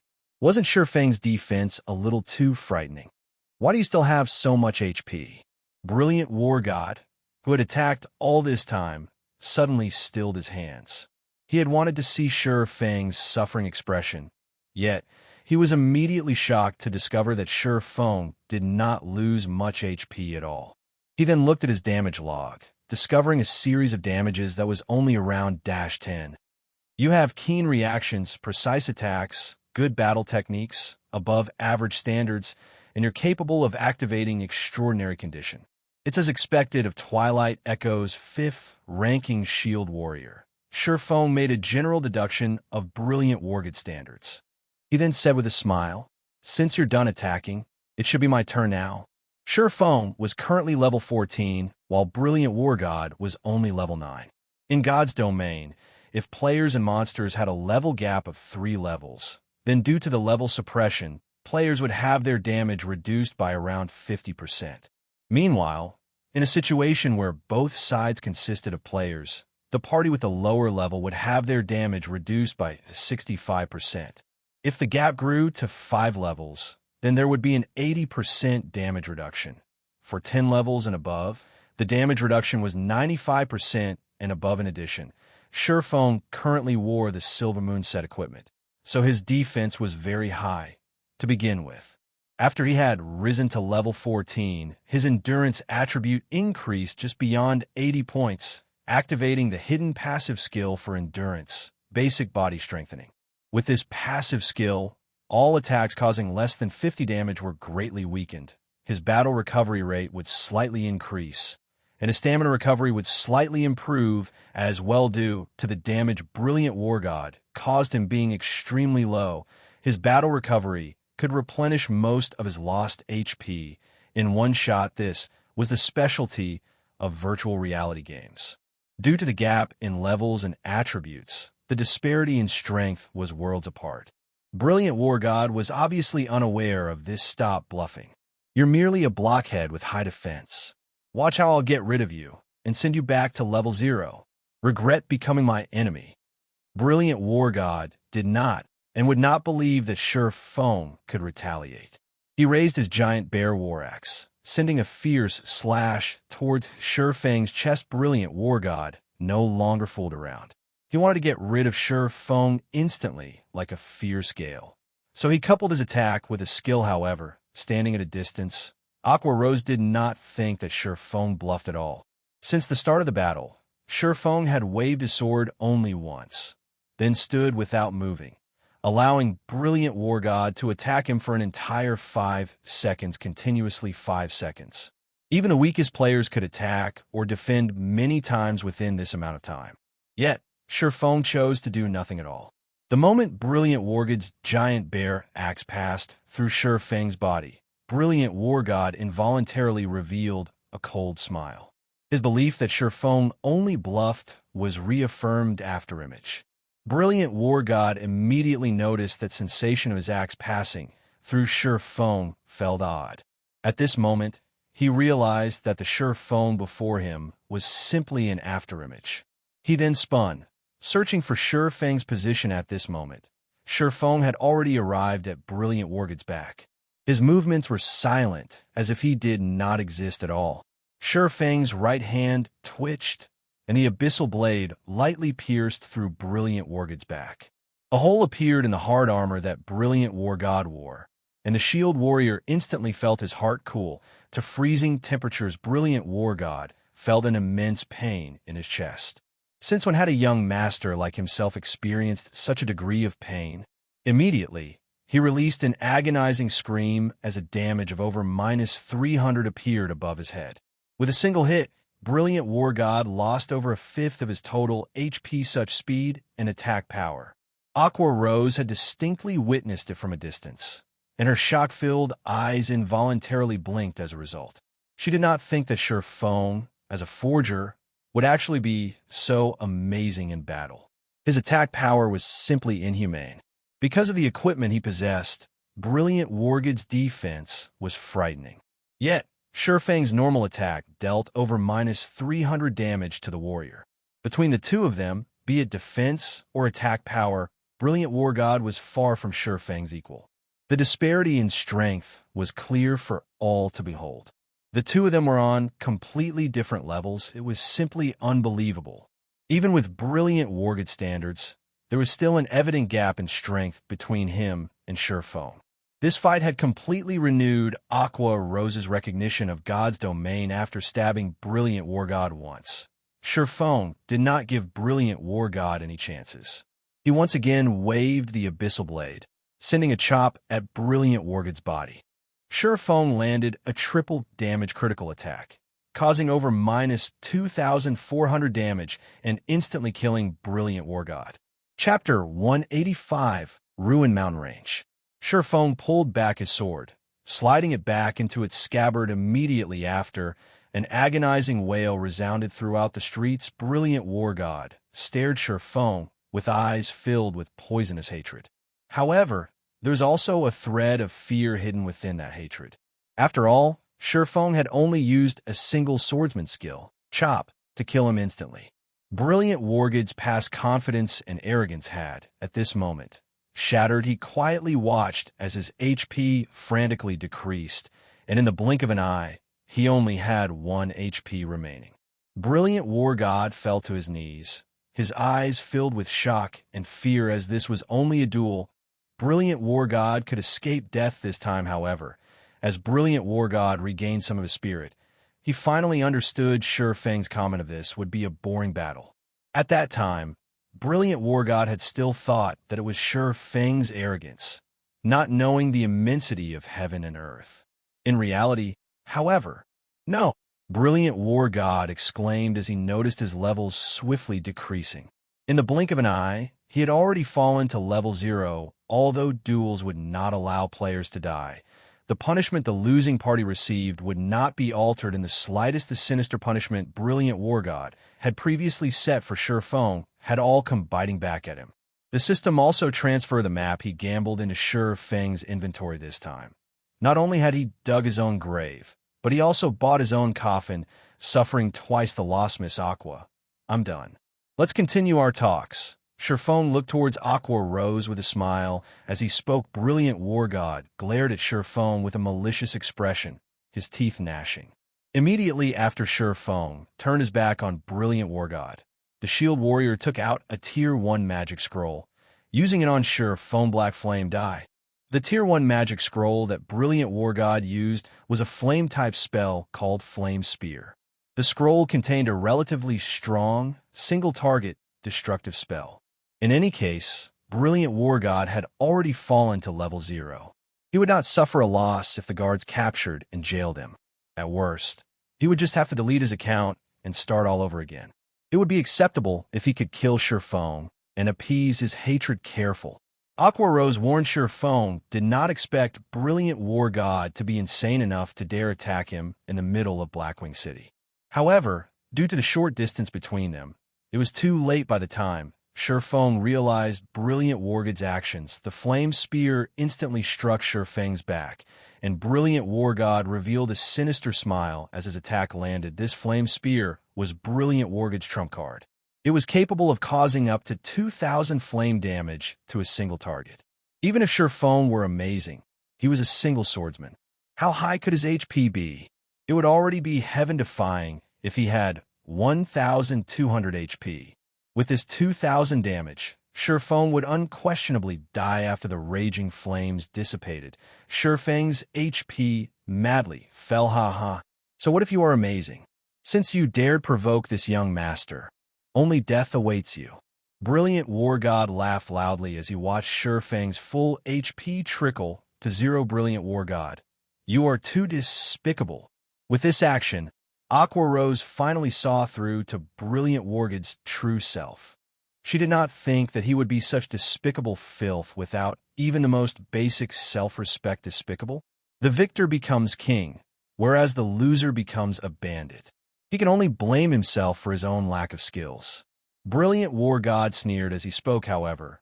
Brilliant War God's smile quickly faded the moment he discovered that Sherfang's HP had stopped decreasing after reaching 20%. Why aren't you dead? Looking at Sherfang standing there, Brilliant War God retreated several steps. His trembling finger pointed at Sherfang as he panicked. This, you don't need to know. However, since you've dared take action here, I'm guessing that you're prepared to receive your punishment, Sherfang softly said. He chuckled as he clapped at the flames remaining on his body. Extinguishing them, the damage caused by the flame spear could indeed kill a level 14 player with one hit. However, Sherfang was different. He possessed 20 points of fire resistance. He also had the basic body strengthening passive skill activated, which would somewhat increase some of the hidden magic resistance. In addition, Sherfang currently had a maximum HP of 1,840 points, so a single flame spear was not enough to kill him. To put another way, Tier 1 magic had no possibility of killing him with a single hit. At most, it would gravely injure him. Impossible. Brilliant War God was completely dumbfounded by this scene. After all, that was the most powerful Tier 1 magic scroll he had in his possession. It can't be, right? Aqua Rose was similarly shocked. Fire-type magic possessed the highest destructive force of all elemental magic. Yet, Sherfang had survived after taking a direct hit from a Tier 1 fire-type spell. Just what kind of defense did he possess? Aqua Rose even started to suspect that Sherfang was a shield warrior or a guardian knight in disguise. However, even guardian knights possessing the highest magic resistance could not forcefully survive this move while the two suffered their shock. The Black Knights of Blackwing City had arrived. Compared to other towns and normal cities, Blackwing City's management was far more strict.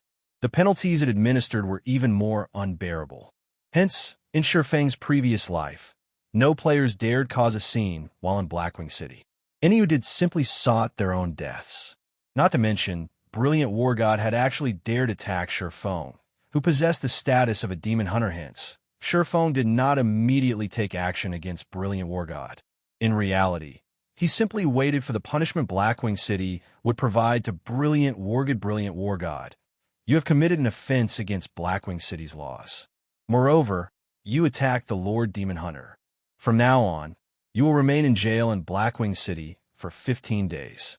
After your release, all your attributes would be decreased by 10% for a duration of 10 days, and the EXP you gain will decrease by 20%. The Black Knight captain walked up to Brilliant War God, stating his verdict. Hearing such a penalty, Aqua Rose sucked in a cold breath. This penalty was simply too heavy. Even if they locked Brilliant War God up for 15 days as an Elder of Twilight Echo, there were other people available to help him level back up. However, now that he was level 0, with a 15-day gap and 20% EXP gain reduction, Brilliant War God would need to grind ceaselessly for over a month to catch up with the level of the majority of the players. Not to mention catching up to the top-ranking players, huh? Black Flame, I admit that you are amazing. However, from the moment I took action, I had already decided to delete my account and start all over again. Did you really think I would fear the system punishment? Although Brilliant War God trembled slightly when he heard the penalty he was to receive, giving it another thought, he planned to delete and rebuild his account. What should he be afraid of? Is that so? Then, I look forward to you deleting and rebuilding your account.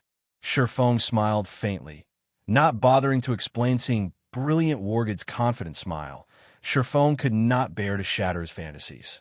Brilliant War God thought too lightly of God's domain.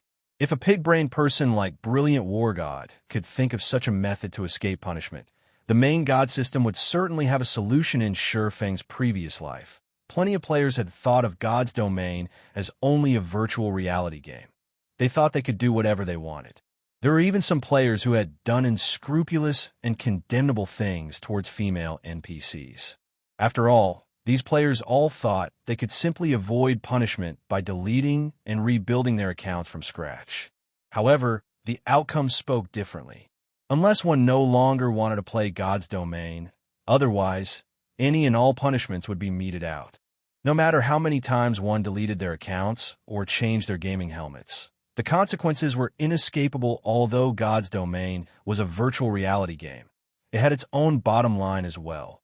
The rules of God's domain were the final bottom line. Any and all who dared go past this bottom line would do well to prepare themselves for their punishments. No exceptions. When Brilliant War God saw Shurfeng smile, he suddenly felt uncertain about his decision.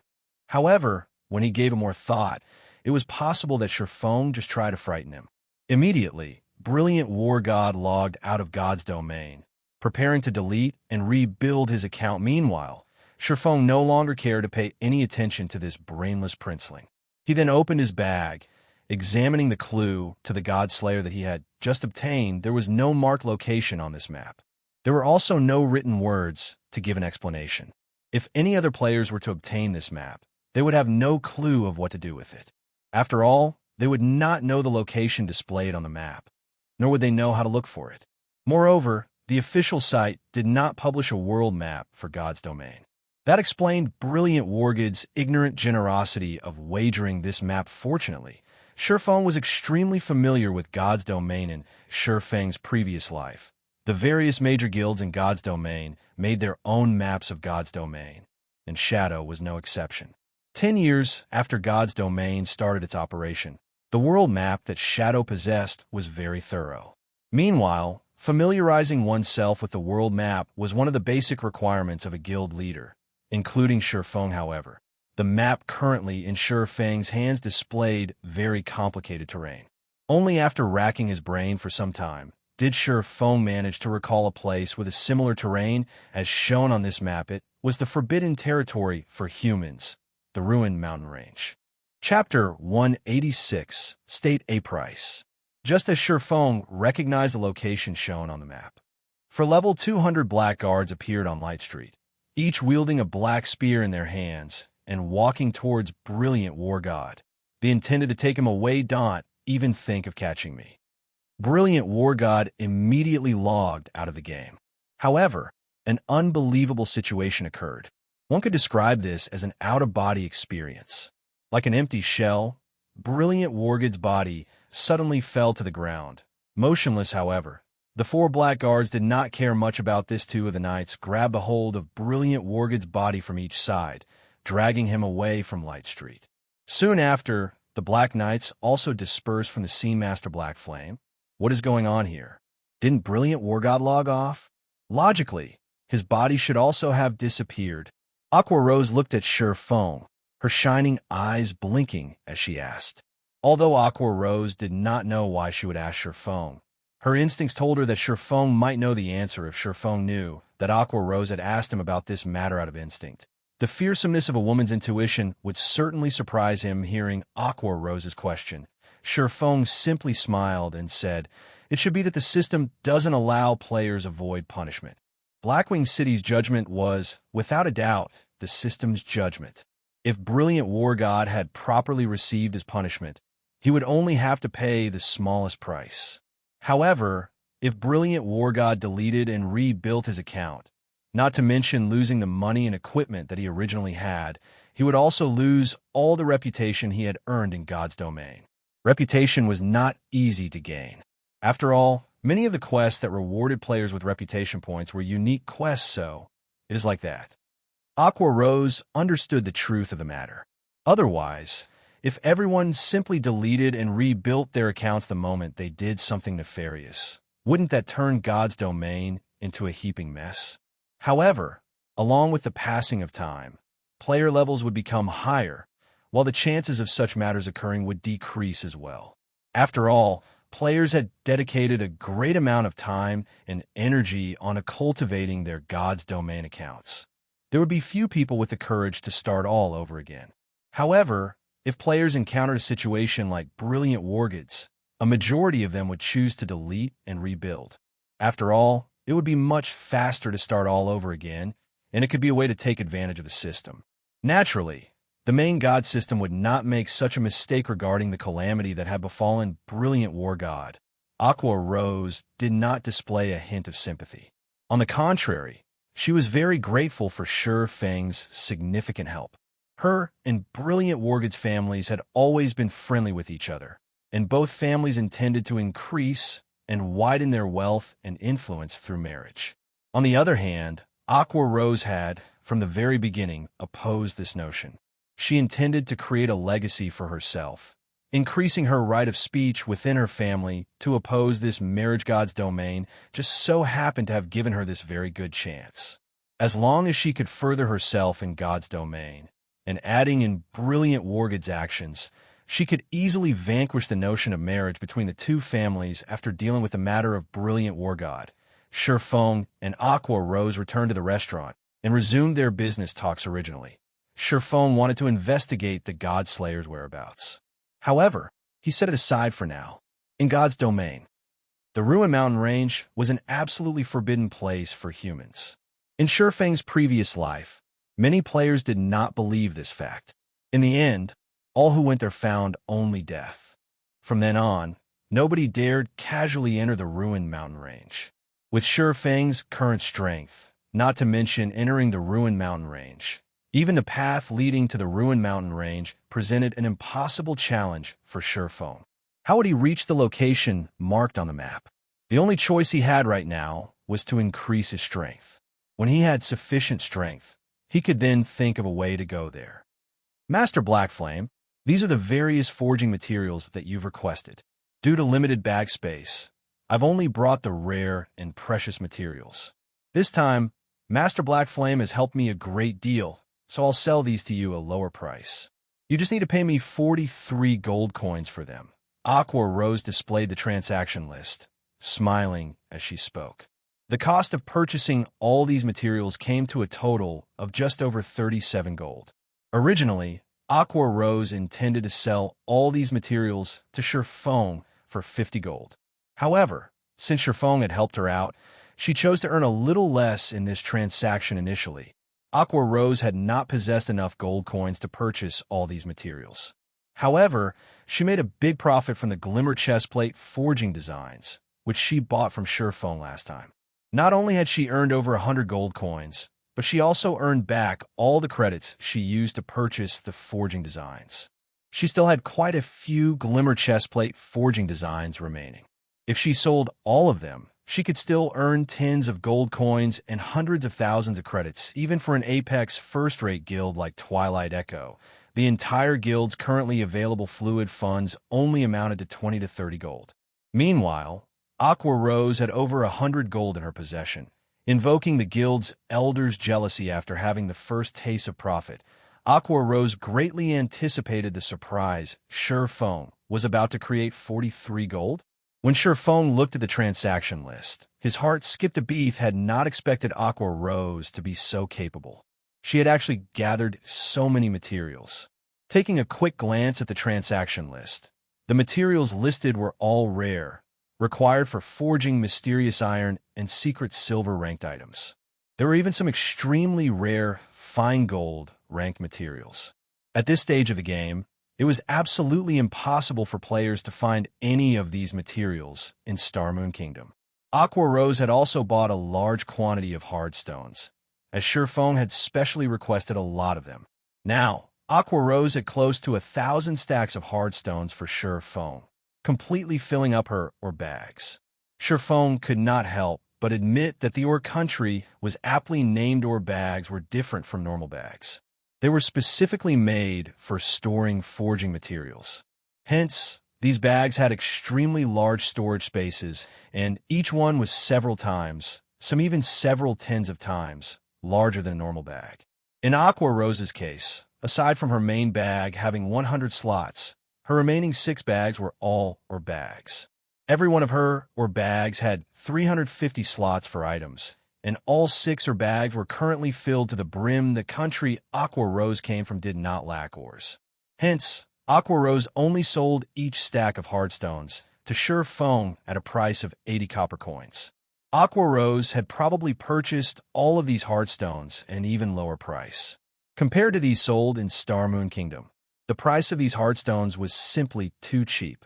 Right now, each stack of hard stones sold for 3 silver coins. Just by selling these hard stones to other players, Feng could make a profit of several times his cost. Moreover, those players would fight over these hard stones, however. Even Feng could not afford 43 gold in a single transaction. Fortunately, Feng came prepared. He removed a pile of level 8 and level 9 bronze equipment and quite a lot of mysterious iron equipment from his bag. He had personally forged a majority of the equipment, while he had obtained the remainder from the Moonlight Forest. However, the most eye-catching equipment among was the level 10 secret silver ranked one-handed swords, the Silver Dawns, that Feng had crafted secret silver weapons. Even to a first-rate guild, they were extremely rare. Normally, only the core upper echelons of the guild would possess 2 to 3 secret silver ranked items, while the elites of the guild could not even dream of possessing one in the blink of an eye. Feng had filled the private room with equipment, dazzling the sight of all beholders. Making a general count, Feng had over 500 pieces of equipment. Aqua Rose was instantly dumbfounded by this sight. Only after tens of seconds had passed did she gradually recover her spirit, and shock filled her eyes as she looked at Feng. One could easily outfit a large elite team with this much equipment. Moreover, Feng had forged the majority. Aqua Rose was greatly confused at how Feng could forge so much equipment all by himself. After all, she had personally witnessed forgers create equipment before. The process could be summed up in one word: slow. These were all bronze and mysterious iron ranked equipment. If one were not careful while forging them, the result would easily fail. So, the process of forging equipment of such quality was definitely much slower than that of common equipment. Since the last time Aqua Rose met with Feng, only a little more than 3 days had passed. Even if Feng continuously forged equipment without sleep or food during this period, it should still be impossible for him to forge this much equipment. Miss Aqua, I already brought the equipment. State a price. Feng smiled. Aqua Rose immediately felt as if she had been cheated. Originally, she intended to make a big profit off of Feng. However, with 500 plus pieces of high-level equipment placed before her, even if she sold herself to Feng, it still might not be enough. Chapter 187, Frightening Forger. The private room of the restaurant was very large. However, it was insufficient to contain all of the weapons and equipment that Feng had taken out. The entire room was cramped with items right now. After counting for a long while, Aqua Rose finally had a firm grasp on the number of weapons and equipment that Feng had brought among them. There were over 200 level 8 and above bronze weapons, over 300 pieces of level 8 and above bronze equipment, 70 level 9 and above mysterious iron weapons, 80 pieces of level 9 and above mysterious iron equipment, and 20 level 10 silver dawns. There was close to a total of 700 weapons and pieces of equipment. With this much equipment, Aqua Rose would have no problems gearing up even a 100-man team. The attributes of the Silver Dawns were especially frightening. Compared to the giant bear war axe that brilliant war god had, the Silver Dawn's attributes were much stronger. Twilight Echo had sacrificed many of their elite members to obtain brilliant Wargod's level 9 giant bear war axe. After all, it was only a normal occurrence to lose over 20 elite players when dealing with a Chieftain ranked field boss. Chieftain ranked field bosses were extremely rare in God's domain, and meeting one all depended on luck. Moreover, after meeting one, sacrifices were necessary to bring it down.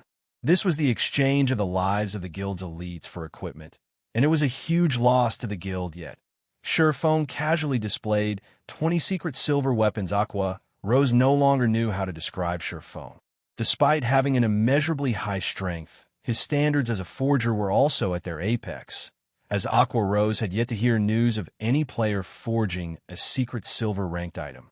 Surefang's existence simply caused others despair. At the same time, Aqua Rose had finally come to an understanding of just how frightening a forger could be. If any guild could have a forger like Surephone, that guild would not have to worry about trying to obtain equipment. As long as they had the forging designs, they could have whatever equipment they wanted, and at any time they wanted it. There would be no need for them to waste tremendous effort to kill bosses. Moreover, killing an extremely powerful boss would only yield several pieces of equipment. On the other hand, as long as a forger had the materials, they could create as many pieces of equipment as they wanted. It was much faster and more convenient. Miss Aqua, you look a little pale. Are you all right? Surephone looked at the dazed Aqua Rose, asking with concern. Me?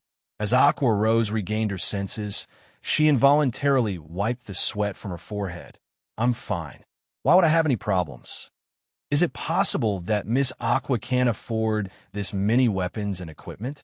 If this is so, just pick as many as you can. Surephone could sympathize with Aqua Rose's situation. After all, even a first-rate guild could not buy up all this equipment in one go, not to mention Aqua Rose by herself. Master Black Flame, I want all of these items. However, can we carry out the transaction with credits? Otherwise, if I give Master Black Flame all of my gold coins, I would starve. Aqua Rose smiled bitterly. There were so many good items before her eyes, and it would be a sin not to gobble all of them up right now. What did the various large guilds lack the most? The answer was obvious. High-level weapons and equipment. Level 8 and above weapons and equipment just so happened to be what guilds lacked the most. Just a single piece of level 8 bronze equipment was worth well over 20 silvers on the market right now. Level 8 bronze weapons even sold for 30 silvers or more, while level 9 mysterious iron equipment was worth 50 silvers or more, and level 9 mysterious iron weapons sold for 80 silvers or more. As for the level 10 secret silver weapons, the Silver Dawns, they were priceless treasures, and not a single person out there would willingly sell one if a price were truly to be set. With the Silver Dawn's attributes, at the very least, it would sell for 2 gold coins or more. 20 Silver Dawns would then equate 40 gold coins. That was nearly half of all the game currency Aqua Rose owned. Moreover, this was the lowest price for the Silver Dawn. That's fine as well. I'll just take these forging materials, in addition to 50 gold, to cover for a portion of the bill. You can pay the remainder using credits. Surephone spoke after giving it some thought. This Aqua Rose hesitated for a long time. In the end, however, she gnashed her teeth as she agreed, saying, "All right, I understand." Hearing Surefang's words, Aqua Rose really wished that she could recruit Surephone. In just a few moments, Surephone had taken away a greater half of the gold coin she had earned after much effort. Aqua Rose felt extreme frustration in her heart. However, Aqua Rose suddenly discovered that she truly did not possess anything that could attract Surephone to her side. Regarding weapons and equipment, as a forger, Surephone did not lack any of these to begin with. His money-earning capabilities were obvious. As for status, Although he was simply a nobody right now, the moment the name of the Black Flame Forger spread, his status would become undeniably grand. Earning the respect of others, the only thing remaining was a girlfriend. If Xianxia did not have one right now, there were plenty of great beauties in Aqua Rose's elite team. Every one of them possessed beauty that could easily move one's heart, and their bodies were all curved in the right places. Plenty of men often tried to court these women. Aqua Rose would be rich if she could get one of her team's beauties to hook up Xianxia. However, it would be unquestionably foolish if she asked Xianxia this question right now.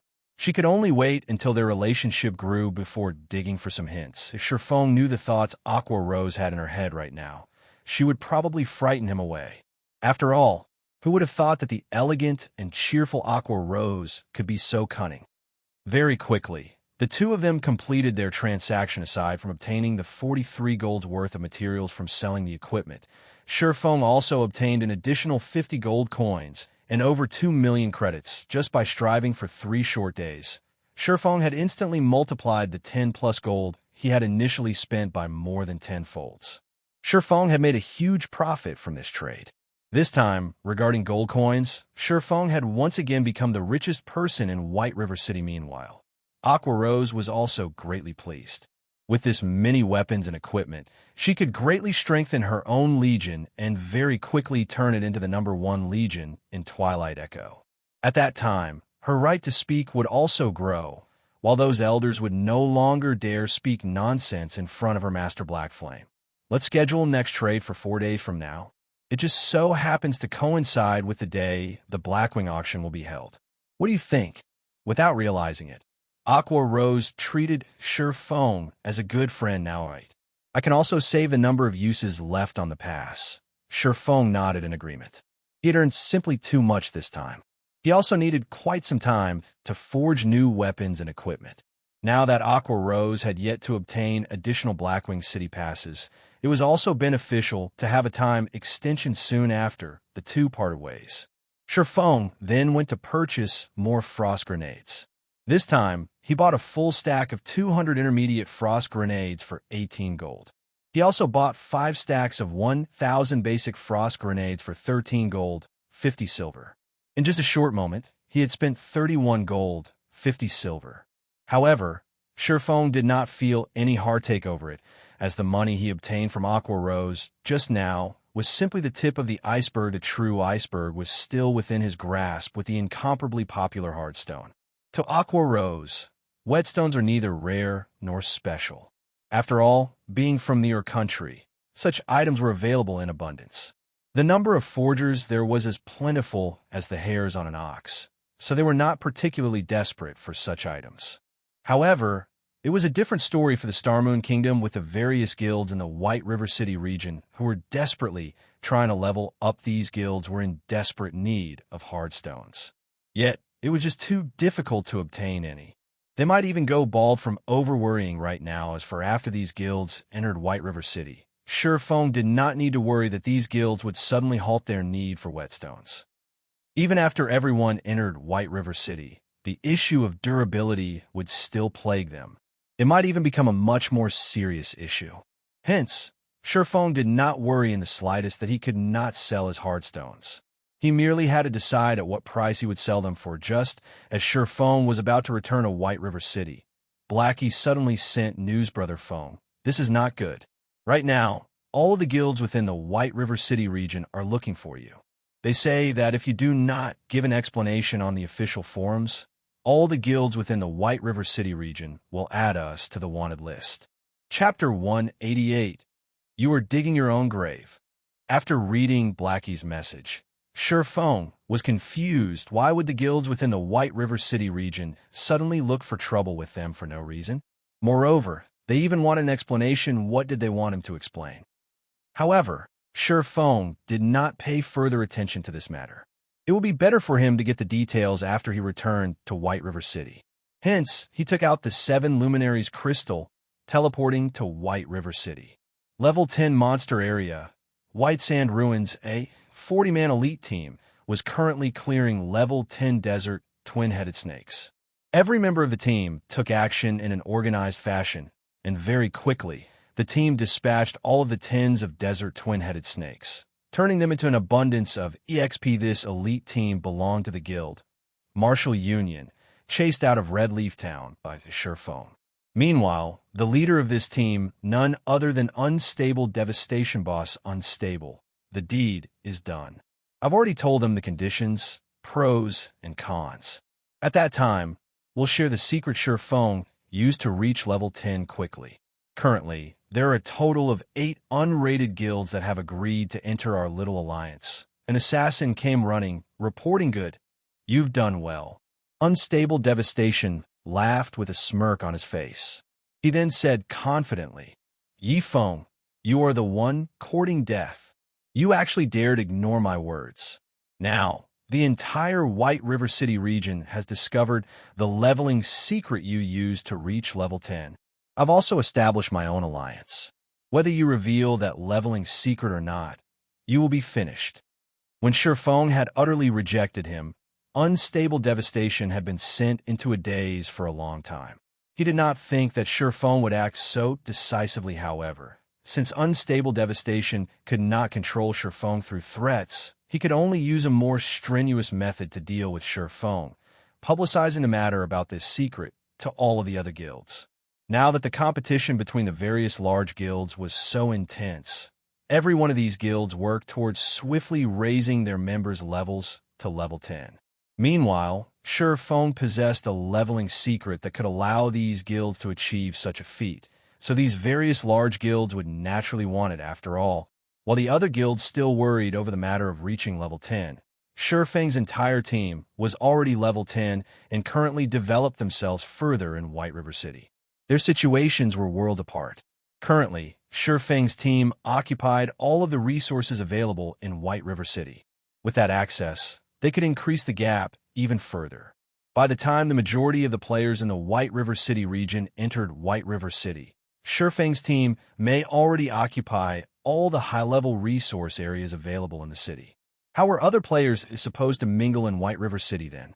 That was to say, if any guild could obtain Surefoam's leveling secret, they would become a tyrant in White River City in the future with such a temptation in sight. Who could resist?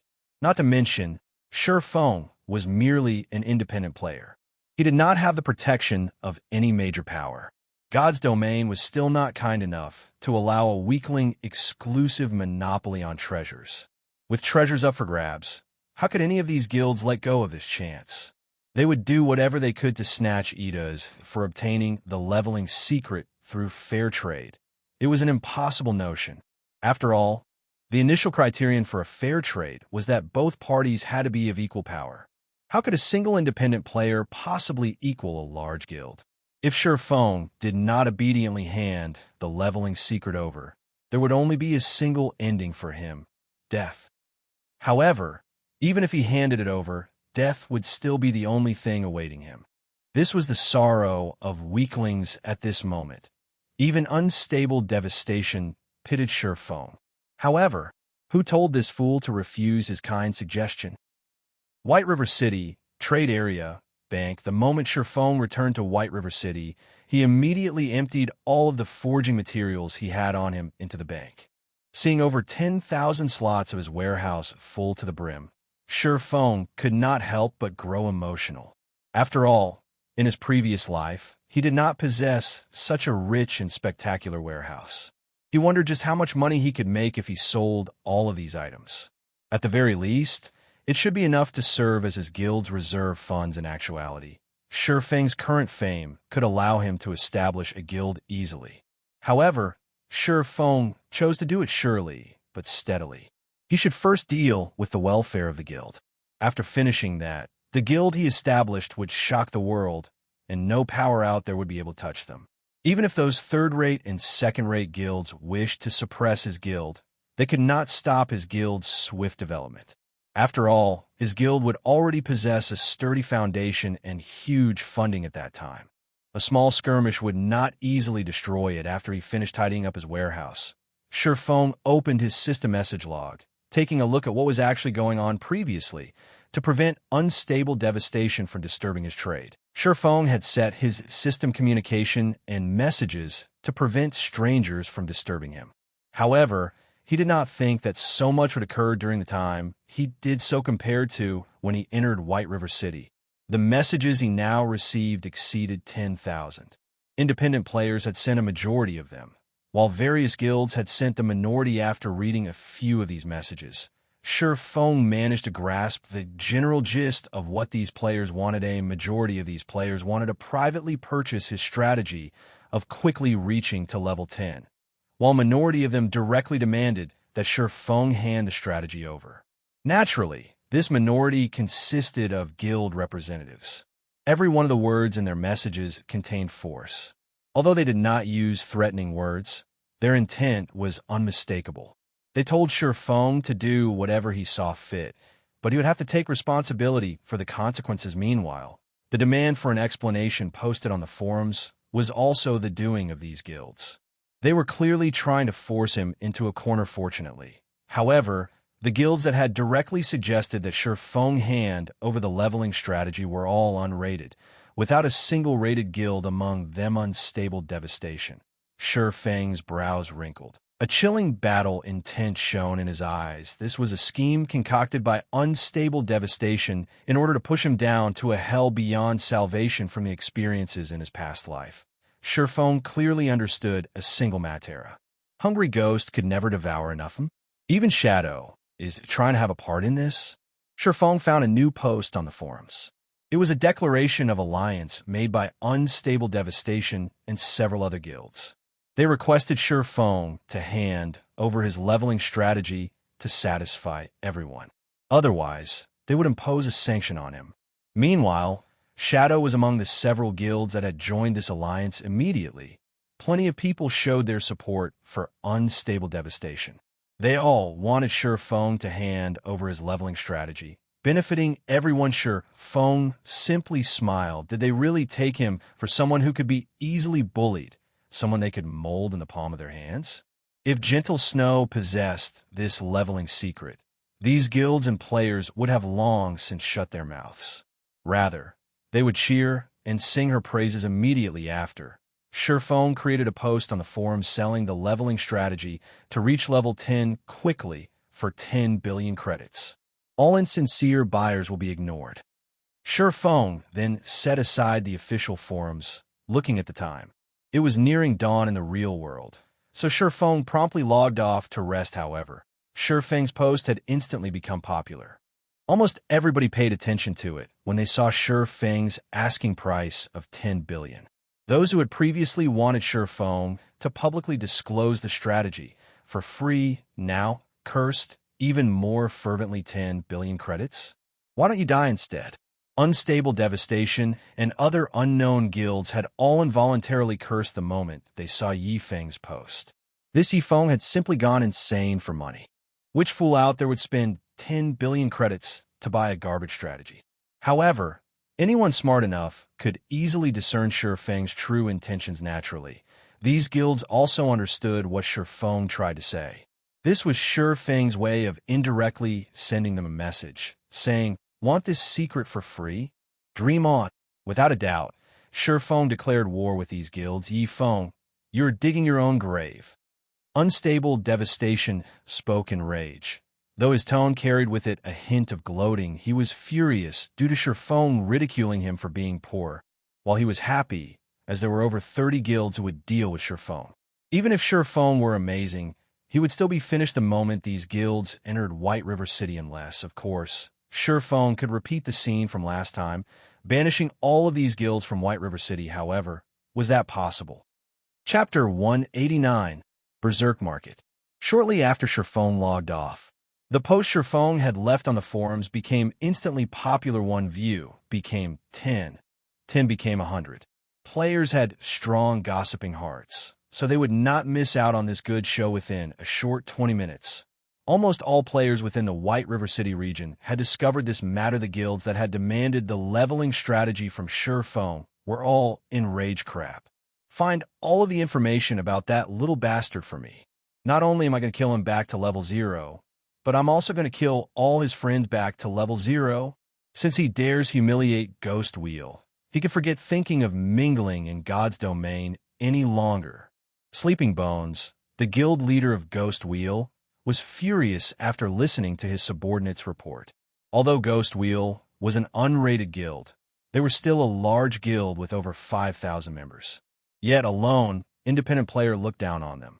How were they supposed to show their faces in public in the future if they took this line down? Leader, I've already investigated him, an elementalist said speak. Since he dares look down on Ghost Wheel, I can't retain the name Sleeping Bones if I don't kill all of his friends back to level 0. Sleeping Bones bellowed that Yi Feng is an independent player, and I've confirmed that he has 8 team members.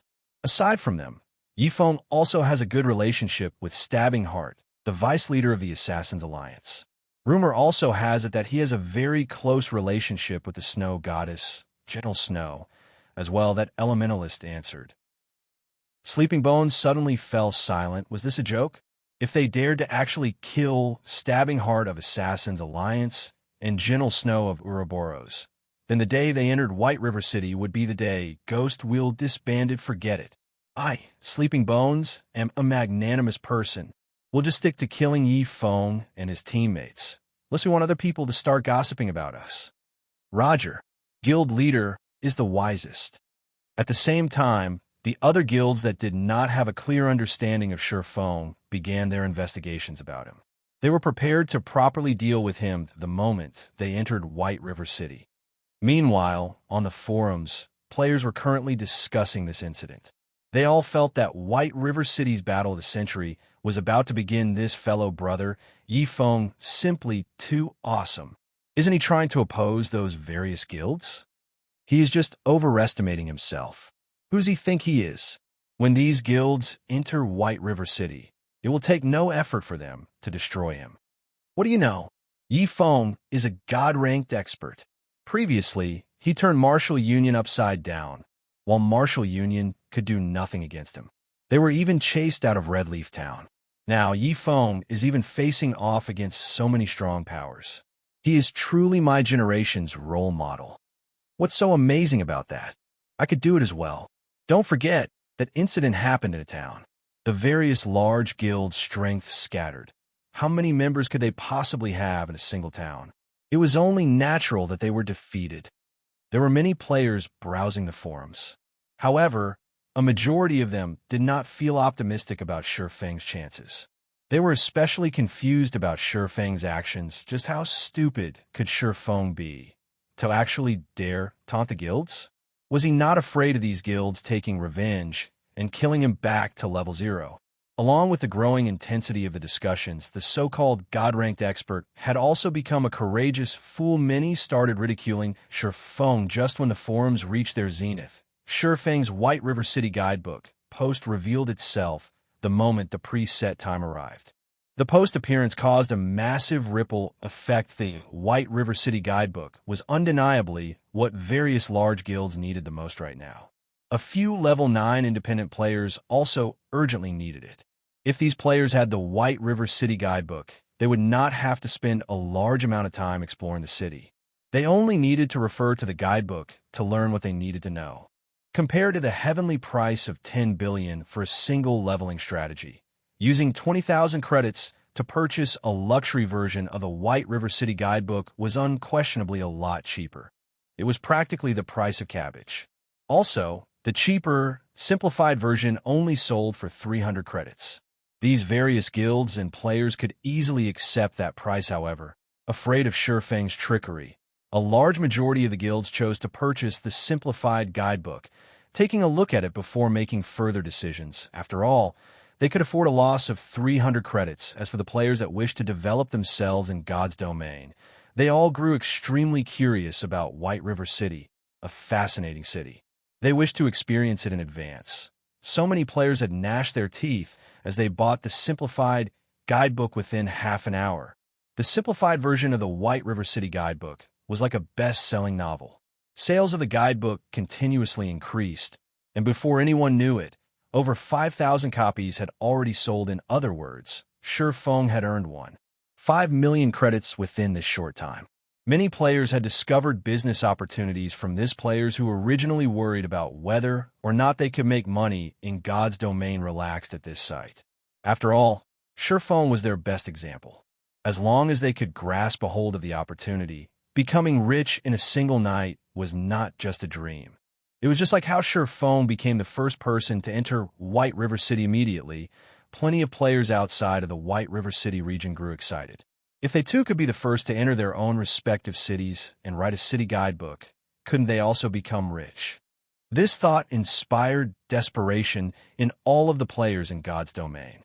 As if possessed by the devil, they all started rushing to level up. They all wished to become the first person to enter their respective cities, making a huge profit and becoming rich overnight. Meanwhile, in the trade market of the entire Star Moon Kingdom, the popularity of whetstones had instantly soared. As long as a forger had at least a 30% success rate of crafting whetstones, the various large guilds would instantly target them. The guilds used all sorts of methods to recruit these forgers, continuously raising the standard of treatment. As a result, these forgers earned salaries comparable to the white-collar workers in the big cities. Such a result inspired other players to become forgers. However, forging materials were utterly necessary if one wanted to hone their forging skill, like adding fuel to a fire. This new situation instantly ignited a blazing inferno that raged through all of the Star Moon Kingdom. The prices of forging materials soared again and again, madly increasing the price of hard stones as well. By the time Surephone entered God's domain that night, a stack of 20 hard stones already sold for a sky-high price of 8 silver coins. However, the supply could not keep up with the demand. Furthermore, even the most common bronze were sold for 15 silver coins per stack. With 200 per stack, luck can't be stopped once it comes. I would never have thought that the White River City Guidebook would so fiercely drive the materials market. Surephone rejoiced the moment he logged in during the day. Aside from training his body, Surephone had gone to the city center to look for suitable locations to start up his workshop. His requirements were very simple. He wanted a good environment surrounding the office building. After surveying over 10 locations, Surephone finally found a relatively pleasing office building. It was located in the city center. Moreover, it was an entire floor being sold. The office floor had a wide space of 5,000 square meters, so it was extremely spacious. There would be no problems turning it into an office for several hundred people. Moreover, the surrounding environment and traffic were convenient. However, the most important factor was that the office was relatively close to Big Dipper, the best gym in Jinhai City. The owner of the office floor only sold it to make up for issues surfacing with his business. Otherwise, he would not bear parting with such an amazing location. However, that person had set a price of 60 million credits for the place, with each square meter priced at 12,000 credits. Although such a price was not considered expensive in the city center, it was not cheap either. Surephone only had somewhere over 20 million credits stored in his bank right now. He still needed that money for the fellowship party hosted by his school. In the end, Surephone could only ask the owner for 15 days to think it over. Surephone never imagined that he would be given a fright the moment he returned to God's domain. When he saw the sales of the White River City Guidebook, he even thought his eyes were playing tricks on him. Chapter 190, Taking Precautions. Surephone had already received attention since the problem of the leveling strategy cropped up now that he had priced the leveling strategy at a shockingly high price of 10 billion credits. He was once more pushed into the spotlight. Hence, it was only natural for the White River City Guidebook to receive everyone's attention the moment it appeared. These sales had far exceeded Surefeng's expectations. Surephone quietly called up the half-transparent display screen. When he examined the sales records displayed on the official forums, Surephone involuntarily revealed a knowing smile. The simplified version of the White River City Guidebook sold 25,364 copies. The luxury version of the White River City Guidebook sold 367 copies in only half a day's time. The sales had already reached such numbers. Even a best-selling book could achieve such a feat. The simplified version, which was the cheapest version of the guidebook, already cost 300 credits. This was much more expensive than any ordinary book. However, over 25,000 copies still sold. Moreover, 367 copies of the 20,000 credit version of the guidebook also sold. It was obvious just how great the business opportunities were in God's domain. Just the credits Xianxia earned within a day exceeded 10 million. It was practically faster than robbing a bank, of course. The main contributor to such success was Xianxia becoming too eye-catching and famous, even if most of it was infamy. Moreover, along with the passing of time, the sales of the White River City Guidebook would still increase. Although Xianxia won't be earning as much as he was now, his daily earnings would still be considerable. Originally, Xianxia estimated his earnings from the guidebooks would be around several million credits. Moreover, he reached this conclusion after taking into consideration that every guild within the White River City region would purchase a copy of the luxury version. However, the conversation records on the forums made it clear that it wasn't just players within the White River City region paying attention to the guidebook. Players and guilds from other cities also purchased the guidebooks, which, in turn, led to such a high selling rate. Although it was a strange situation, Xianxia could guess the intentions of the players and guilds of other cities. The difference between cities was not particularly large. Mostly, only the quests available, leveling spots, and amount of NPCs were different. However, the main rules in a city and the ways to develop a guild in a city were the same. As long as they bought the White River City Guidebook, they would understand the basic rules of their respective cities. They could also quickly adapt to the playstyle in the cities.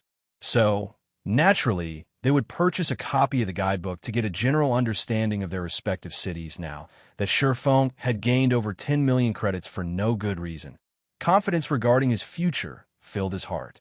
He might even be able to suppress Shadow at the fellowship party in a few days, becoming the center of attention during the party. However, before he could become the focal point, he needed to make plenty of preparations. After all, his background was simply too weak compared to Shadow's. Right now, Hardstones will soar in price from now on. It should reach its peak by the time the first corporation enter White River City. That time would be the best opportunity for me to sell my stock and make a killing. Xianxia closed the official forums as he thought.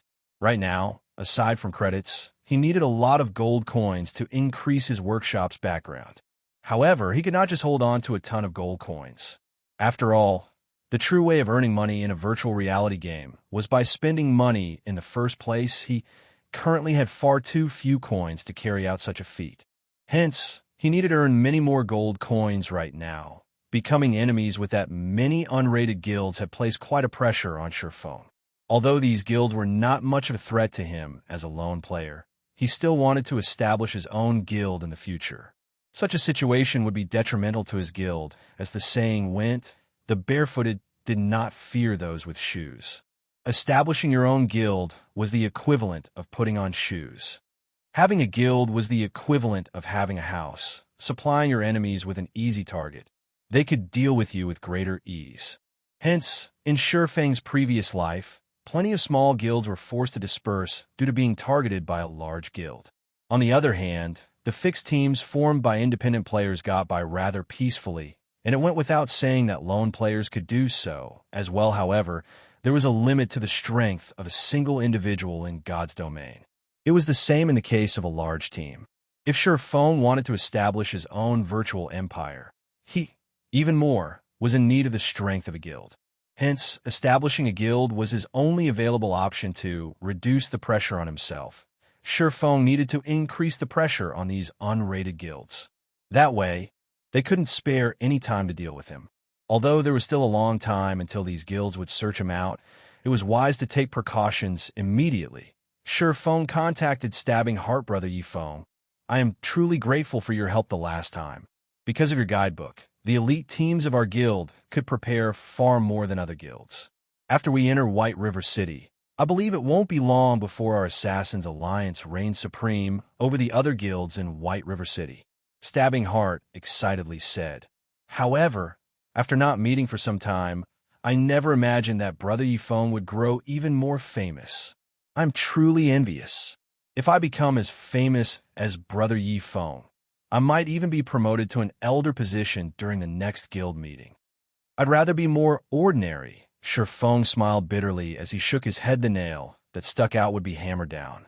Although Feng had long since been prepared for this in his heart, he did not think that the actual situation would be so intense. Brother Feng, since you were looking for me, do you need help for something? Stabbing Heart asked. Normally, Feng would not take the initiative to contact him unless there was something going on, of course. Moreover, it is good news for you. Feng laughed. Good news? Stabbing Heart grew slightly excited. He had received plenty of praises from the guild leader due to the help he received from Feng the past several times. As a result, his position in Assassin's Alliance had risen by quite a bit. Meanwhile, the matter of the White River City guidebook even earned him the good graces of the guild elders. They had already labeled him as one of the reserve elders of the guild. Such a promotion was rare in the Assassin's Alliance, and displayed how highly the guild leader and elders thought of him. Do you lack heartstones right now? Feng asked. Lack my subordinates, and I have a headache over this matter right now. Even though I'd sent many people out to grind, the amount of heartstones we obtained is merely a drop in the bucket. Does Brother Feng need some heartstones right now? Stabbing Heart breathed out a tired sigh when he heard the words heartstone. He then immediately said, if Brother Feng needs them, I should be able to gather 3 to 4 stacks for you. I truly can't spare any more than that. Stabbing Heart only spoke the truth. After all, he had prepared these heartstones for the forgers in his guild to craft whetstones. Brother Stabbing Heart, you're overthinking things. I'm not calling to buy, but to sell. Feng laughed. Sell? Stabbing Heart was awe-stricken. Heartstones were extremely rare right now, and it was insanely difficult for average players to obtain them. Not to mention selling them. Players would normally choose to keep them for their own use. After all, if one wanted to level up quickly, whetstones were a must. How many do you have? Be it 2 or 3 stacks, I want all of them. I'll even buy them at above market price. What do you think about 9 silver coins per stack? In Stabbing Heart's mind, Feng was only an independent player. It was already heaven-defying for him to have 2 to 3 stacks. After all, Stabbing Heart's own team, which consisted of hundreds of players, had only managed to obtain 3 to 4 stacks after a long time. No, I have 50 stacks. However, I'm only taking coins for them. Feng casually responded, extended 5 fingers. Chapter 191, Star Moon's Big Ten. Stabbing Heart immediately froze in shock when he heard that Feng had 50 stacks of hard stones. The entire Assassin's Alliance could not even manage to gather up 5 full stacks.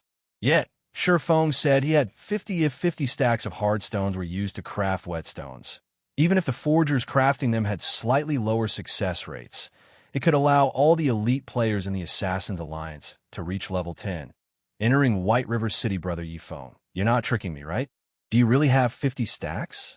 Stabbing Heart asked doubtfully. It was not that he did not trust Feng, but this number was simply too huge. Even a first-rate guild in a town could not offer up that many. It would be impressive if they could even gather 6 to 7 stacks naturally. Since when have I joked around before? Feng shook his head, laughing. The reason Feng offered Stabbing Heart this many hardstones was not purely to earn coins.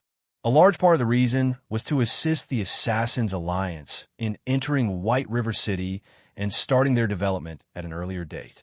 After all, the Assassin's Alliance's main forces were all stationed around the few cities near White River City. As long as the Assassin's Alliance grew stronger, with his relationship with Stabbing Heart could help him suppress and stamp out those unrated guilds. That way, these guilds would be too busy dealing with the Assassin's Alliance to pay any attention to him originally. Feng had wanted to sell some hardstones to Gentle Snow as well. However, Gentle Snow's team was simply developing too quickly. They had managed to reach level 10 in only half a day's time. And at this time, all the elite members of Ouroboros had already arrived at White River City. Naturally, they would not need his help anymore. The most important point was that Gentle Snow possessed the super luxury version of the White River City guidebook that Feng had sold to her. With it, she could easily widen the gap between herself and the other guilds, standing out from the crowd now that Feng had protective umbrellas like Gentle Snow and Stabbing Heart. Would those unrated guilds possibly dare do anything to him? He could progress with his own development with a peace of mind. Brother Feng, I don't know how to thank you for this. If you have anything you need help with in the future, just mention it. If it is something that I can help with, I will give it my all. Stabbing Heart was extremely touched right now. In his heart, he had already taken Sure Feng as his good brother. However, for gold, 50 silver was not easy to obtain.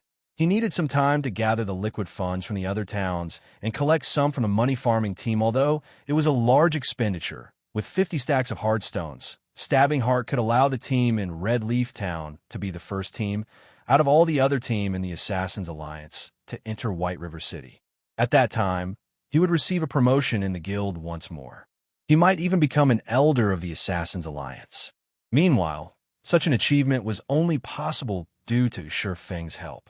Although Stabbing Heart felt slightly ashamed of himself for not being of great help to Sure Feng, he had already decided that, once he entered White River City, he would fully support Sure Feng. Whoever dared to go against Sure Feng would go against him as well. When will you can send someone over to Red Leaf Town to conduct the trade? Sure Feng asked. As long as you are free, any time is good. Stabbing Heart answered, all right. I have something I need to ask you. Do you know the current whereabouts of the team from Martial Union led by Unstable Devastation? Sure Feng felt that, since he was going to make a trip back to Red Leaf Town, he might as well look for Unstable Devastation to extract his revenge. This, I know.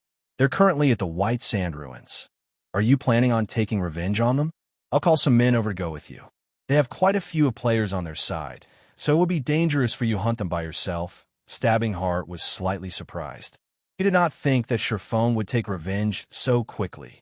Moreover, he was even going to deal with the elite team led by Unstable Devastation directly. After all, that elite team formed after Unstable Devastation merged the elite teams from 5 different towns. The number of elites in that team even far exceeded that of Stabbing Heart's own elite team, so it would not be easy to deal with them. Thanks, but I wish to deal with my own matters by myself. Let's meet up in front of Red Leaf Town's bank in 20 minutes. Sure Feng thanked him. Right. I'll send some men to investigate Martial Union's exact location. At that time, I'll pass on their exact whereabouts to you, along with the 4 gold, 50 silver. Stabbing Heart naturally knew of the arrogance of an expert, so he did not pursue the matter. Otherwise, if he were to find trouble with Martial Union without Sure Feng's agreement, he might even incur Sure Feng's ire. 20 minutes later, Sure Feng arrived in front of the bank in Red Leaf Town. Hello, Big Brother Yi Feng. I am Coco from the Assassins Alliance. Big Brother Stabbing Heart sent me here. Here is the grinding location of Martial Union's elite team. A pure and pleasant-looking female elementalist walked over, her eyes sparkling as she looked at Sure Feng. After all, the Sure Feng before her was the god-ranked expert of Red Leaf Town that everybody knew about. He was a person that even team leader Stabbing Heart of Red Leaf Town treated with respect. Most importantly, Sure Feng was good friends with the snow goddess that she admired greatly. There was absolutely no chance for a normal lifestyle player like herself to come into contact with such a legendary figure. She was only here today to conduct a trade because the other forgers in the guild were too busy, while she was a newly recruited forger in the guild. Only, she did not think that she could meet such a great character. Sure Feng glanced at this girl, and his expression immediately froze. Cream Coco. Wasn't she that famous master forger of Starmoon Kingdom? As one of the 10 great master forgers in Starmoon Kingdom, Cream Coco was a forging genius who was the closest to becoming a grandmaster forger. Her talent was almost comparable to that of Seliora of White River City. She was both a beauty and a forging genius. Plenty of first-rate guilds had willingly offered her an annual salary of hundreds of millions to recruit her. Unfortunately, she rejected them all, one after another, as she wanted to stay in the third-rate guild, Prayer Temple. Rumor had it that she had done so to repay a debt of gratitude, as Cream Coco was relatively clumsy during her early days, causing her success rate to be abysmally low. Due to her clumsiness, plenty of guilds had refused to accept her. In the end, Prayer Temple was the only guild that had accepted and nurtured her, so she did not wish to leave them. Unfortunately, even with such a genius master forger in their guild, Ouroboros still destroyed Prayer Temple in the end. As a result, Cream Coco chose to join World Dominators, a first-rate guild in direct opposition of Ouroboros, to take revenge on the first-rate guild, however. Why was Cream Cocoa in the Assassin's Alliance right now? Shifeng was slightly confused, as Prayer Temple's main force was not located in White River City, but in the capital city, Star Moon City. It was also the reason why Ouroboros destroyed them. Could it be that, after being ignored by the Assassin's Alliance, she chose to head to Star Moon City to develop herself after she reached a higher level, which then led her to Prayer Temple? Shifeng could only make guesses. If the Assassin's Alliance found out that they had chased away a master forger during their early days in God's domain, they might even kill themselves and regret Big Brother Yifeng.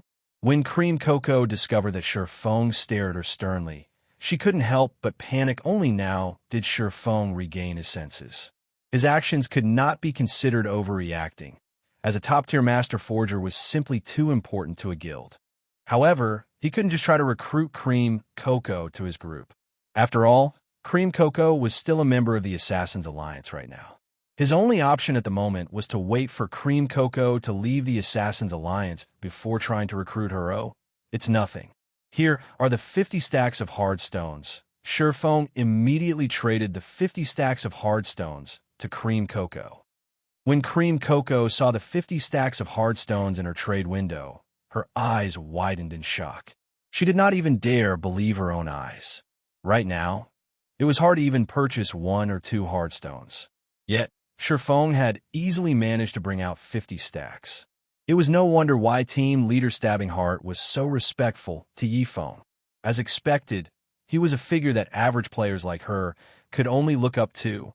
Soon after the trade completed, Shifeng departed from Red Leaf Town, heading towards the White Sand Ruins.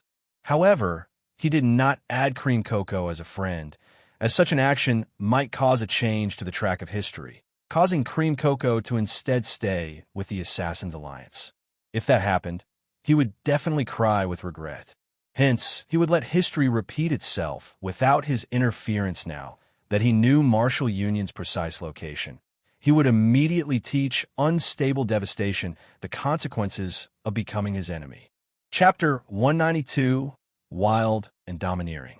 White Sand Ruins. As a key location for players to reach level 10, the level 9 players from the surrounding towns would naturally come here to level up.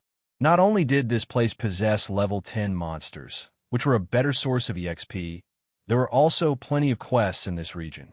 Moreover, a majority of them rewarded high amounts of EXP, and some high-level quests even gave out bronze ranked or above equipment. It was especially true for the newly discovered Stonehammer town. It was practically a heaven for players. As long as one's reputation in Stonehammer town reached a certain degree, they could purchase level 10 bronze and mysterious iron equipment at extremely low prices. It was impossible to find such treatment in other towns. Thus, White Sand Ruins became the mainstream leveling location for level 9 players. Naturally, guilds like Martial Union would not miss out on such a great location ever. Since Shifeng had killed Unstable Devastation in Red Leaf Town, Unstable Devastation had immediately escaped to this place to level up. After a period of hard work, Unstable Devastation had finally managed to get back to level 9. He was also not far from reaching level 10. Yifeng, just you wait. The day our alliance of guilds enter White River City will be the day of your funeral. Unstable Devastation silently cursed as he killed a level 10 three-tailed scorpion. Although he had exposed Shifeng's secret, and Shifeng provoked and angered the other guilds, there had yet to be a person that could do a thing to Shifeng. Moreover, not only was Shifeng living comfortably, he was even earning a large sum of money right now. This envious situation of Shifeng's had driven Unstable Devastation to near insanity, and he silently questioned why he couldn't enjoy such fortune. Martial Union was originally a guild that had migrated to God's domain from another virtual reality game, so they did not possess the investment of any large corporation. There were only a few wealthy young masters spending money to support the guild. While Martial Union still played that other virtual reality game, these wealthy young masters were considered rich tycoons. They could casually spend up to several 100,000 credits, allowing the Martial Union of those days to take the gaming world by storm easily. Such a situation had allowed these wealthy young masters great pleasure. Hence they went on to establish Martial Union in God's domain. They wanted to continue taking the world by storm as Unstable Devastation was one of the upper echelons of Martial Union. His monthly salary was over 10,000 credits. It was a relatively high salary, even within the big city. He was even extremely elated about this matter, often bragging in front of his friends about how he was a God-ranked player. When he treated his friends to a normal restaurant, he would always foot the bill with a casual wave of his hand, appearing domineering and earning the envy of others. However, after Unstable Devastation witnessed the sales of the White River City Guidebook, his mind turned into a complete mess with a rough calculation. Unstable Devastation guessed that Feng's earnings in a single day had exceeded 10 million credits. Considering the follow-up earnings, Feng's assets might have surpassed even that of the wealthy young masters in Martial Union. If Feng took a step further and sold his leveling strategy at a low price, he might truly be able to live his remaining years without worry. Wealth and beauties would be within Feng's grasp. His life might become even more comfortable than those young masters thinking up to this point. Bitterness and envy filled Unstable Devastation's heart, however. The only fortunate thing was that Feng had not offered the leveling strategy at a low price. As long as he could snatch it, becoming the first one to sell on the official forums, he wouldn't need to remain a professional player any longer. He could immediately live a rich life in the real-world. Boss Unstable, I discovered a location with an extraordinarily high amount of monsters. The respawn rate is also quite fast. Our leveling efficiency could probably rise by 60% or more there. An assassin said in the team chat, report the location. We'll head there right away. Unstable Devastation grew excited upon hearing this. Right now, there were simply too many players in the White Sand Ruins, while the number of monsters was far from enough for them to grind. If there were such a valuable location available, they might make it to White River City today. These are the coordinates. That assassin immediately transmitted the coordinates into the team chat. Good. We'll head over there after we get rid of these monsters. Unstable Devastation laughed. His luck had finally arrived in a moment. Unstable Devastation led his team of elite players to that location, just like that assassin had reported. This place was extremely secluded. There were plenty of monsters here as well. There were almost more than 50 three-tailed scorpions respawning every interval. To a large elite team like theirs with over 100 players, this place was certainly a worthwhile grinding spot. The only problem was that there were already quite a few players grinding here as well. Boss Unstable, what are we going to do? A shield warrior looked towards the 60 to 70 players grinding ahead, his eyebrows scrunching as he spoke. Duh? Can't you see that they're all independent players? Unstable Devastation said disdainfully. They're merely temporary parties grinding here. How can we let them occupy such a good location? Go get rid of them. From now on, this place will be Martial Union's grinding spot. Indeed, just as Unstable Devastation said, the players here were all independent players that did not belong to any guilds. They had simply teamed up temporarily to grind. If a normal guild were to see this many players, they would not dare attempt to steal this territory. However, it was a different story for Unstable Devastation and the bunch from Martial Union. Unstable Devastation's team consisted of the elite players of 5 different towns, and even the elite team Stabbing Heart led could not outnumber them. Clear out the place. All those not from Martial Union, leave. Otherwise, deal with the consequences at your own risk. Unstable Devastation glared at the group of independent players with contempt as he yelled his warning. Meanwhile, the 100-plus elite players from Martial Union all wore sneers as they surrounded the location. As long as anybody dared resist, they would extinguish them without hesitation. The equipment of independent players had always been of poor quality. Even if these players had reached level 9, their equipment was still far from comparing with Martial Union's.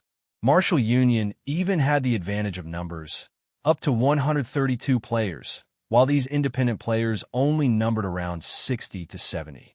Not to mention, these independent players were not unified in heart, so they were even less of a challenge to Martial Union at this moment. The representatives sent out by these independent players said, "Brothers from Martial Union, shouldn't we do things properly? It isn't easy for everyone to level up. Why don't we do this? We'll each take half of these monsters. Scram. I'll count to 10. If all of you don't get lost by then, I don't mind letting you stay here forever." Unstable Devastation bellowed, "You guys are too arrogant. We've only managed to discover this place after much difficulty, so what right do you have to chase us away? Listen to me, everyone. Why don't we team up and fight it out against Martial Union? At most, both sides will suffer losses. I don't believe that these players from Martial Union are really so fearless as fight it out with us."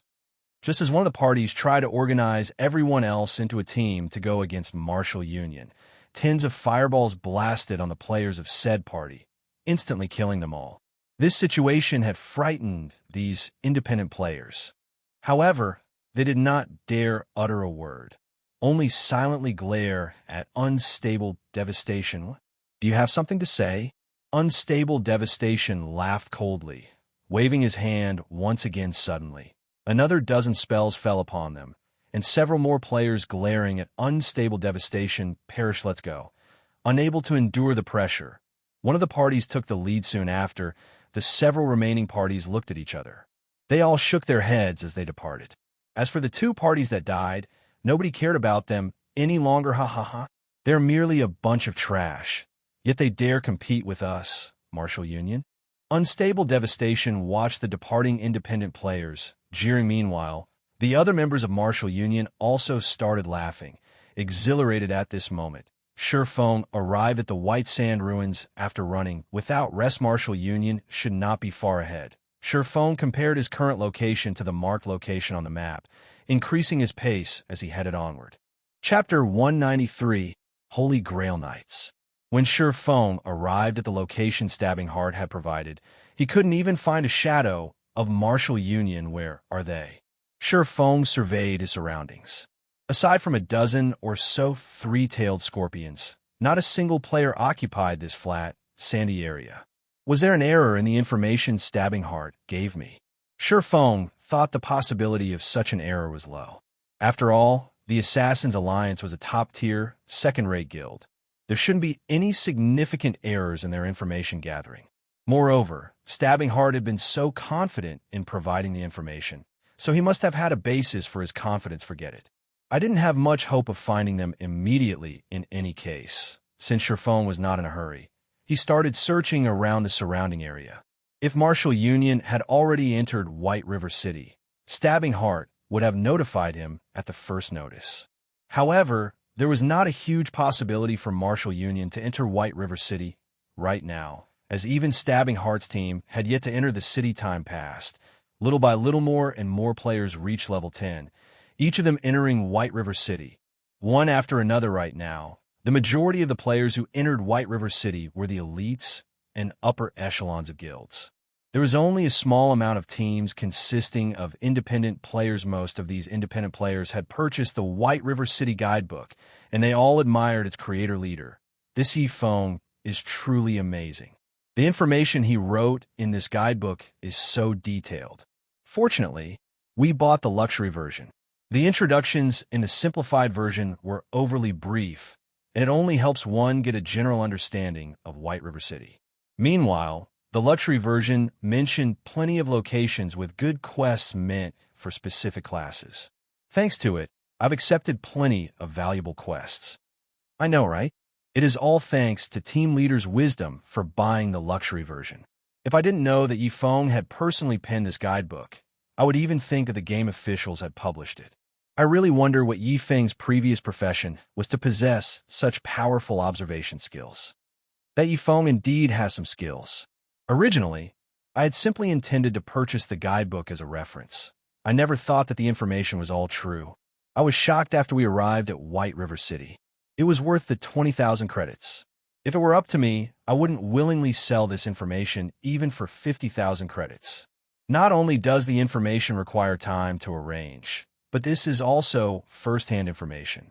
I can't imagine why Chieftain would willingly sell all of this for only 20,000 credits. In front of the teleportation hall of White River City, a non-guild team consisting of 10-plus elite players happily chatted while waiting for their other companions. An independent team? At this moment, Gentle Snow emerged from a teleportation gate, spotting this merry team of players. She felt slightly surprised by the sight. At this time, aside from those elite teams of large guilds, there was even an independent team who had reached White River City. This was an extremely rare sight, and it illustrated this team's strength. I know who they are. 5 years ago, these players were very famous in a relatively sizable virtual reality game. They were known as the Holy Grail Knights at that time, although they aren't a guild, and their numbers never exceeded 100 players. Every member of their team was extremely skilled. Their battle prowess was extremely frightening. Their leader, Warwolf, even had the reputation as the strongest warrior in the game. During those days, not a single guild in the game that dared provoke them. However, for reasons unknown, their team disbanded, and plenty of their members stopped playing the game. The remaining players then went on to become the upper echelons or core members of first-rate and second-rate guilds. The Holy Grail Knights is a legend of sorts in the virtual gaming world now. When a shield warrior, Ghost Chop, who was knowledgeable about these independent players, saw the average-looking shield warrior standing amidst those players, his expression suddenly turned solemn. This person was indeed Warwolf, the past team leader of the Holy Grail Knights. Back in those days, Ghost Chop had admired and respected this man. Thus, he chose to play as a shield warrior as well. He then turned to Gentle Snow, slowly starting his recollection. Gentle Snow could not help but notice Warwolf 5 years ago. She had yet to experience virtual reality games. Hence, she did not know that such a person had existed. Snow, are you thinking of recruiting him into Ouroboros? Xiaoyuru asked with a smile when she noticed Gentle Snow's moved expression. Although this person seemed to lack spirit at first glance, he seemed as deep and profound as an ocean at the same time. Moreover, the equipment he's wearing is all mysterious iron rank, though his weapon slightly lacks, as it is not secret silver rank. However, it should be extremely difficult for an independent team to have such a geared shield warrior, so it clearly displays how powerful the members of this team are. Meanwhile, a team leader capable of leading such a team is not a simple character. If we can recruit him, it should be of great help to our future dungeon raids. Gentle Snow did not directly deny Zhao Yueru's question. Her previous intentions of recruiting Shifeng as a subordinate were already dashed. Unfortunately, she could not see through Shifeng, as Shifeng's entire being was shrouded in mystery. The guidebook he had sold her further solidified this fact. She was greatly shocked when she arrived at White River City. Using the luxury version of the guidebook as a comparison, Gentle Snow came to fully understand the value of the exclusive guidebook Shifeng had sold to her. If the other first-rate guilds discovered this guidebook, they might even start an all-out war with Ouroboros to snatch it away. Gentle Snow had estimated the true value of this guidebook to be 5 million credits or more. After all, within the super luxury guidebook, there was information pertaining to the problems one would usually face when developing a guild. The guidebook also touched on the topic of how to develop and strengthen a guild. Moreover, it mentioned the daily quests available that could raise a person's reputation in White River City. Such information could allow them to surpass the other guilds greatly, and that was not something that could be purchased with a measly 5 million credits even now. Gentle Snow did not dare reveal this information to any other person. She did not wish to bring a calamity upon herself due to this reason. Gentle Snow had become fully aware of just how much of a danger Shifeng was. If she was already in so much danger just by becoming friends with him, what kind of consequences would she have to face if she accepted him as her subordinate? Gentle Snow no longer dared dwell on the consequences. Shifeng's provocation of tens of guilds presented a prime example.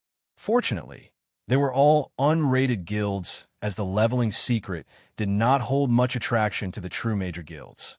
After all, the upper echelons of these guilds knew many secrets, and they had a great understanding of God's domain. These guilds were much stronger than those half-assed, unrated guilds. There were no bugs in God's domain.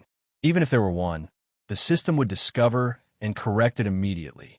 If there truly were a leveling secret, the only possibility was killing monsters of a higher level or carrying out high-level quests to obtain massive amounts of EXP. Only experts or players with exceptional equipment could achieve the former. As for the latter, It was clearly an unrepeatable situation because such high-level quests would have great limitations and rarity. Not everybody could receive such quests. They might even be rare or unique quests, thus, all of the rated guilds did not have a particular interest in this secret that was not really a secret. On the contrary, they were much more interested in the White River City guidebook. However, since Shifeng had wisely offered the information for sale, these rated guilds would naturally not look for trouble with Shifeng. They also did not have so much time on their hands. Unlike those half-assed guilds, Shifeng belonged to a category of people so intimidating that they possessed few friends. To put it another way, without sufficient strength, friendship with Shifeng was an extremely dangerous endeavor. As for the war wolf before her, there was not much danger in building a friendship with such a person. Moreover, with such great strength, it would be an utter loss not to recruit him. Let's go and strike up a conversation with them. Then, seeing that all the members of her team were already present, she opened her mouth and spoke. Chapter 194, Flame Demon.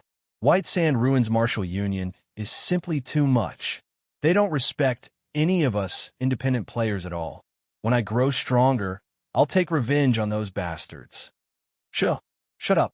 Didn't you see Martial Union kill those other two parties simply for speaking up? We can't do anything about this. We aren't as powerful as they are, so we can only give way and take a step back. If I was a member of a third-rate guild, I don't believe that Martial Union would dare kick us around like they just did. Leader, why don't we just join a large guild? With our current technique standards, we should be able to join a large guild. A guild, is it? Indeed, we should consider it. However, let's talk about this after we enter White River City. The Assassins Alliance is currently the strongest guild in Red Leaf Town, but when we get to White River City, the Assassins Alliance would only rank above average at best. There are still a bunch of first-rate guilds we can choose from. One of the six-man party's Martial Union had chased away, started a discussion as they searched for a new grinding location. They had experienced, firsthand, the strength and usefulness of a guild.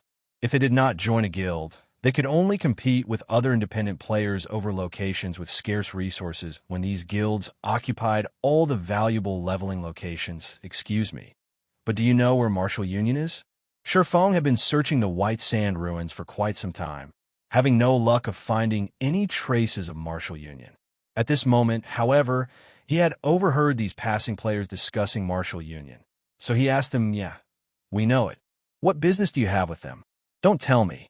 You're not trying to join Martial Union, are you? The leader of this party nodded. However, when he noticed that Shifeng was an independent player with both his name and level hidden, aside from trying to join Martial Union, what other reason could a player like Shifeng have to look for Martial Union? Hearing that the player in front of them intended to join Martial Union, the other members of the party instantly shot glares filled with killing intent at Shifeng. The rage they had from Martial Union's oppression had yet to subside. If it were not for Martial Union having the advantage of numbers, they would have long since started a fight with Martial Union. From the conversation Shifeng had eavesdropped on before, he knew that Martial Union had bullied these players. Hence, their hatred towards Martial Union should be intense. In addition to their party leader's words about Shifeng wanting to join Martial Union, the other party members' moods would naturally sour if he dared claim that he intended to join Martial Union. These players might charge at him without hesitation, not trying to join Martial Union. I'm looking for Martial Union because I have some business with them. I wonder if you can tell me their current whereabouts? Here's an inquiry fee of 1 silver coin. Shifeng smiled, taking out a silver coin. To average players, their daily income would, at most, range around several tens of copper coins. Even if these veteran players banded together to form a party, their total earnings would be around 1 to 2 silver coins. Hence, an inquiry fee of 1 silver coin was not a small amount to them. What a rich fellow. The party leader's eyes shone when he saw Shifeng offer a silver coin as an inquiry fee. He then spoke in the party chat. Brothers, this is a fat sheep. If we harvest him and earn some money, we might be able to cover the repair fees for all our weapons and equipment. Do we kill him or not? Kill him. Why shouldn't we kill him? This bastard is obviously related to Martial Union. As long as it's someone related, we can't let them off. We'll follow leader's decision. The other party members all voiced their support. It seems that this fellow has a deep connection with Martial Union. Martial Union had badly tormented us few brothers, and rage still fills our bellies. Since you have some connections with Martial Union, and you are so rich, shouldn't you pay us some compensation in place of Martial Union? We don't want a lot. Just leave behind 20 silver coins and all of your equipment. Then I'll tell you Martial Union's location. How about it? The Guardian Knight party leader said with a cold laugh. With that said, the other party members also started moving forward, their faces carrying cold smiles as they closed in on Shifeng. I said, I don't have any connections with Martial Union. I'm only looking for them for some business. Whatever has happened between you and Martial Union has nothing to do with me. If you guys aren't going to tell me where they are, so be it. Please move aside. Shifeng said this, I understand. However, it is still your fault for mentioning Martial Union to us. If you don't agree to our demands, we can only use you to relieve some stress. Although we don't know your level, it should still be around level 8 or level 9. If you lose a level right now, you will probably lose 1 to 2 days worth of effort. You should think through your options. The party leader jeered, his hands retrieving the gladius and shield from his back. Shifeng couldn't help but laugh when he heard these words. Pitiful people were bound to have a hateful side to them. Although these players endured Martial Union's bullying and oppression when the tables turned, didn't they act just as Martial Union had? Little fool, what are you laughing at? I'll smash your face into a pulp if you keep laughing. An assassin bellowed, didn't you guys want money? I'll pay the fare for your trip down to hell. Shifeng unsheathed the abyssal blade as he said so. Immediately, clear blue flames covered the body of the abyssal blade. Shifeng had no room for pity for players like these. Shifeng brandished his 2 swords, and instantly, countless sword images filled the sky, surrounding these players. Although these independent players had good techniques and were also relatively powerful in terms of strength, they were simply too weak compared to Shifeng. Before any of them could react, the sword images made pincushions of their bodies. Aside from the Guardian Knight party leader, the remaining 5 party members died within an instant. Moreover, the ice blue devil flame destroyed all of their equipment. Even though these players had relatively high levels, the equipment they wore was of very poor quality. They only had 6 or 7 pieces of bronze equipment each, and none had even a single piece of mysterious iron equipment. Under the ice blue devil flame's might, none of their equipment could survive even one hit, and it all immediately became nothing more than scrap. So, are you willing to tell me Martial Union's whereabouts now? Shifeng looked towards the party leader, smiling calmly as he spoke. That party leader was dumbfounded. The person before him could actually produce fire all over his body, and his attacks were so fast that none of them could even react at this moment. The party leader only had one thought about his situation. He had met a demon. Moreover, it was a fire demon capable of controlling flames. I'll speak. Martial Union is at a nearby, sunken land to the southwest. There are also plenty of cavities around the area. Very good. You may go now. Shifeng immediately extinguished this party leader's life. He then advanced towards Martial Union's location. By the time these independent players revived back at Red Leaf Town, they immediately filled the skies with their screams of anguish. Not only did they lose a level from dying, but all their equipment had also been destroyed. Not to mention leveling up, they could not even go out into the fields to kill monsters. Now suddenly, a rumor about a flame demon in the White Sand Ruin spread. The rumor stated that the flame demon wore a black hooded cloak, and he revealed no personal information. The demon also had 2 sharp swords hanging from his waist. One was black and the other white. The rumor also mentioned that if players did not quickly answer this flame demon's question, they would die and lose all their equipment. One wouldn't even have the chance to shed tears of regret when that time came. However, Shifeng, the origin of this rumor, was not aware of any of this. He finally found you. Unstable devastation. At this moment, Shifeng stood atop a tall slope, looking down at the 100-plus players currently butchering several dozen 3-tailed scorpions. These players were all level 9, and they were not far from reaching level 10. On the other hand, Unstable Devastation, who currently commanded from the rear of the team, had already reached level 10. The reason why he had reached level 10 with such speed was that he was not in a party with these elite players.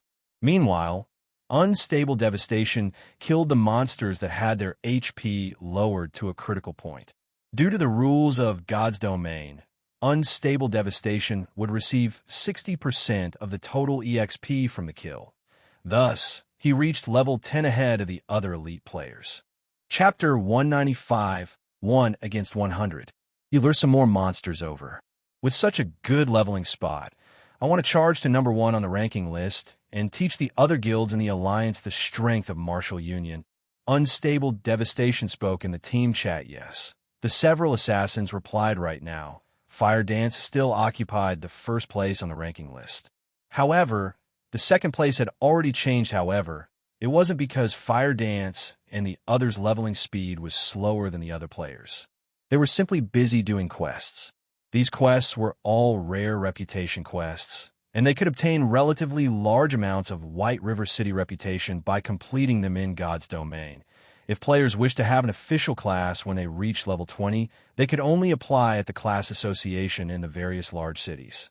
However, players required a certain amount of reputation before doing so. Hence, the first task Xianxia wanted Blackie and the others to accomplish after they entered White River City was to do these rare quests and quickly raise their reputation.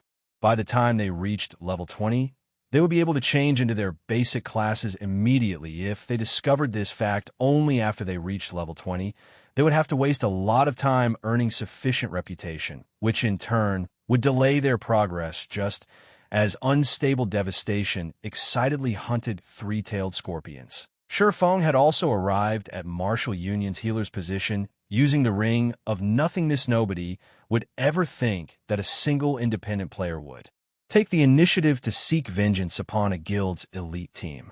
After all, this was simply an overestimation of one's own abilities. However, Xianxia dared to do just that because of his sufficient strength. Unstable Devastation was level 10, and the others present were all level 9. There was a 5-level gap between them and Xianxia. Moreover, equipment that could ignore an opponent's levels were extremely rare at this stage of the game. These conditions allowed Xianxia to easily sweep the floor with this group of level 9 players, just as the healers of Martial Union were about to replenish the HP of the frontline players. Xianxia suddenly appeared before them. Xianxia cast Thundering Flash, the skill instantly devouring the group of panicked healers. Frightening damages of over -500 appeared on every healer's head, and some even received critical hits of over -1,000 damage. In the blink of an eye, a majority of the healers died. However, due to the healers standing relatively spread apart, there were 3 who managed to remain unscathed after Xianxia's attack. Xianxia immediately used Windblade and charged over. He used Chop on one of the shocked healers, killing them instantly. Xianxia then continued to brandish his sword at the 2 remaining healers, reaping their lives with a few sword strokes. Unstable Devastation bellowed, countless veins surfacing on his forehead. Unstable Devastation. Haven't you been trying to find me all this time? Xianxia faintly smiled as he looked at Unstable Devastation. Regarding the 100+ players standing around Unstable Devastation, glaring at him, Xianxia paid no attention to them at all. Now that I've arrived, I wonder if you've prepared to die yet. Kill me? I'm afraid that you're the one who won't leave this place alive. I lost to you the previous time because you had a higher level. This time, however, I am level 10 as well. Do you think that I'm still afraid of you? Everyone get him. Kill him. Unstable Devastation smiled disdainfully, immediately commanding all of his subordinates to get rid of Xianxia. Unstable Devastation did not believe that Xianxia could leave alive when faced with his team of over 100 elite players, not to mention managed to kill him. The players from Martial Union revealed sneers as they looked at Xianxia. They all thought that there was a problem with Xianxia's head. However, they didn't mind teaching Xianxia a lesson 1 against 100. Did he really think he was Superman? In the past, the players from Martial Union that surrounded Xianxia were mostly normal members. There were only a few elite members of the guild present at the time. Hence, Xianxia caused such a massacre. This time, however, they were all Martial Union's elites, and they were all level 9 players. Yifeng would only meet one in-today death. Suddenly, tens of spells launched at Feng, the other remaining tens of shield warriors, guardian knights, berserkers, and swordsmen charged toward Feng. Meanwhile, the assassins entered stealth, waiting for their chance to strike faced with the attacks of dozens of mages. Feng dared not be careless. He immediately activated Windwalk and a Tier 2 life shield before proceeding to charge at the incoming wave of players as Feng's speed was extremely fast. Very few of the tens of spells hit Feng. In the end, only 3 or 4 spells actually managed to deal damage to Feng.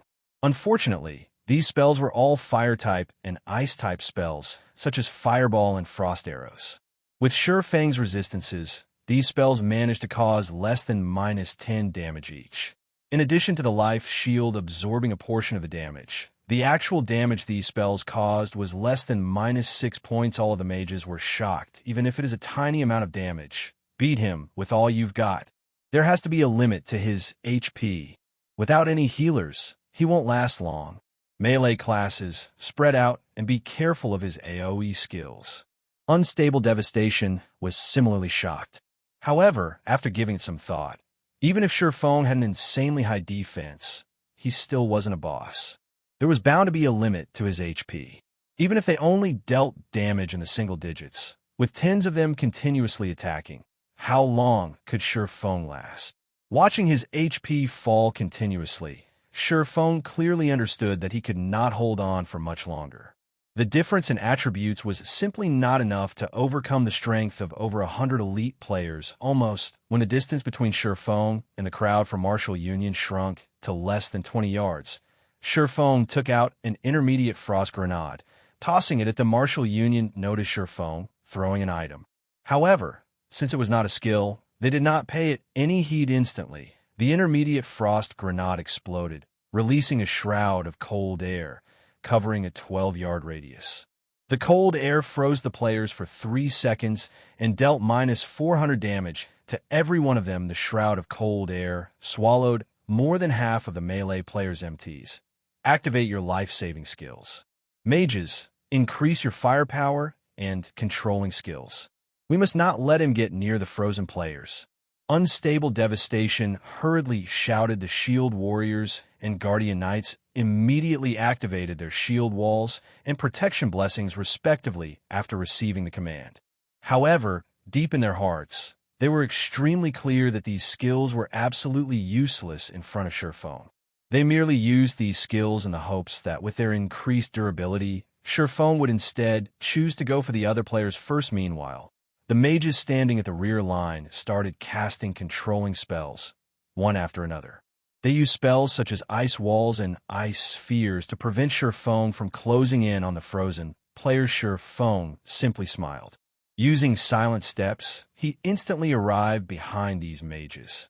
With the Ice Blue Devil Flame covering his entire body, he sent Thunder Flame Explosion blasting down on these mages. The Elementalists and Cursemancers who were within the range of Thunder Flame Explosion were instantly wiped out of existence. Moreover, those who received critical hits of over -2,000 damage also had their equipment destroyed. A few Elementalists with quick reactions had immediately activated Frozen Circle, coupled with a blink. They intended to slow Feng down as they fled for their lives. Unfortunately, Feng reacted even faster than they did.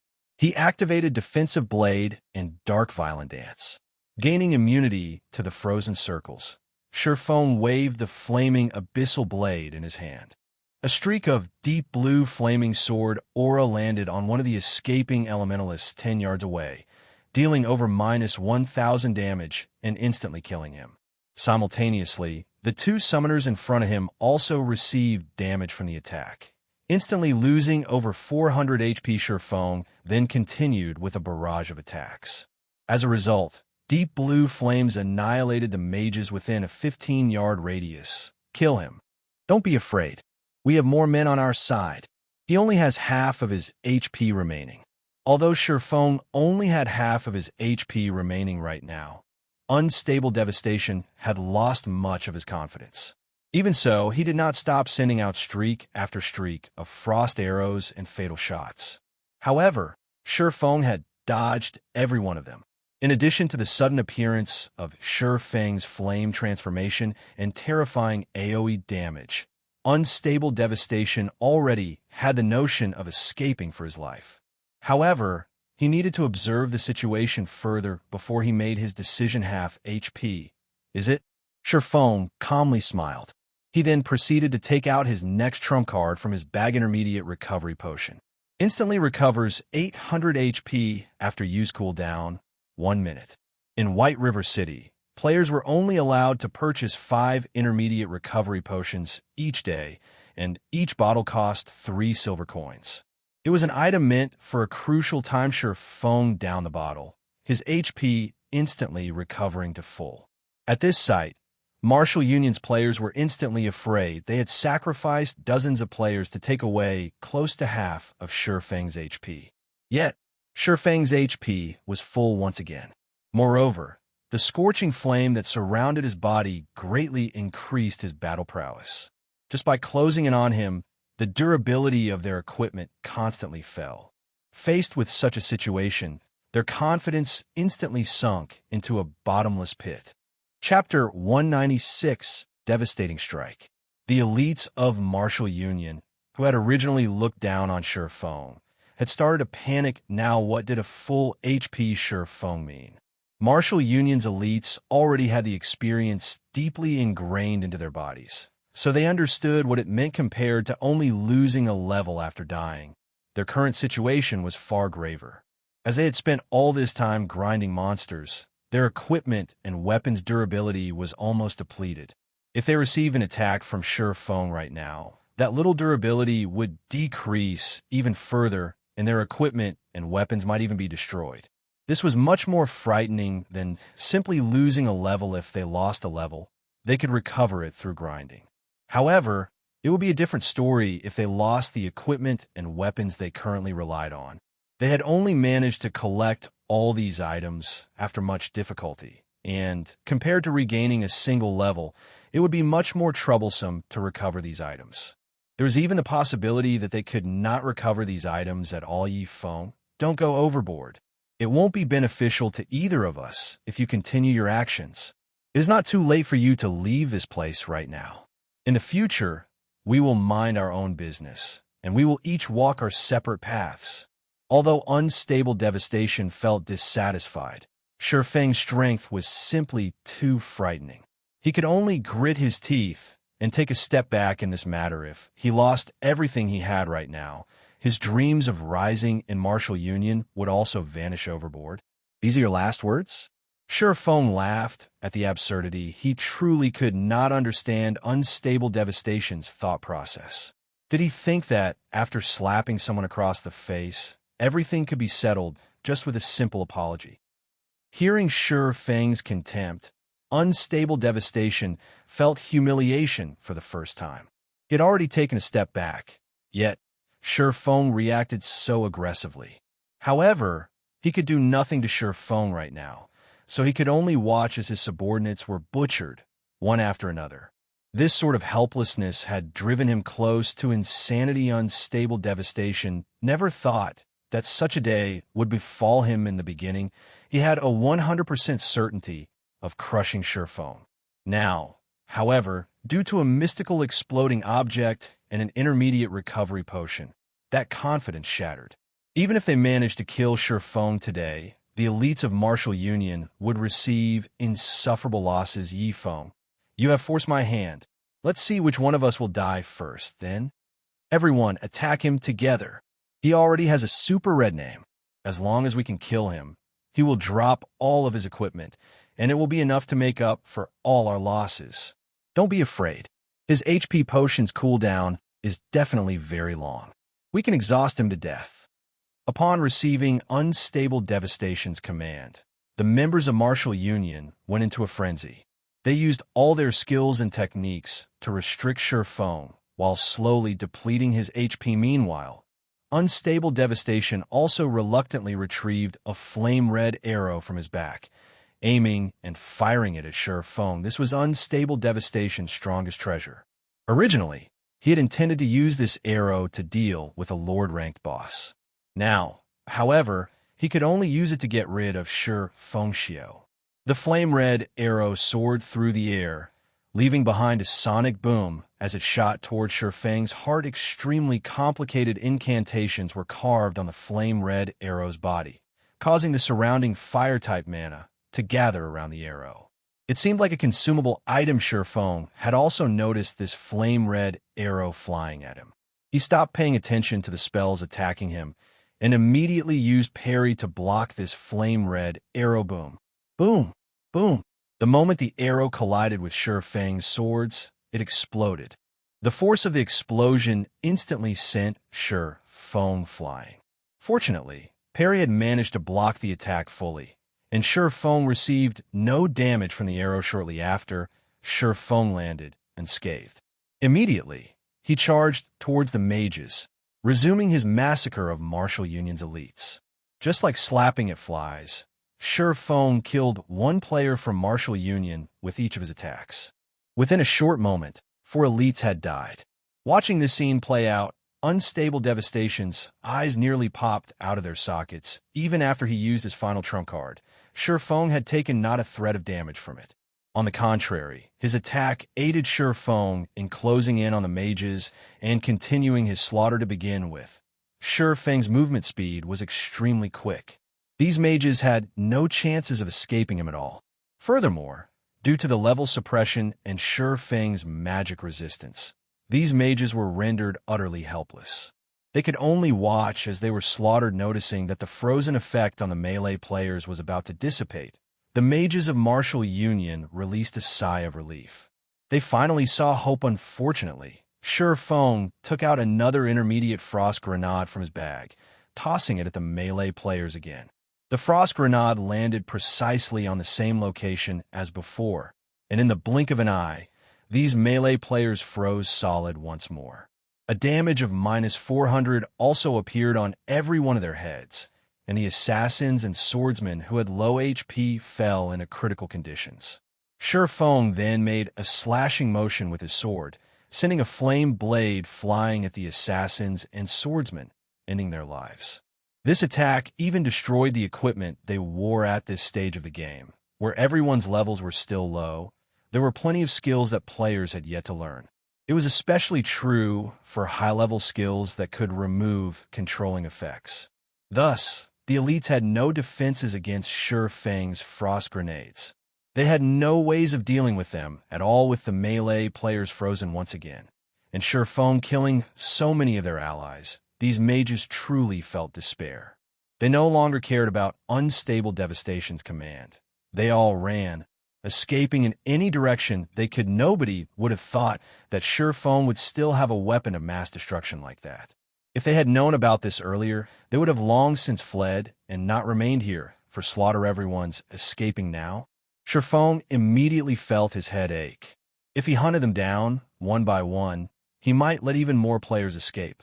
After all, although the frost grenades had frightening might, nobody would be foolish enough to stand still and wait for their deaths helpless. Shi Feng could only start throwing out basic frost grenades without stop.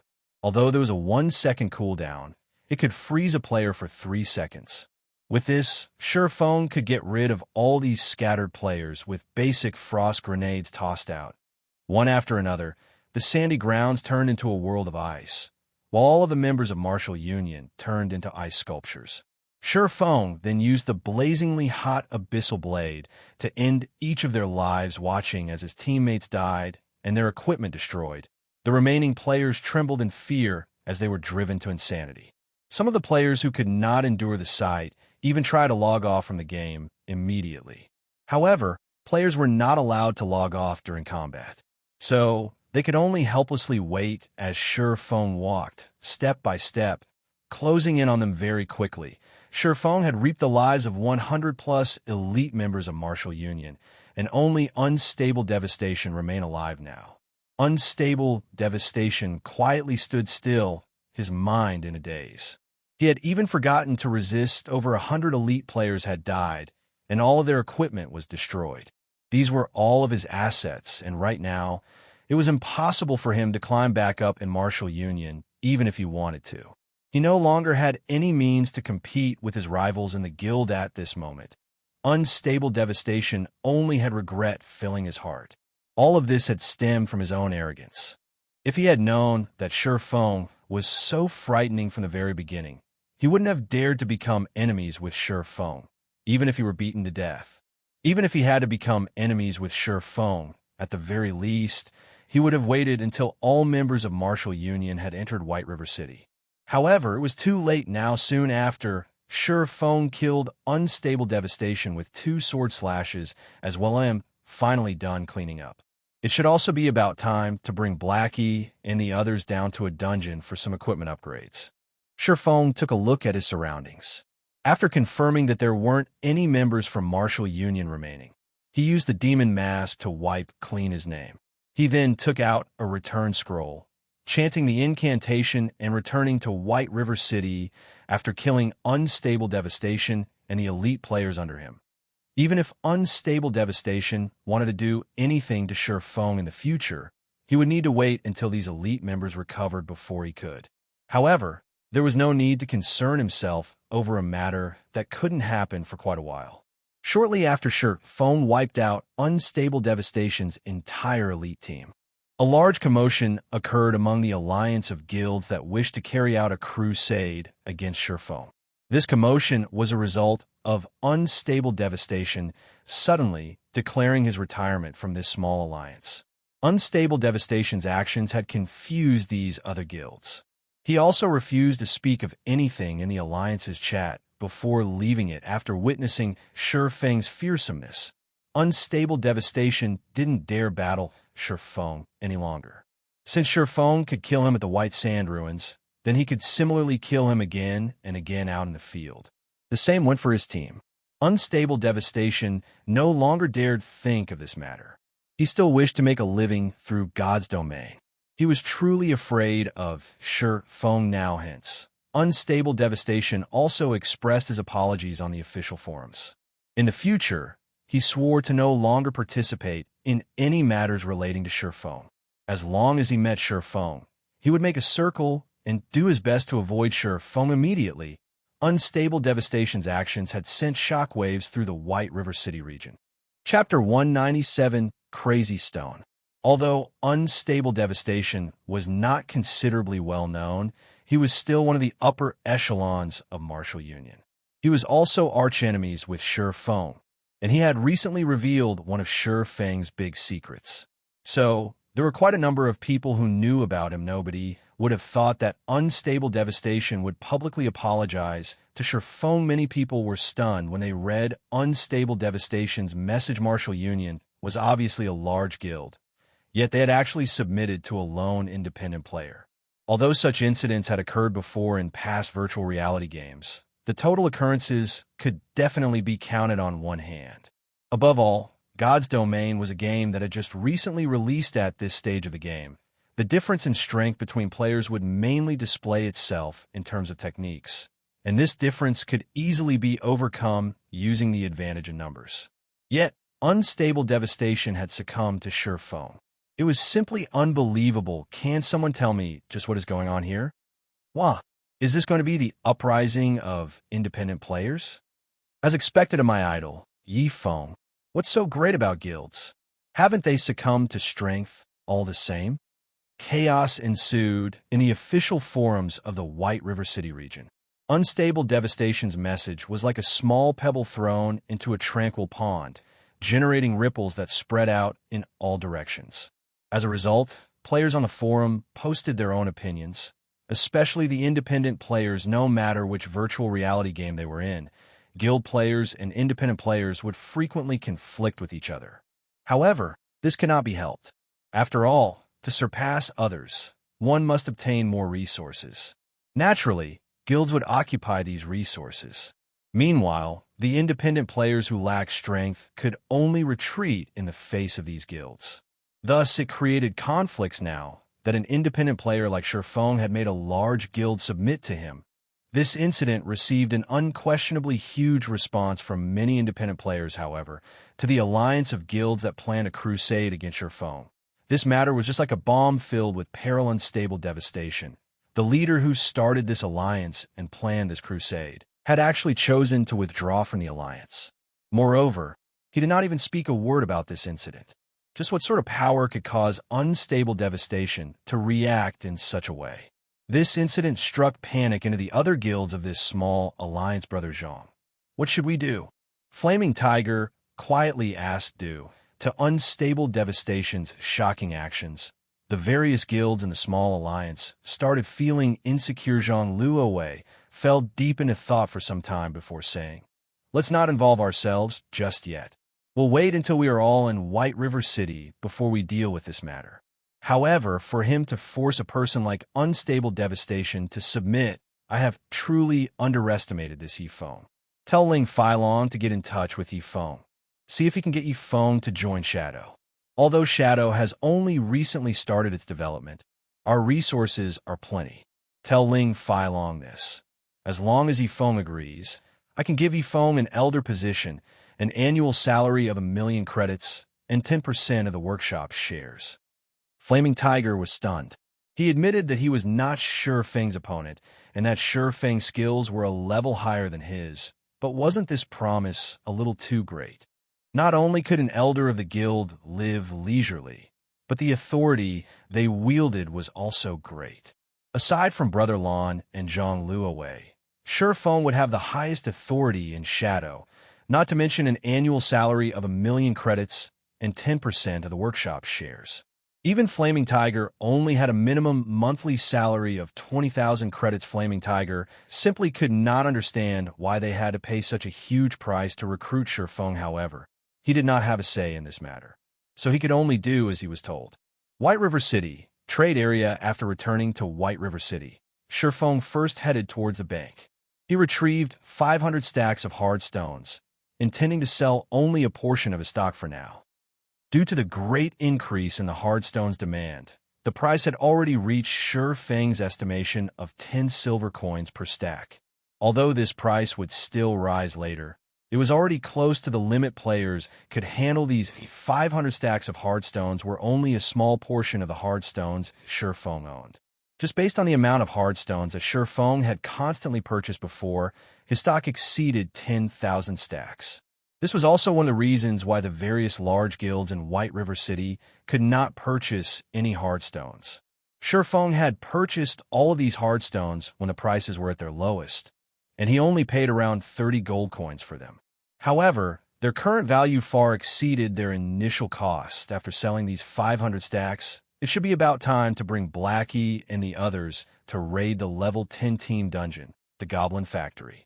Shi Feng inwardly planned, although Blackie and Lonely Snow's levels were high, the overall equipment they had was subpar at best. The same went for Shi Feng's equipment. However, at least his was the best swordsman set equipment for players level 10 and below. His teammates' equipment, on the other hand, could only be described as miserable as of this moment. There were already more than 500 players who had reached level 10 and had their names etched on the ranking list of the White River City region. Which was to say, there were already more than 500 players who had entered White River City. A majority of these players were members of well-known guilds. Aside from doing some quests in White River City right now, these players' main objective remained dungeon raiding, as dungeons were the best source for good equipment. Only with good equipment would these players level up with greater efficiency. Hence, plenty of guilds had already started diving into dungeons. White River City was different from towns. God's domain only truly began after players reached level 10 in the city. As for the town life players experienced at the start of the game, it was merely an introduction to life in God's domain. There were plenty of level 10 dungeons throughout the White River City region. The number of level 10 to level 12 party dungeons exceeded 20, and their rating difficulty varied greatly. Meanwhile, 10-man level 10 team dungeons numbered slightly lower, but there were still 12 such dungeons available. As for level 10 large-scale dungeons, there were 3 within the White River City region. As long as one successfully raided one of these 3 large dungeons, they could activate the card set exchange system. The value of card sets would also be at their highest when that time came. Meanwhile, after entering White River City, the normal raiding procedure for players began with the party dungeons to upgrade their equipment. They would then proceed to small-scale team dungeons, and finally, the level 10 large-scale dungeons. Right now, many guilds had already started raiding small dungeons and were continuously upgrading their equipment. Eventually, all the guilds in White River City would have only one goal: obtaining the first clear of one of the 3 large-scale team dungeons. A team could only obtain the first clear by clearing the hell mode of the dungeon. Moreover, the first clear of large-scale team dungeons was slightly different from that of small-scale team dungeons. The achievement would not only be announced throughout the White River City region, but it would also be announced throughout the entire Starmoon Kingdom. It was one of the best ways to increase one's fame throughout the Starmoon Kingdom, and it was also a display of a guild's strength. Hence, large-scale dungeons were considered the true battleground for the various large guilds. Meanwhile, for these guilds who frequently battled inside dungeons, whetstones would become one of their strategic supplies. This situation would further increase these guilds' need for hardstones, causing the price of hardstones to soar once again. Thus, Shurfeng chose to sell his stock of hardstones at this time. Right now, Shurfeng was not focused on conquering the large-scale team dungeons. He knew his own limits, and he would not try to compete with those well-known guilds. His goal right now was only to conquer the level 15 small-scale team dungeon, the Demon's Castle. However, regarding strength or numbers, his team was still far from capable of raiding the Demon's Castle. They needed some upgrades before they could rise to that challenge. Arriving at the auction house of White River City, Shurfeng casually took a seat in the corner and opened the auction house's system interface. He then selected to sell his wares within the White River City region. That way, he would not need to foot such a large fee. Similar to selling at a town's auction house, only players within the White River City region could see the items he placed on auction. As for selling the hardstones to the other cities, Shurfeng had never intended to do so. Just the expensive handling fee alone would greatly reduce his profits. Not to mention, the other cities were not as much in need of hardstones as White River City, so the prices the stones would sell for much less. Shurfeng first placed 10 stacks of hardstones on auction with a minimum price of 10 silver coins per stack and a buyout price of 12 silver coins. He did so to take a look at the results. If he placed all 500 stacks up for auction at once, it could drastically affect the market. Hardstone's prices would plummet. Hence, he would slowly sell off his stock, carrying out hunger marketing as expected. Before even a minute had passed, all 10 stacks of hardstones sold. Moreover, they had been purchased at the buyout price of 12 silvers. There wasn't even a competition to speak of. It can't be, right? Shurfeng was stunned when he received the notification from the auction house. Such a great demand had far exceeded his expectations. Although he knew that there was a shortage of hardstones right now, he never thought that someone would pay 12 silvers without hesitation. This was simply insane. Did these people not know that 1 silver coin could be exchanged for 107 credits right now? Spending an additional 2 silver coins would be the equivalent of spending 214 credits.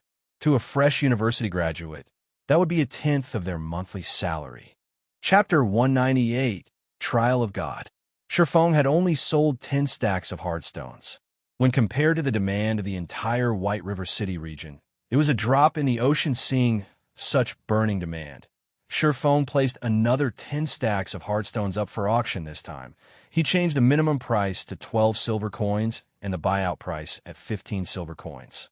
By doing so, he tried to find out the highest price hardstones could currently sell for, and the bottom line of these desperate players, as expected, nobody paid the buyout price immediately this time. Instead, they bid over the hardstones. However, the numbers rose very slowly, and there was only a small increase of several coppers with each consecutive bid 1 minute later. The price of the 10 stacks of hardstones finally displayed a significant increase. The bidding had gone from 12 silver coins to 13 silver coins, and it continued to rise to 13 silver, 30 coppers before finally stopping. Obviously, this was the final price these desperate players were willing to fork out. Their bottom line should be around 13 silver coins. Still, this has surpassed my expectations. In the future, I can simply sit tight and wait for the money to roll in, Shifeng also felt that 13 silver coins was the limit for hardstones. If the prices further increased, then aside from guilds, average players could not endure such an expense. Moreover, Shifeng had only paid around 30 coppers for each stack of hardstones when he purchased them in bulk. Now, he sold them for 13 silver coins per stack. Their value had increased over 30 folds. One cannot be too greedy. Shifeng was currently satisfied with the result. Shifeng then continued removing hardstones from his bag, setting them up for auction. He sold 20 stacks per batch, and each batch would be available every 10 minutes or so. Considering the consumption rate and finances of the players in the White River City region, 1,600 to 1,700 stacks should sell each day. If Shifeng sold 1,000 stacks per day, not only could the entire White River City region fully deplete his stock, it also would not cause any adverse effects on the price of hardstones. If Shifeng could sell 1,000 stacks each day, he could earn over 100 gold every day by selling the hardstones at 13 silvers per stack. Moreover, these were genuine gold coins and not credits. Such a daily income was more than 10 times higher than the daily income of first-rate guilds. With such funds in his hands, Shifeng would not have to worry about financial issues when he developed his guild in the future. With the sales system all set and done, Shifeng's finger tapped and slid, calling out the half-transparent communication interface. His finger then moved and tapped on his good friend Blackie's call button. Blackie, are you guys done with the reputation quests? If you are, then gather in front of the teleportation gate.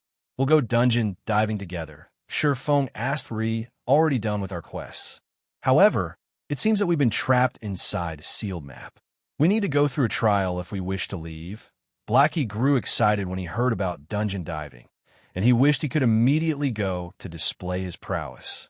Ever since he obtained Mavis Guard, he had started browsing the internet and watching videos of experts displaying their skills.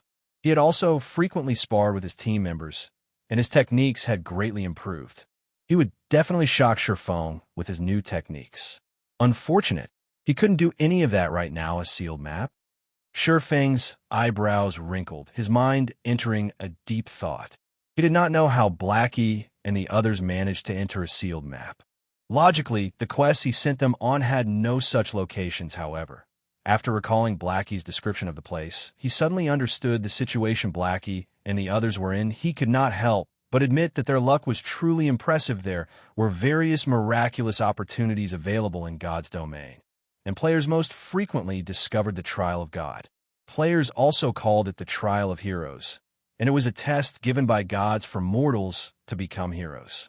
As long as it was a level 10 map or above, there was a chance for this trial to appear.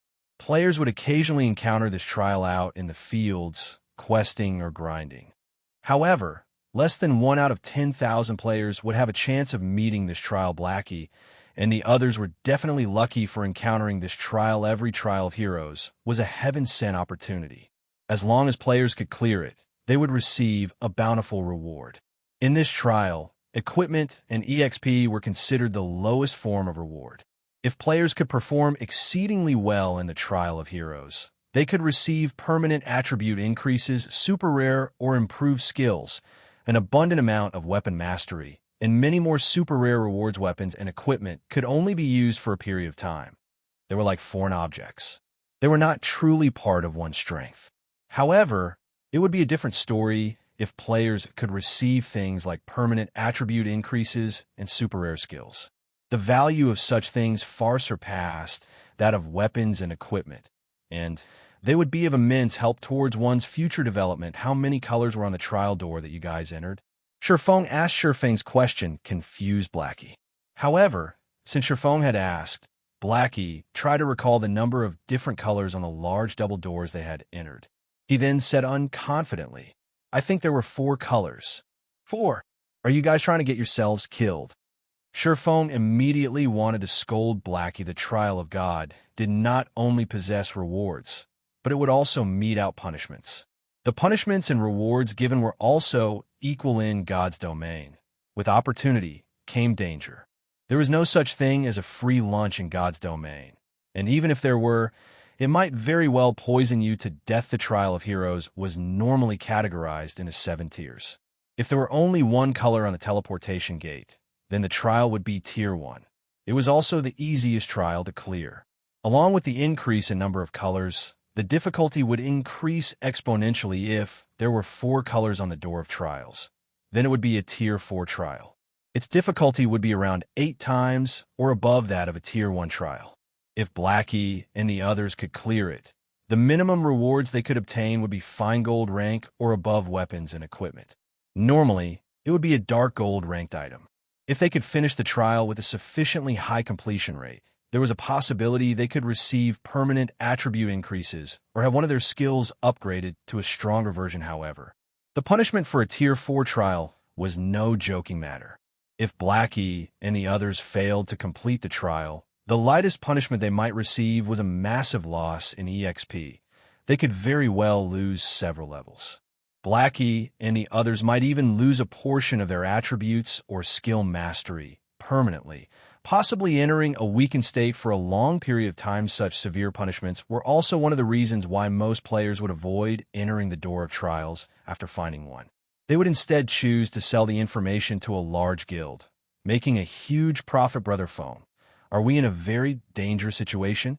Hearing Sure Fang's panic, Blackie could not help but swallow nervously, his heartbeat increasing in pace. Meanwhile, Fire Dance and the others who stood beside Blackie also became extraordinarily serious after hearing Sure Fang's words.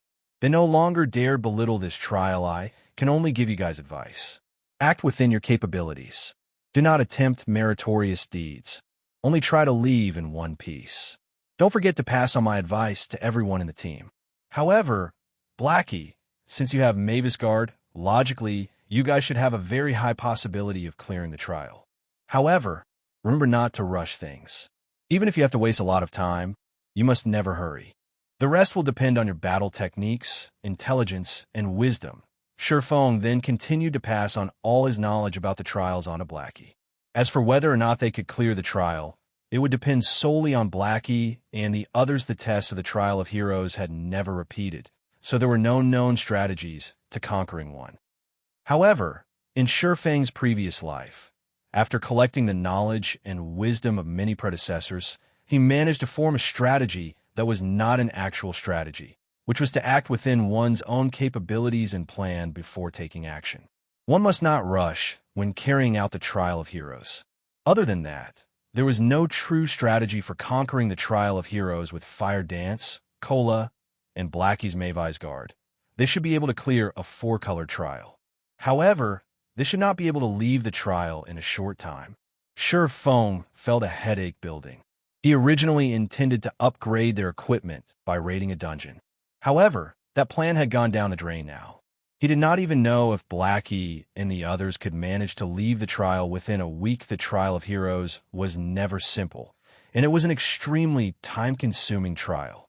In Sherfang's previous life, it wasn't unusual if players spent more than a month clearing a trial in the past. A top-tier expert had once made a fair evaluation of the trials. A 5-color trial had the difficulty rivaling an epic quest. A 6-color trial had the difficulty rivaling a legendary quest.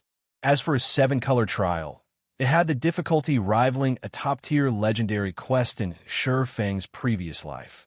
Even after God's Domain had been in operation for over a decade, there had yet to be a player that could clear a 7-color trial. Of course, part of the reason was that no true Apex expert had encountered a 7-colored trial in the past. The highest tier trial cleared was a 6-color trial.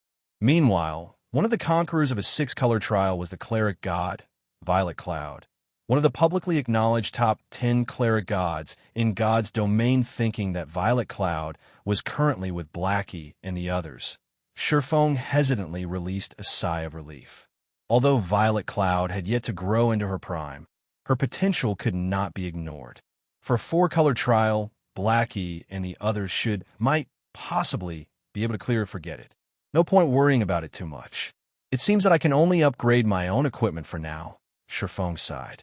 Habitually, he opened up the auction house interface, searching for items under the miscellaneous section. A miscellaneous section of the auction house was just like Taobao. Oftentimes, players would auction some good things without realizing their actual value, or things that they felt were not valuable at all. Hence, Sherfong often browsed through this section, hoping to find a lucky catch, just as Feng casually flipped through the pages. Flaming Sun Scripture. Feng incidentally discovered a flame-red book displayed on the item interface of the auction house.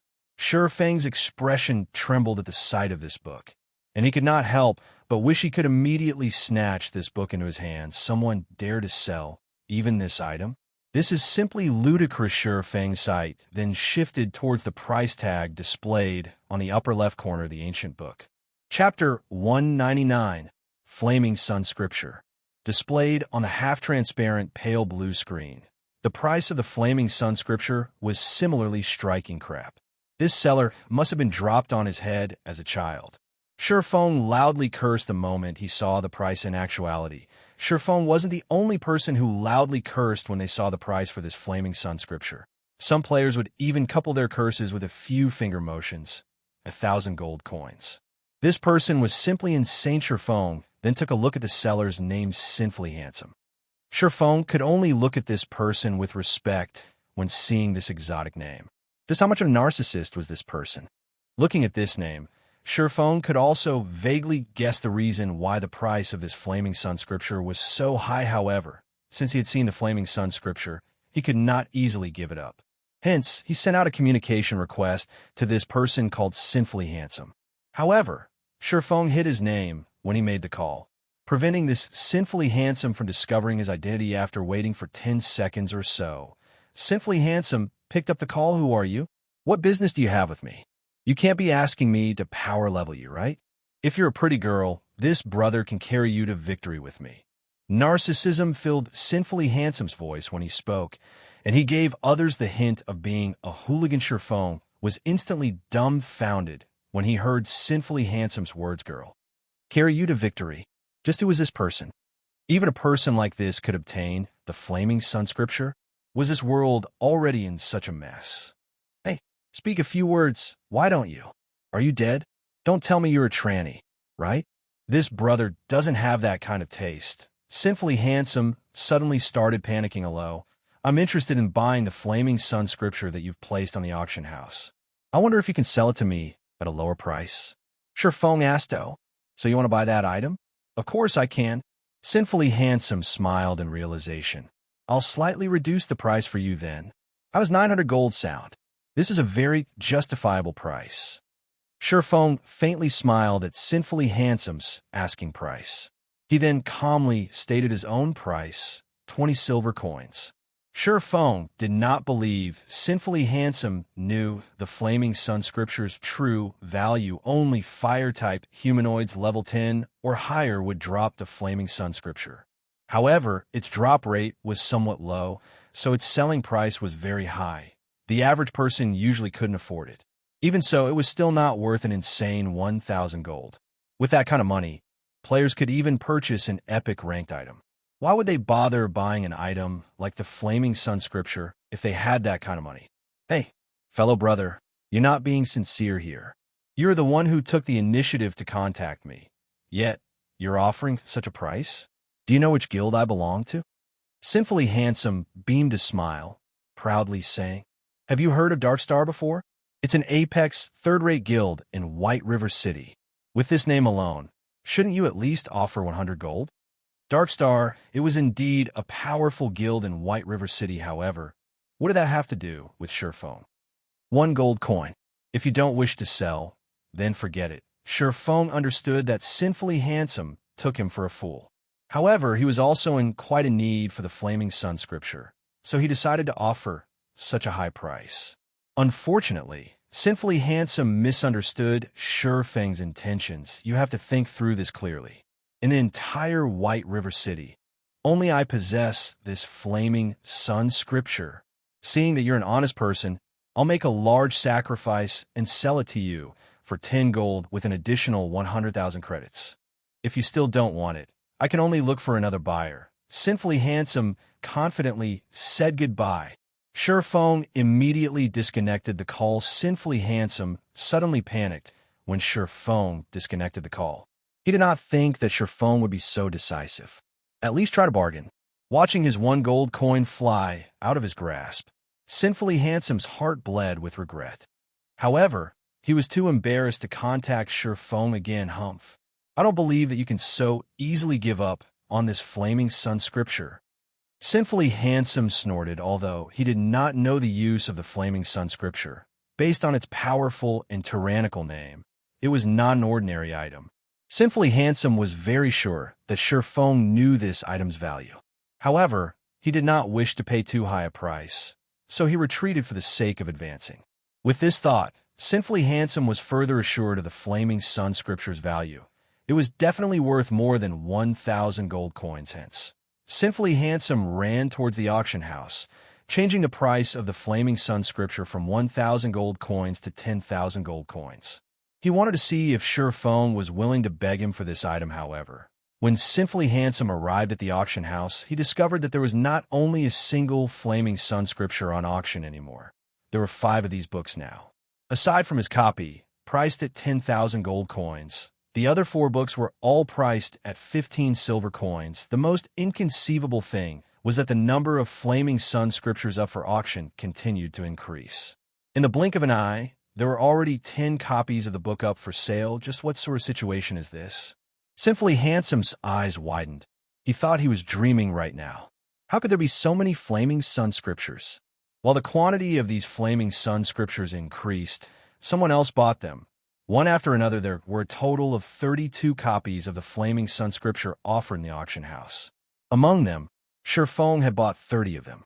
Only Sinfully Handsome's copy and another copy sold by Nobody Cares for 20 silver coins remained. Sinfully Handsome suddenly thought of something. He then hurriedly opened the trade section under White River City's official forums. As expected, there was an anonymous post stating, buying flaming sun scriptures at 14 silver coins per book. Willing to purchase it at 15 silver coins. If placed in the auction house, one could often find such purchasing methods in virtual reality games. After all, players had plenty of items that they kept on hand without placing them on the auction house. There were only a scarce amount of players like Sinfully Handsome who would place items of unknown value on the auction house. Feng also remembered this fact, and he thought that, by now, there should be quite a few players who have gotten their hands on a flaming sun scripture. My 1 gold coin. Sinfully Handsome wanted to cry. Originally, he thought that the flaming sun scripture's value could rival that of an epic ranked item. However, after seeing so many other players possessing this item, Sinfully Handsome immediately realized his mistake. If he had sold his copy for 1 gold coin, he would have made a huge profit elsewhere. Feng felt great satisfaction after purchasing 30 copies of the flaming sun scripture. He would have completely forgotten about this item's existence if he had not discovered the flaming sun scripture on the auction house in the first place. 30 books should be enough for my purposes. Feng looked at the 30 flaming sun scriptures laying in his bag, utterly pleased, although he had spent 4 gold, 50 silvers, shrinking his assets slightly. The gold coins he possessed would only depreciate as time passed. It was much better if he used those gold coins to profit further. Thus, Feng had spent so much money to purchase the flaming sun scriptures in Feng's previous life. Plenty of players had obtained the flaming sun scripture. Unfortunately, none of them knew its purpose. Hence, they sold it at bargain prices. However, there's a ranger who had desperately bought these flaming sun scriptures. Even after the prices of the flaming sun scriptures rose to 1 gold coin per book, that players still bought them without hesitation, earning the suspicion of many. So, many players started to investigate the flaming sun scripture. On one occasion, a party of players met with a ranger who grinded solo at the level 25 map, Flame God's Cave. Moreover, that ranger displayed a shocking scene of killing the boss and elite monsters there by himself. Later on, however, the players discovered that the reason the ranger could grind at the Flame God's Cave alone was all thanks to the flaming sun scripture. From then on, the secret of the flaming sun scripture was revealed, causing its price to skyrocket. In the end, even when the flaming sun scripture sold for 3 gold coins per book, there were still players willing to buy it right now. Feng had only spent 15 silver coins to purchase each book. He had made a huge profit from this trade. In any case, Blackie and the others still needed a long time before they could return to White River City. Since Feng had nothing better to do, he might as well grind the boss at the Flame God's Cave. After all, his current strength was too weak right now. He could complete neither the epic quest, Darkness Descends, nor the unique quest, Demon's Heart. Moreover, there were plenty of important quests in White River City that required a team to carry out. This was the tragedy that befell all solo players. Hence, grinding bosses was the best option available for Feng at the moment. Most importantly, the Flame God's Cave was a valuable location specialized in dropping forging designs. These forging designs had made that ranger into a rich man, and he had earned over 600 gold coins from all the forging designs he sold, becoming the envy of countless players. Soon after, Feng hurried towards the teleportation gate. He paid a fee of 24 silver coins and teleported to Red Flame Fortress, the nearest teleportation point to the Flame God's Cave. Chapter 200, Flame God's Cave. Red Flame Fortress was located in the middle of the scorching hot canyon. A large volcano loomed behind it. The terrain around this region was extremely hot all year round, and the air was similarly parched and blistering. A gust of wind here was like a wave of heat, and one wouldn't feel a hint of relief from it. Meanwhile, the surrounding environment of the canyon consisted of only scorched, barren earth and mountains. All around, web-like cracks decorated the ground. Just this sight would cause one to lose their appetite, as this was a virtual environment. Players could fully experience the scorching heat. Being parched and drenched in sweat were only minor inconveniences, but one's vision blurring? That was a bigger problem. Moreover, battling in such an environment was extremely taxing to a player's stamina due to such a brutal environment. Many players did not like grinding or questing here. Moreover, the Scorching Hot Canyon wasn't the only level 20 to level 25 map. There were more than 20 such maps within the White River City region. The millions of players within the White River City region could simply choose any one of these other locations to grind and do quests. For example, the cooling lakeside, the shady forest, and such were all good locations. There is no need for them to torture themselves by coming to the Scorching Hot Canyon for Feng. However, such a brutal environment did not affect him much. In addition to having activated the hidden passive skill, Basic Body Strengthening, Feng also had 20 points of fire resistance. As a result, the high temperature of the Scorching Hot Canyon did not have any effect on Feng. Feng would not greatly exhaust his stamina by fighting in this hot environment either.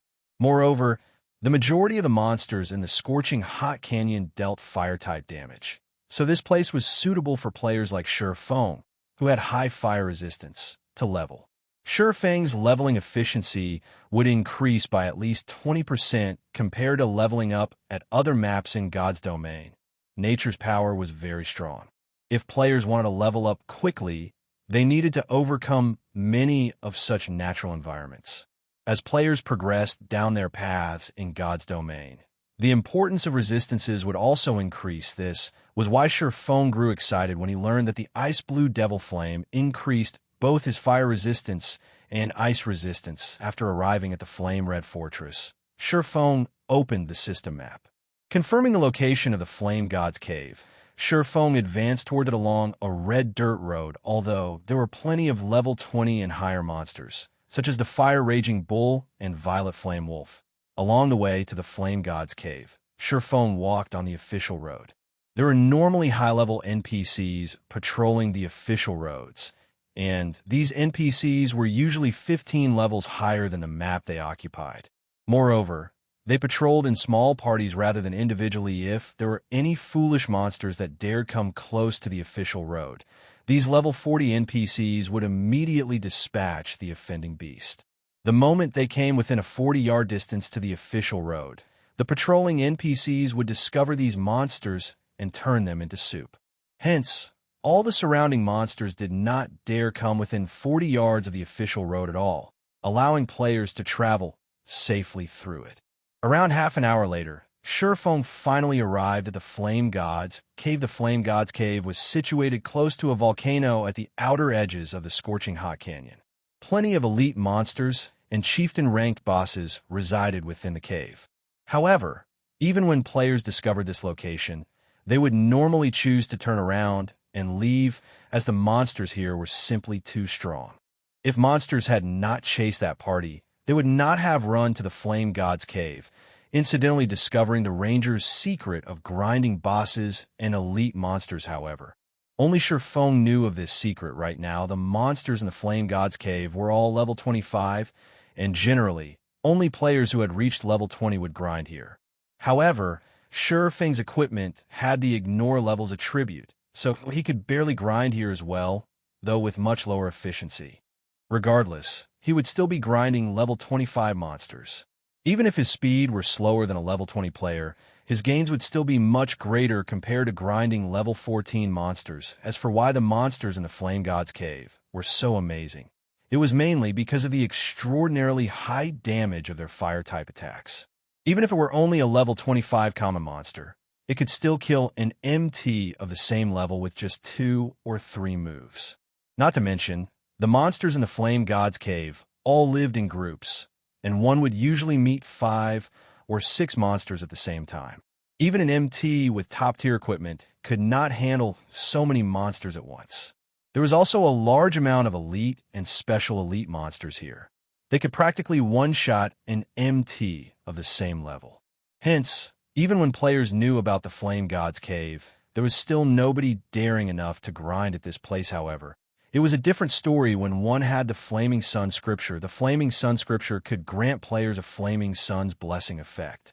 The effect was closely related to the surrounding environment. The denser the fire-type mana present in a location, the greater were its effects. The effect lasted for 2 hours, however. The introduction of the Flaming Sun Scripture did not reveal such an effect, so players in the past couldn't discover its exact purpose. The Flame God's Cave could be considered as one of the locations within Scorching Hot Canyon that had the densest fire-type mana. As a result, the fire-type damage of the monsters inside was extraordinarily high. However, precisely because of this same reason, the Flame God's Cave was also a perfect place for one to use the Flaming Sun Scripture. However, even with the Flaming Sun Scripture, Shifeng needed to be extremely careful while he was here. After all, the Flame God's Cave was a nest for level 25 monsters. With the level gap of 11 levels, these monsters could easily extinguish Shifeng's life with just 2 moves, and Shifeng would not even have the chance to resist before dying. Moreover, Shifeng's level was just too low. These monsters could detect him easily. Hence, he needed to act with extreme caution. The moment Shifeng carefully set foot in the cave, a wave of hot air swept past him from within the cave. Just when Shifeng's 5 senses heightened to their maximum limit, his system communication suddenly rang out. Crap. That nearly gave me a heart attack. Shifeng jumped, taken by surprise. He glanced at the system notification. Fortunately, monsters could not hear the system notifications. In the same way team chat worked, only specified players could hear them, while outsiders would remain unaffected. Flying Dragon. Why is he playing God's Domain as well? Shifeng wrinkled his eyebrows at the sight of the caller ID blinking before him. This Flying Dragon was none other than Shifeng's classmate and the 9th ranked in Xianxia University's fighting competition, Ling Feilong. However, in Shifeng's previous life, Ling Feilong only joined God's Domain long after the game's release. At that time, Shifeng had already become the guild leader of Shadow for Ling Feilong to join God's Domain in advance. Could this be the result of the butterfly effect? Shifeng lowered his head in thought. However, he soon revealed a smirk. In this life, he had not revealed his character's ID to anyone else. As for Blackie, Shifeng had long since told him not to reveal anything. Hence, no one in Xianxia University knew Shifeng was Yifeng. Similarly, nobody else knew that Blackie was Black Cloud in God's Domain. Blackie's friends only knew that he was getting by fairly well in the game. Who are you? What business do you have with me? Shifeng answered the call with a cold and imposing tone, as if he were a god looking down on an antling. Feilong immediately felt chills all down his body when he heard Shifeng's voice, followed by immense pressure. He felt like he had just walked out of a cold pool of water. His heartbeat instantly soared to 180 beats per minute. This is Yifeng, the god-ranked expert that caused even Martial Union to submit. His voice alone is already so imposing and threatening. The pressure he gives off is even stronger than Brother Zhang's. It's as expected of a god-ranked expert. No wonder Brother Zhang wanted me to recruit him. Ling Failong was inwardly shocked, and he grew even more respectful towards Shi Feng originally. Zhou Yuhu should have been the one to contact the God-ranked expert. However, Zhou Yuhu previously had a falling out with the God-ranked expert, so the responsibility had been pushed onto him, Ling Failong, instead. Ling Failong felt that his chance to shine had arrived as long as he could deal with this matter appropriately and gain the favor of such a God-ranked expert. His position in Shadow would rise quickly in the future. He would surely surpass Zhou Yuhu. After all, Zhou Yuhu had once found conflict with this God-ranked expert. In the future, Zhou Yuhu would certainly have difficulty getting by in Shadow before Ling Failong had personally felt Yi Feng's imposing aura. He always thought that nobody could be as strong as Brother Zhang. However, Ling Failong was now completely certain that if this God-ranked expert joined Shadow, even Zhang Luowei would have to submit to his strength. Meanwhile, Shadow would similarly fall under the control of this expert. How are you, expert? I am Shadow's representative, Flying Dragon. We sincerely want to recruit a God-ranked expert, like yourself, into Shadow. As for the treatment you will receive, please rest assured. We at Shadow will certainly not mistreat you. Ling Failong's tone was both soft and respectful when he spoke. After all, the God-ranked expert before his eyes right now, someone he needed to fawn over desperately in the future. He was truly afraid that this God-ranked expert would immediately disconnect his call. Chapter 201, Scripture's Might. Hearing Ling Failong attempt to fawn over him and his respectful attitude, while doing so, Shi Feng couldn't help but sigh. The shoe was on the other foot now. Fate truly knew how to toy with people. Judging from Ling Failong's tone, Shi Feng could discern that Ling Failong intended to ride on his coattails. If you wish to recruit me, tell me what sort of benefits you plan to offer first. Shi Feng calmly asked Brother Expert. I guarantee that you'll be satisfied. As long as you join Shadow, you'll immediately become an elder of the guild. Moreover, our guild has a large backing behind us, and we have plenty of funding, so we can temporarily set your annual salary at 1 million credits. In addition, we'll give you 10% of Shadow's shares. I think you should know the value of guild shares, right? As long as Shadow rises to glory in the future, this 10% will far exceed tens of millions of credits. No other guild can offer you this kind of treatment, Ling Failong explained, very satisfied with himself. His words even moved his own heart. That was 10% of the guild's shares. Right now, all of the guilds out there only offered high annual salaries when recruiting an expert. None of them would willingly hand over a portion of the guild's shares. Along with the guild's growth, the value of its shares would continuously rise. In addition to God's domain's growth potential, if Shadow properly developed as time went on, this 10% could represent billions of credits or more. Hence, all the large guilds would not simply offer their shares, and instead choose the wise decision of offering a static salary. Who's making this promise? Shi Feng was slightly bewildered. He did not think that Shadow would be so decisive in their actions in Shi Feng's previous life. Although he was the guild leader of Shadow, he did not possess any shares of the guild. However, Shi Feng had only recently become the guild leader at that time, so he did put too much thought into the matter. In the end, the guild kicked him out. One could say that the shares of a guild were the true proof of one's authority. If Shi Feng had 10% of the guild's shares at that time, Lan Hailong would not have dared to casually expel him from the guild and sever all connections with him. Our guild leader made this promise. Of course, with your strength, the position of guild leader will doubtlessly be yours in the future. Ling Failong unwaveringly started flattering Shi Feng. Oh, very well, Shi Feng calmly laughed. He then, with a tone as cold as ice, arrogantly said, return and tell your guild leader this. If you want me to join Shadow, then I want 60% of the guild shares in the position of guild leader. Otherwise, there's no deal. Finished speaking, Shi Feng disconnected the call. Of course, he only said those words as a joke to toy with Ling Failong. Even if Shadow were willing to hand over 100% of its shares, Shi Feng would still reject the offer without hesitation. He swore that would never again wear the hateful name of Shadow. He simply said those words because he knew that Ling Failong, Zhang Luowei, and Lan Hailong could never truly agree to such a request. After all, with 60% of the guild's shares, Shifeng would become the head honcho of Shadow. His word would be final. Whether it was Zhang Luowei or Lan Hailong, neither could endure being a subordinate of someone else such a domineering tone. No wonder he could force Martial Union, who is even stronger than Shadow, to take a huge loss. Unfortunately, he isn't a broad-minded person. If he had accepted the offer, based on the strength he possessed, he could have easily become the Shadow's true boss in the future if he wanted to. Although Ling Failong admired Shifeng, he sneered disdainfully as he determined Shifeng to be a boorish fellow. Yet, without a backer to rely on, it was impossible for Ling Failong to climb further up the ranks of Shadow. Zhang Luowei trusted Zhou Yuhu much more than Ling Failong. Ling Failong was simply an elite member of the guild in Zhang Luowei's eyes.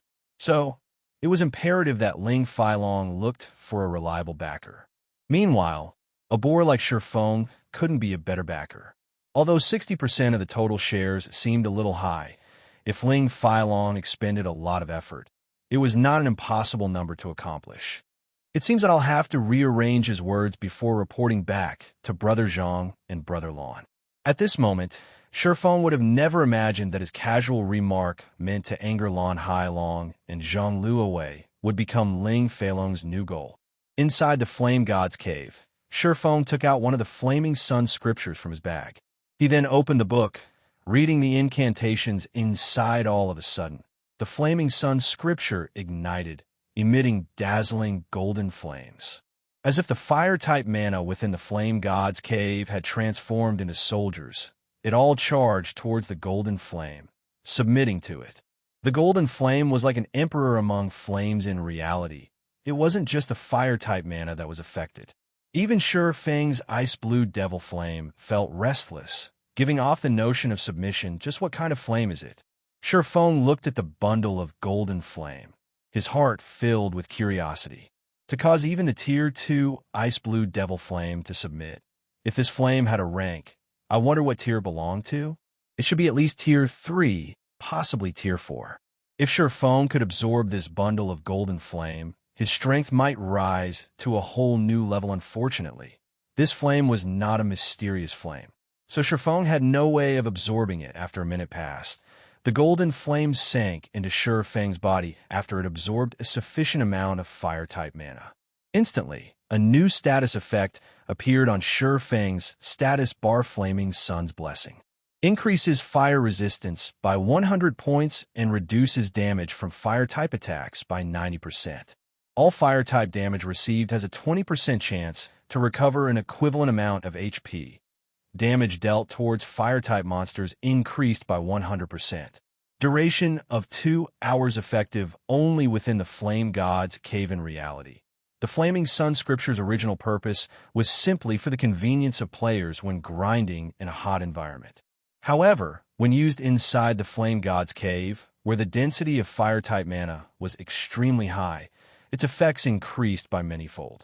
Hence why the Ranger in Shifeng's previous life was able to solo the elite monsters and Chieftain rank bosses here to begin with. Shifeng already had 20 points of fire resistance. Now that he gained an additional 100 points, normal fire attacks would only be an itch to him. Not to mention, there was also the 90% damage reduction to fire-type attacks. This increase was just too awesome. With the Flaming Sun's Blessing, Shifeng boldly advanced deeper into the Flame God's cave. There were multiple pathways in the Flame God's cave, and it was extremely spacious. Players could easily get lost in the cave. This, however, was not a problem for Shifeng. The Flame God's cave was like his own backyard, and very quickly, he located a lone level 25 lava hound lying on solidified, blackened lava hound common monster. Level 25. HP 5. 400/5, 400.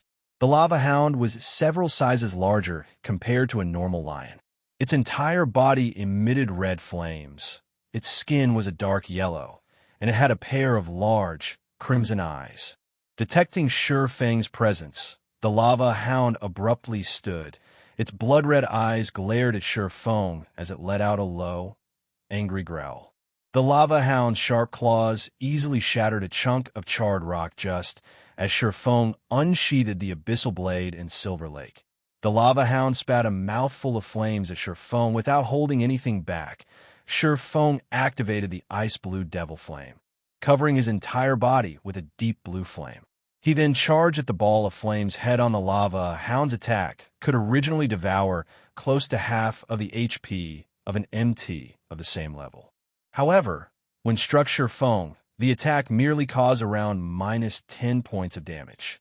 The damage the lava hound's attack dealt was even less than the attacks of a level 10 common monster as expected, with 120 points of fire resistance. My resistance has reached extraordinary levels. Finished experimenting with his durability, Shifeng arrived in front of the lava hound and sent a chop slashing at its nape, drawing a pool of piping hot blood. A damage of minus 345 points appeared above the lava hound's head. The damage was barely within Shifeng's acceptable range. Moreover, due to the lava hound being 11 levels higher than himself, Shifeng's skill proficiency also soared with lightning speed. Every usage netted him 3 proficiency points. Although the lava hound was powerful, Shifeng only needed to take note of its AoE skills like the Flame Breath and Flame Explosion. Without the threat of these powerful skills, Shifeng only needed to deal with the lava hound's sharp claws. With Shifeng's extraordinary evasive techniques, in addition to his very high agility, he could easily dodge the attacks from the lava hound's sharp claws before even a minute had passed. Shifeng had killed the level 25 lava hound, the monster leaving behind a flame crystal and several copper coins after it died. System. Level 25 lava hound killed. Level difference of 11. EXP obtained increased by 1,100%. Obtained 16,500 EXP. Chapter 202, Scorching Lamia. Within the brightly lit Flame God's cave, Shifeng advanced further into the cave. Relentlessly, the lava hound he previously killed had raised his skill proficiencies by quite a bit. However, that was it. In contrast, the EXP the level 25 lava hound gave was much less. However, this was not strange. After all, the monsters within the Flame God's cave had both high attack power and HP, but gave out very little EXP. Under normal circumstances, average players would not grind here at all. However, it was a different story once players had the Flaming Sun scripture. With it, they could easily deal with the monsters in the Flame God's cave. Moreover, the monsters here dropped flame crystals. Flame crystals were the main materials used for crafting basic fire resistance potions. By the time the majority of players reached levels between 20 to 30, they would discover that most party and team dungeons required a high fire resistance. Otherwise, they would have no way of raiding these dungeons. The level 25 large-scale team dungeon, the Flame Nest, for example, without basic fire resistance potions, players would have absolutely no way of conquering it. Yet this team dungeon had loads of good equipment and items in it. Moreover, out of all the level 25 dungeons, the Flame Nest gave out the most guild reputation. Most importantly, there was a very small chance for players to obtain a Guild Mine certificate and Guild Medicine Garden certificate from the dungeon. These were both items that could allow a guild to develop itself further normally. Only guilds with their own guild residents would be considered true guilds. Meanwhile, players could establish certain constructs within the guild residence to further aid in the guild's development. Among these facilities, 2 of the most important constructs were the Medicine Garden and Mine. These 2 constructs could provide the guild with a fixed amount of herbs or on a daily basis, and it could greatly reduce the guild's burden. It could also allow potion makers and forgers to have sufficient resources to increase their lifestyle skill proficiencies. Hence, as long as it was a guild that possessed their own guild residents, they would unhesitatingly raid the Flame Nest regardless of the price they had to pay to obtain these 2 certificates. As such, plenty of guilds had tried to raid the Flame Nest when their players reached between 20 and 30 levels, causing the basic fire resistance potion to become a high demand product. Even until now, Shifeng had remembered that the basic fire resistance potions at that time had sold for 50 silver coins per bottle. Meanwhile, a single flame crystal sold for 15 silver coins. Thus, even at the cost of 3 to 4 gold coins, players would willingly purchase the Flaming Sun scripture. After all, they could easily obtain 25 to 30 flame crystals by grinding the Flame God's cave for 2 hours in the Flame God's Cave, a common ranked lava hound had a 3% chance of dropping a flame crystal, 3 times higher than the drop rate of fire-type monsters outside. Meanwhile, the level 25 elite monsters in the Flame God's Cave had a 100% chance to drop 1 flame crystal and a 10% chance to drop 2 flame crystals. Of course, these monsters would also drop equipment as, for level 25 special elites, they had a 100% chance of dropping 2 flame crystals, a 20% chance to drop 4 flame crystals, and a 10% chance to drop 5 to 7 flame crystals. Level 25 Chieftain bosses were even more rewarding.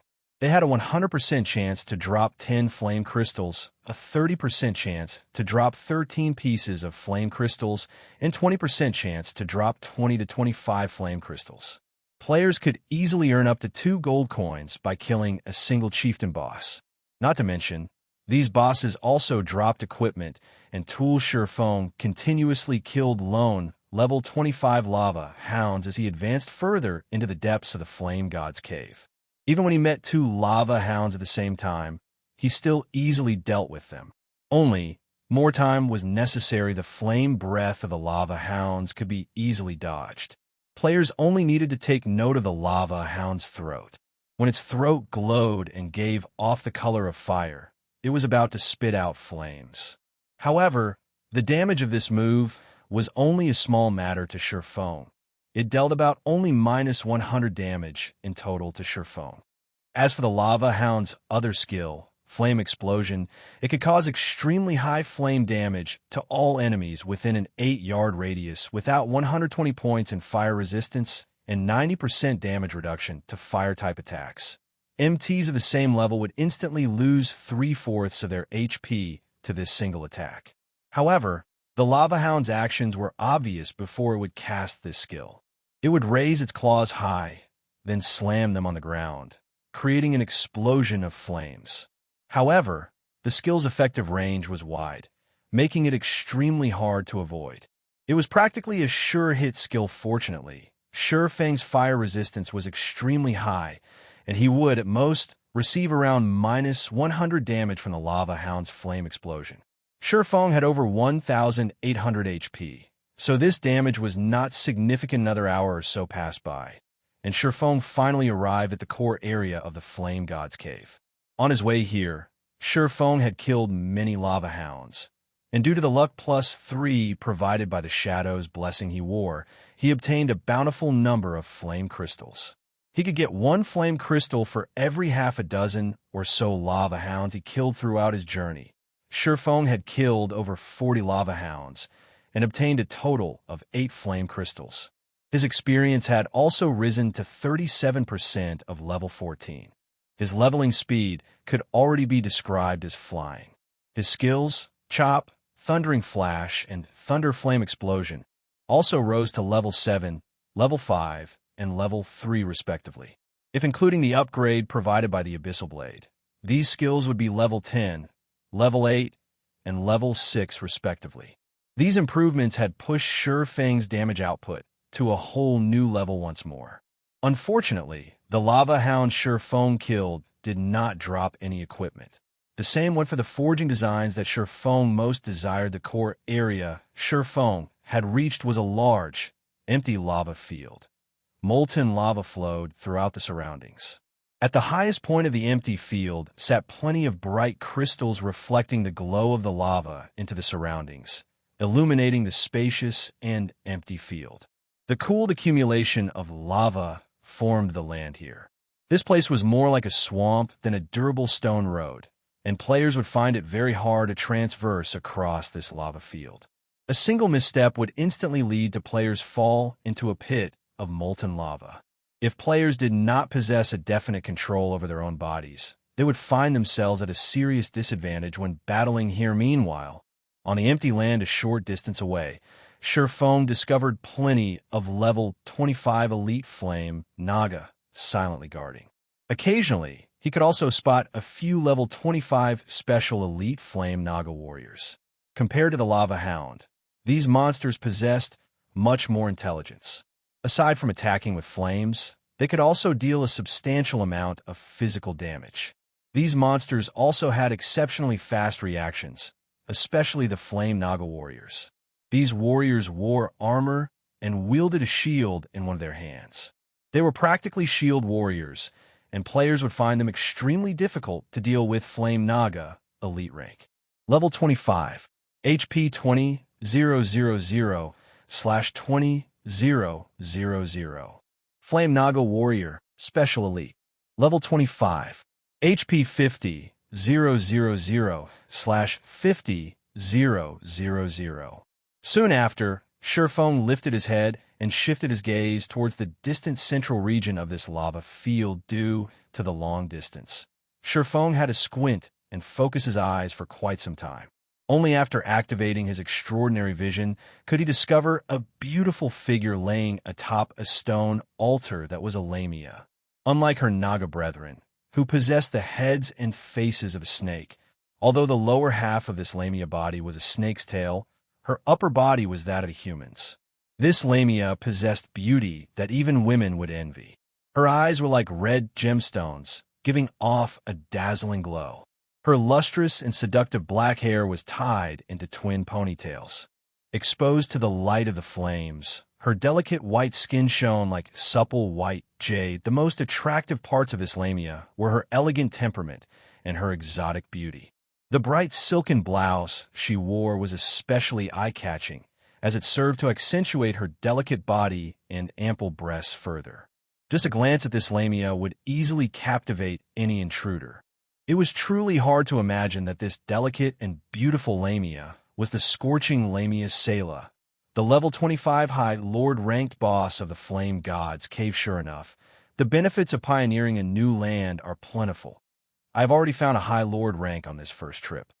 In Shurfeng's previous life, most of the bosses Shurfeng had met were Chieftain rank, and only rarely could he meet a Lord-ranked boss. Only with superb luck could one find a Lord-ranked boss. Shurfeng's eyes shone as he gazed at Scorching Lamia Sela's attractive appearance. His breathing became slightly hurried. He also grew excited, a never-before-seen resplendent smile appearing on his calm face. Of course, Shurfeng wasn't captivated by Sela's beauty, but the bountiful wealth that a High Lord-ranked boss represented. Not to mention, Sela was the High Lord of the Flame God's Cave. If he could kill her, he wondered just how much EXP and high-level items and equipment he could obtain. If Blackie and the others knew Shurfeng's current thoughts and appearance, they would definitely curse Shurfeng for being inhuman. Not sparing even a weak and delicate Lamia, Shurfeng was practically a beast. Chapter 203, Scorching Heart. Molten lava slowly flowed across the vast, empty field. Meanwhile, the Scorching Lamia Sela paid no particular attention to the intruder, Shurfeng. She simply swished her tail, slithering to a pool of lava. With a splash, Sela dove straight into the scorching pool, frolicking with a content expression. If a normal player copied Sela's actions and jumped into the lava pool, they could lose their lives in a given minute. Even if they activated the Flaming Sun's blessing and received an additional 100 points to their fire resistance, they would still lose 300 HP every second they submerged in the lava pool. Taking a good, long look, Shurfeng finally decided upon a plan. Scorching Lamia Sela, High Lord rank. Level 25. HP 500,000/500,000. A Lord rank boss was not as easy to deal with as a Chieftain rank boss. If it were a level 25 Lord ranked boss, not to mention a 20-man elite team, even a 100-man elite team would still die at the boss's hands. A Lord rank boss was simply too powerful. The only way to kill these bosses was to gather thousands of players and use the advantage of numbers to exhaust these bosses to death slowly. Other than that, there was no other way around it. Meanwhile, the Scorching Lamia, who bathed in the lava pool, was even more intimidating than a normal Lord-ranked boss. Without the Flaming Sun scripture, even thousands of players would have zero chances of defeating Sela. On the other hand, Shurfeng had a method of dealing with the Scorching Lamia. However, he first needed to clear out the surrounding elite and special elite monsters. Otherwise, he would be similarly helpless against the Scorching Lamia. Let's first lure them slowly and clear them, bit by bit. Feng then randomly looked for a solitary flame naga, boldly walking over to it. He did not intend to use any special means to lure these monsters, as Feng was only level 14 right now. When faced with level 25 elites, these elites would all charge at him in a craze as long as he came within 40 yards hence. He still needed to apply some techniques to lure only one flame naga, be it a snake-type monster or a naga. Both were innately born with exceptional hearing. Hence, players needed to be light on their feet when approaching these naga. If players made even the tiniest disturbance, they would find only their own death. Feng walked with a strong and steady pace atop the soft and unstable ground, and with relative ease, he attracted the attention of a flame naga.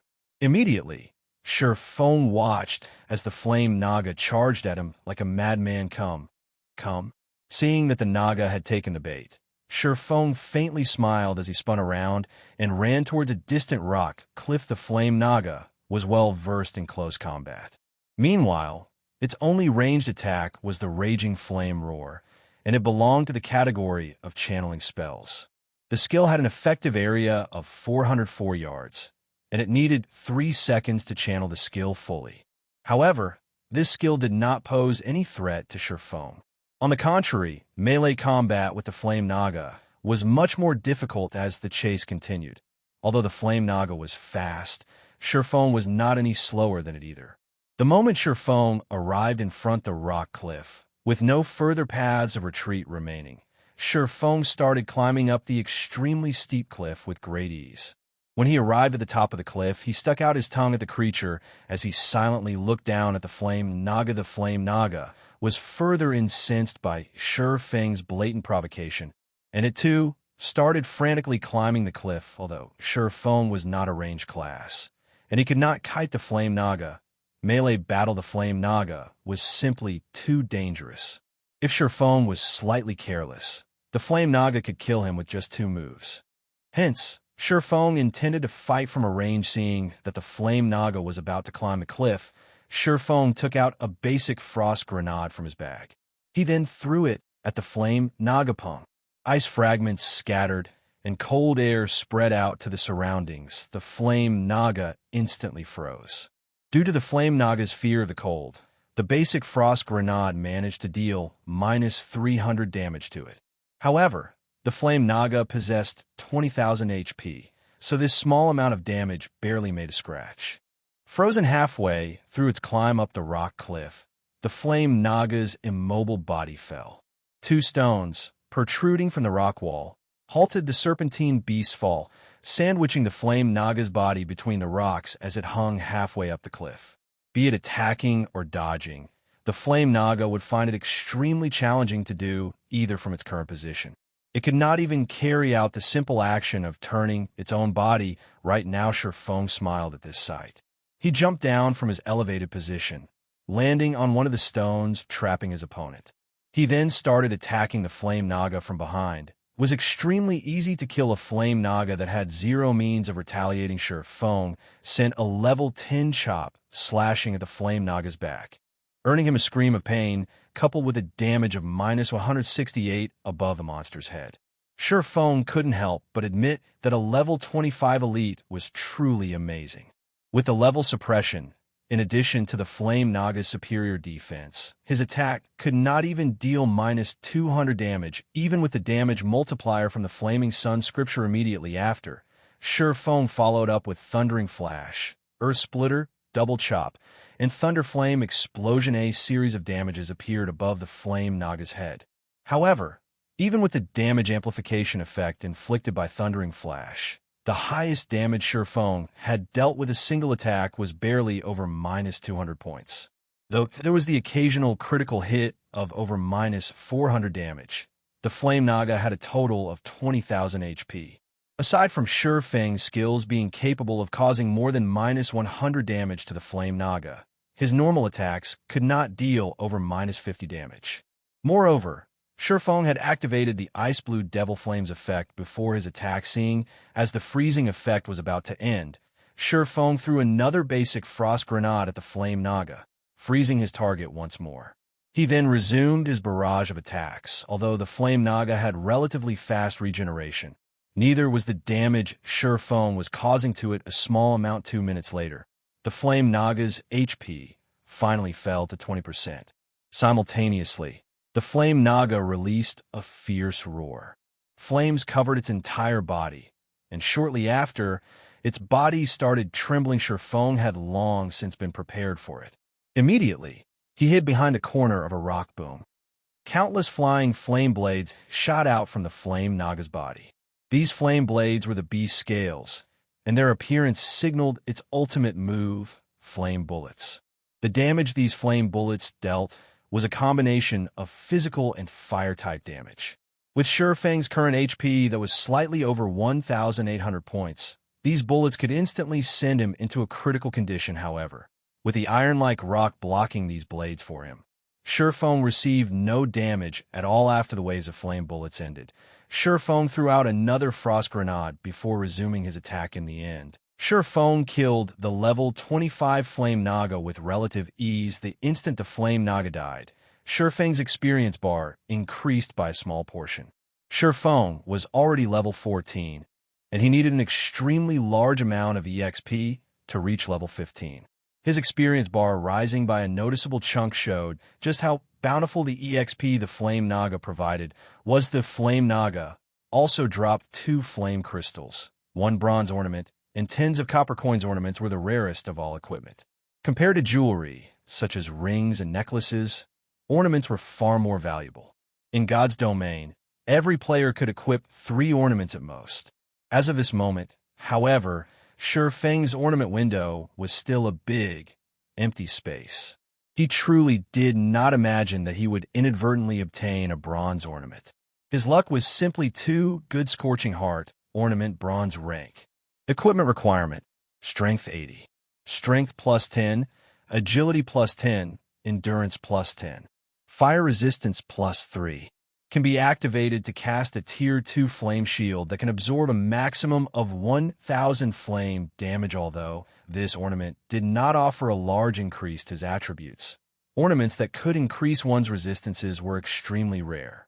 Every such ornament was valued at 6 gold coins or more. This is too great. I'm now level 14, and I have 114 points in strength and 131 points in agility. If I equip this Scorching Heart, it will increase both my strength and agility by 10 points, just enough for me to meet the requirements of 120 points in strength and 140 points in agility for the Blazing Meteor. Feng was ecstatic as he held the flame-red-colored Scorching Heart. Feng did not think that he could equip the Pseudo-Extraordinary weapon within such a short period after obtaining it. If he could equip the Blazing Meteor right now, his strength would definitely receive an explosive increase. He might even reach the standards of an official Tier 1 swordsman.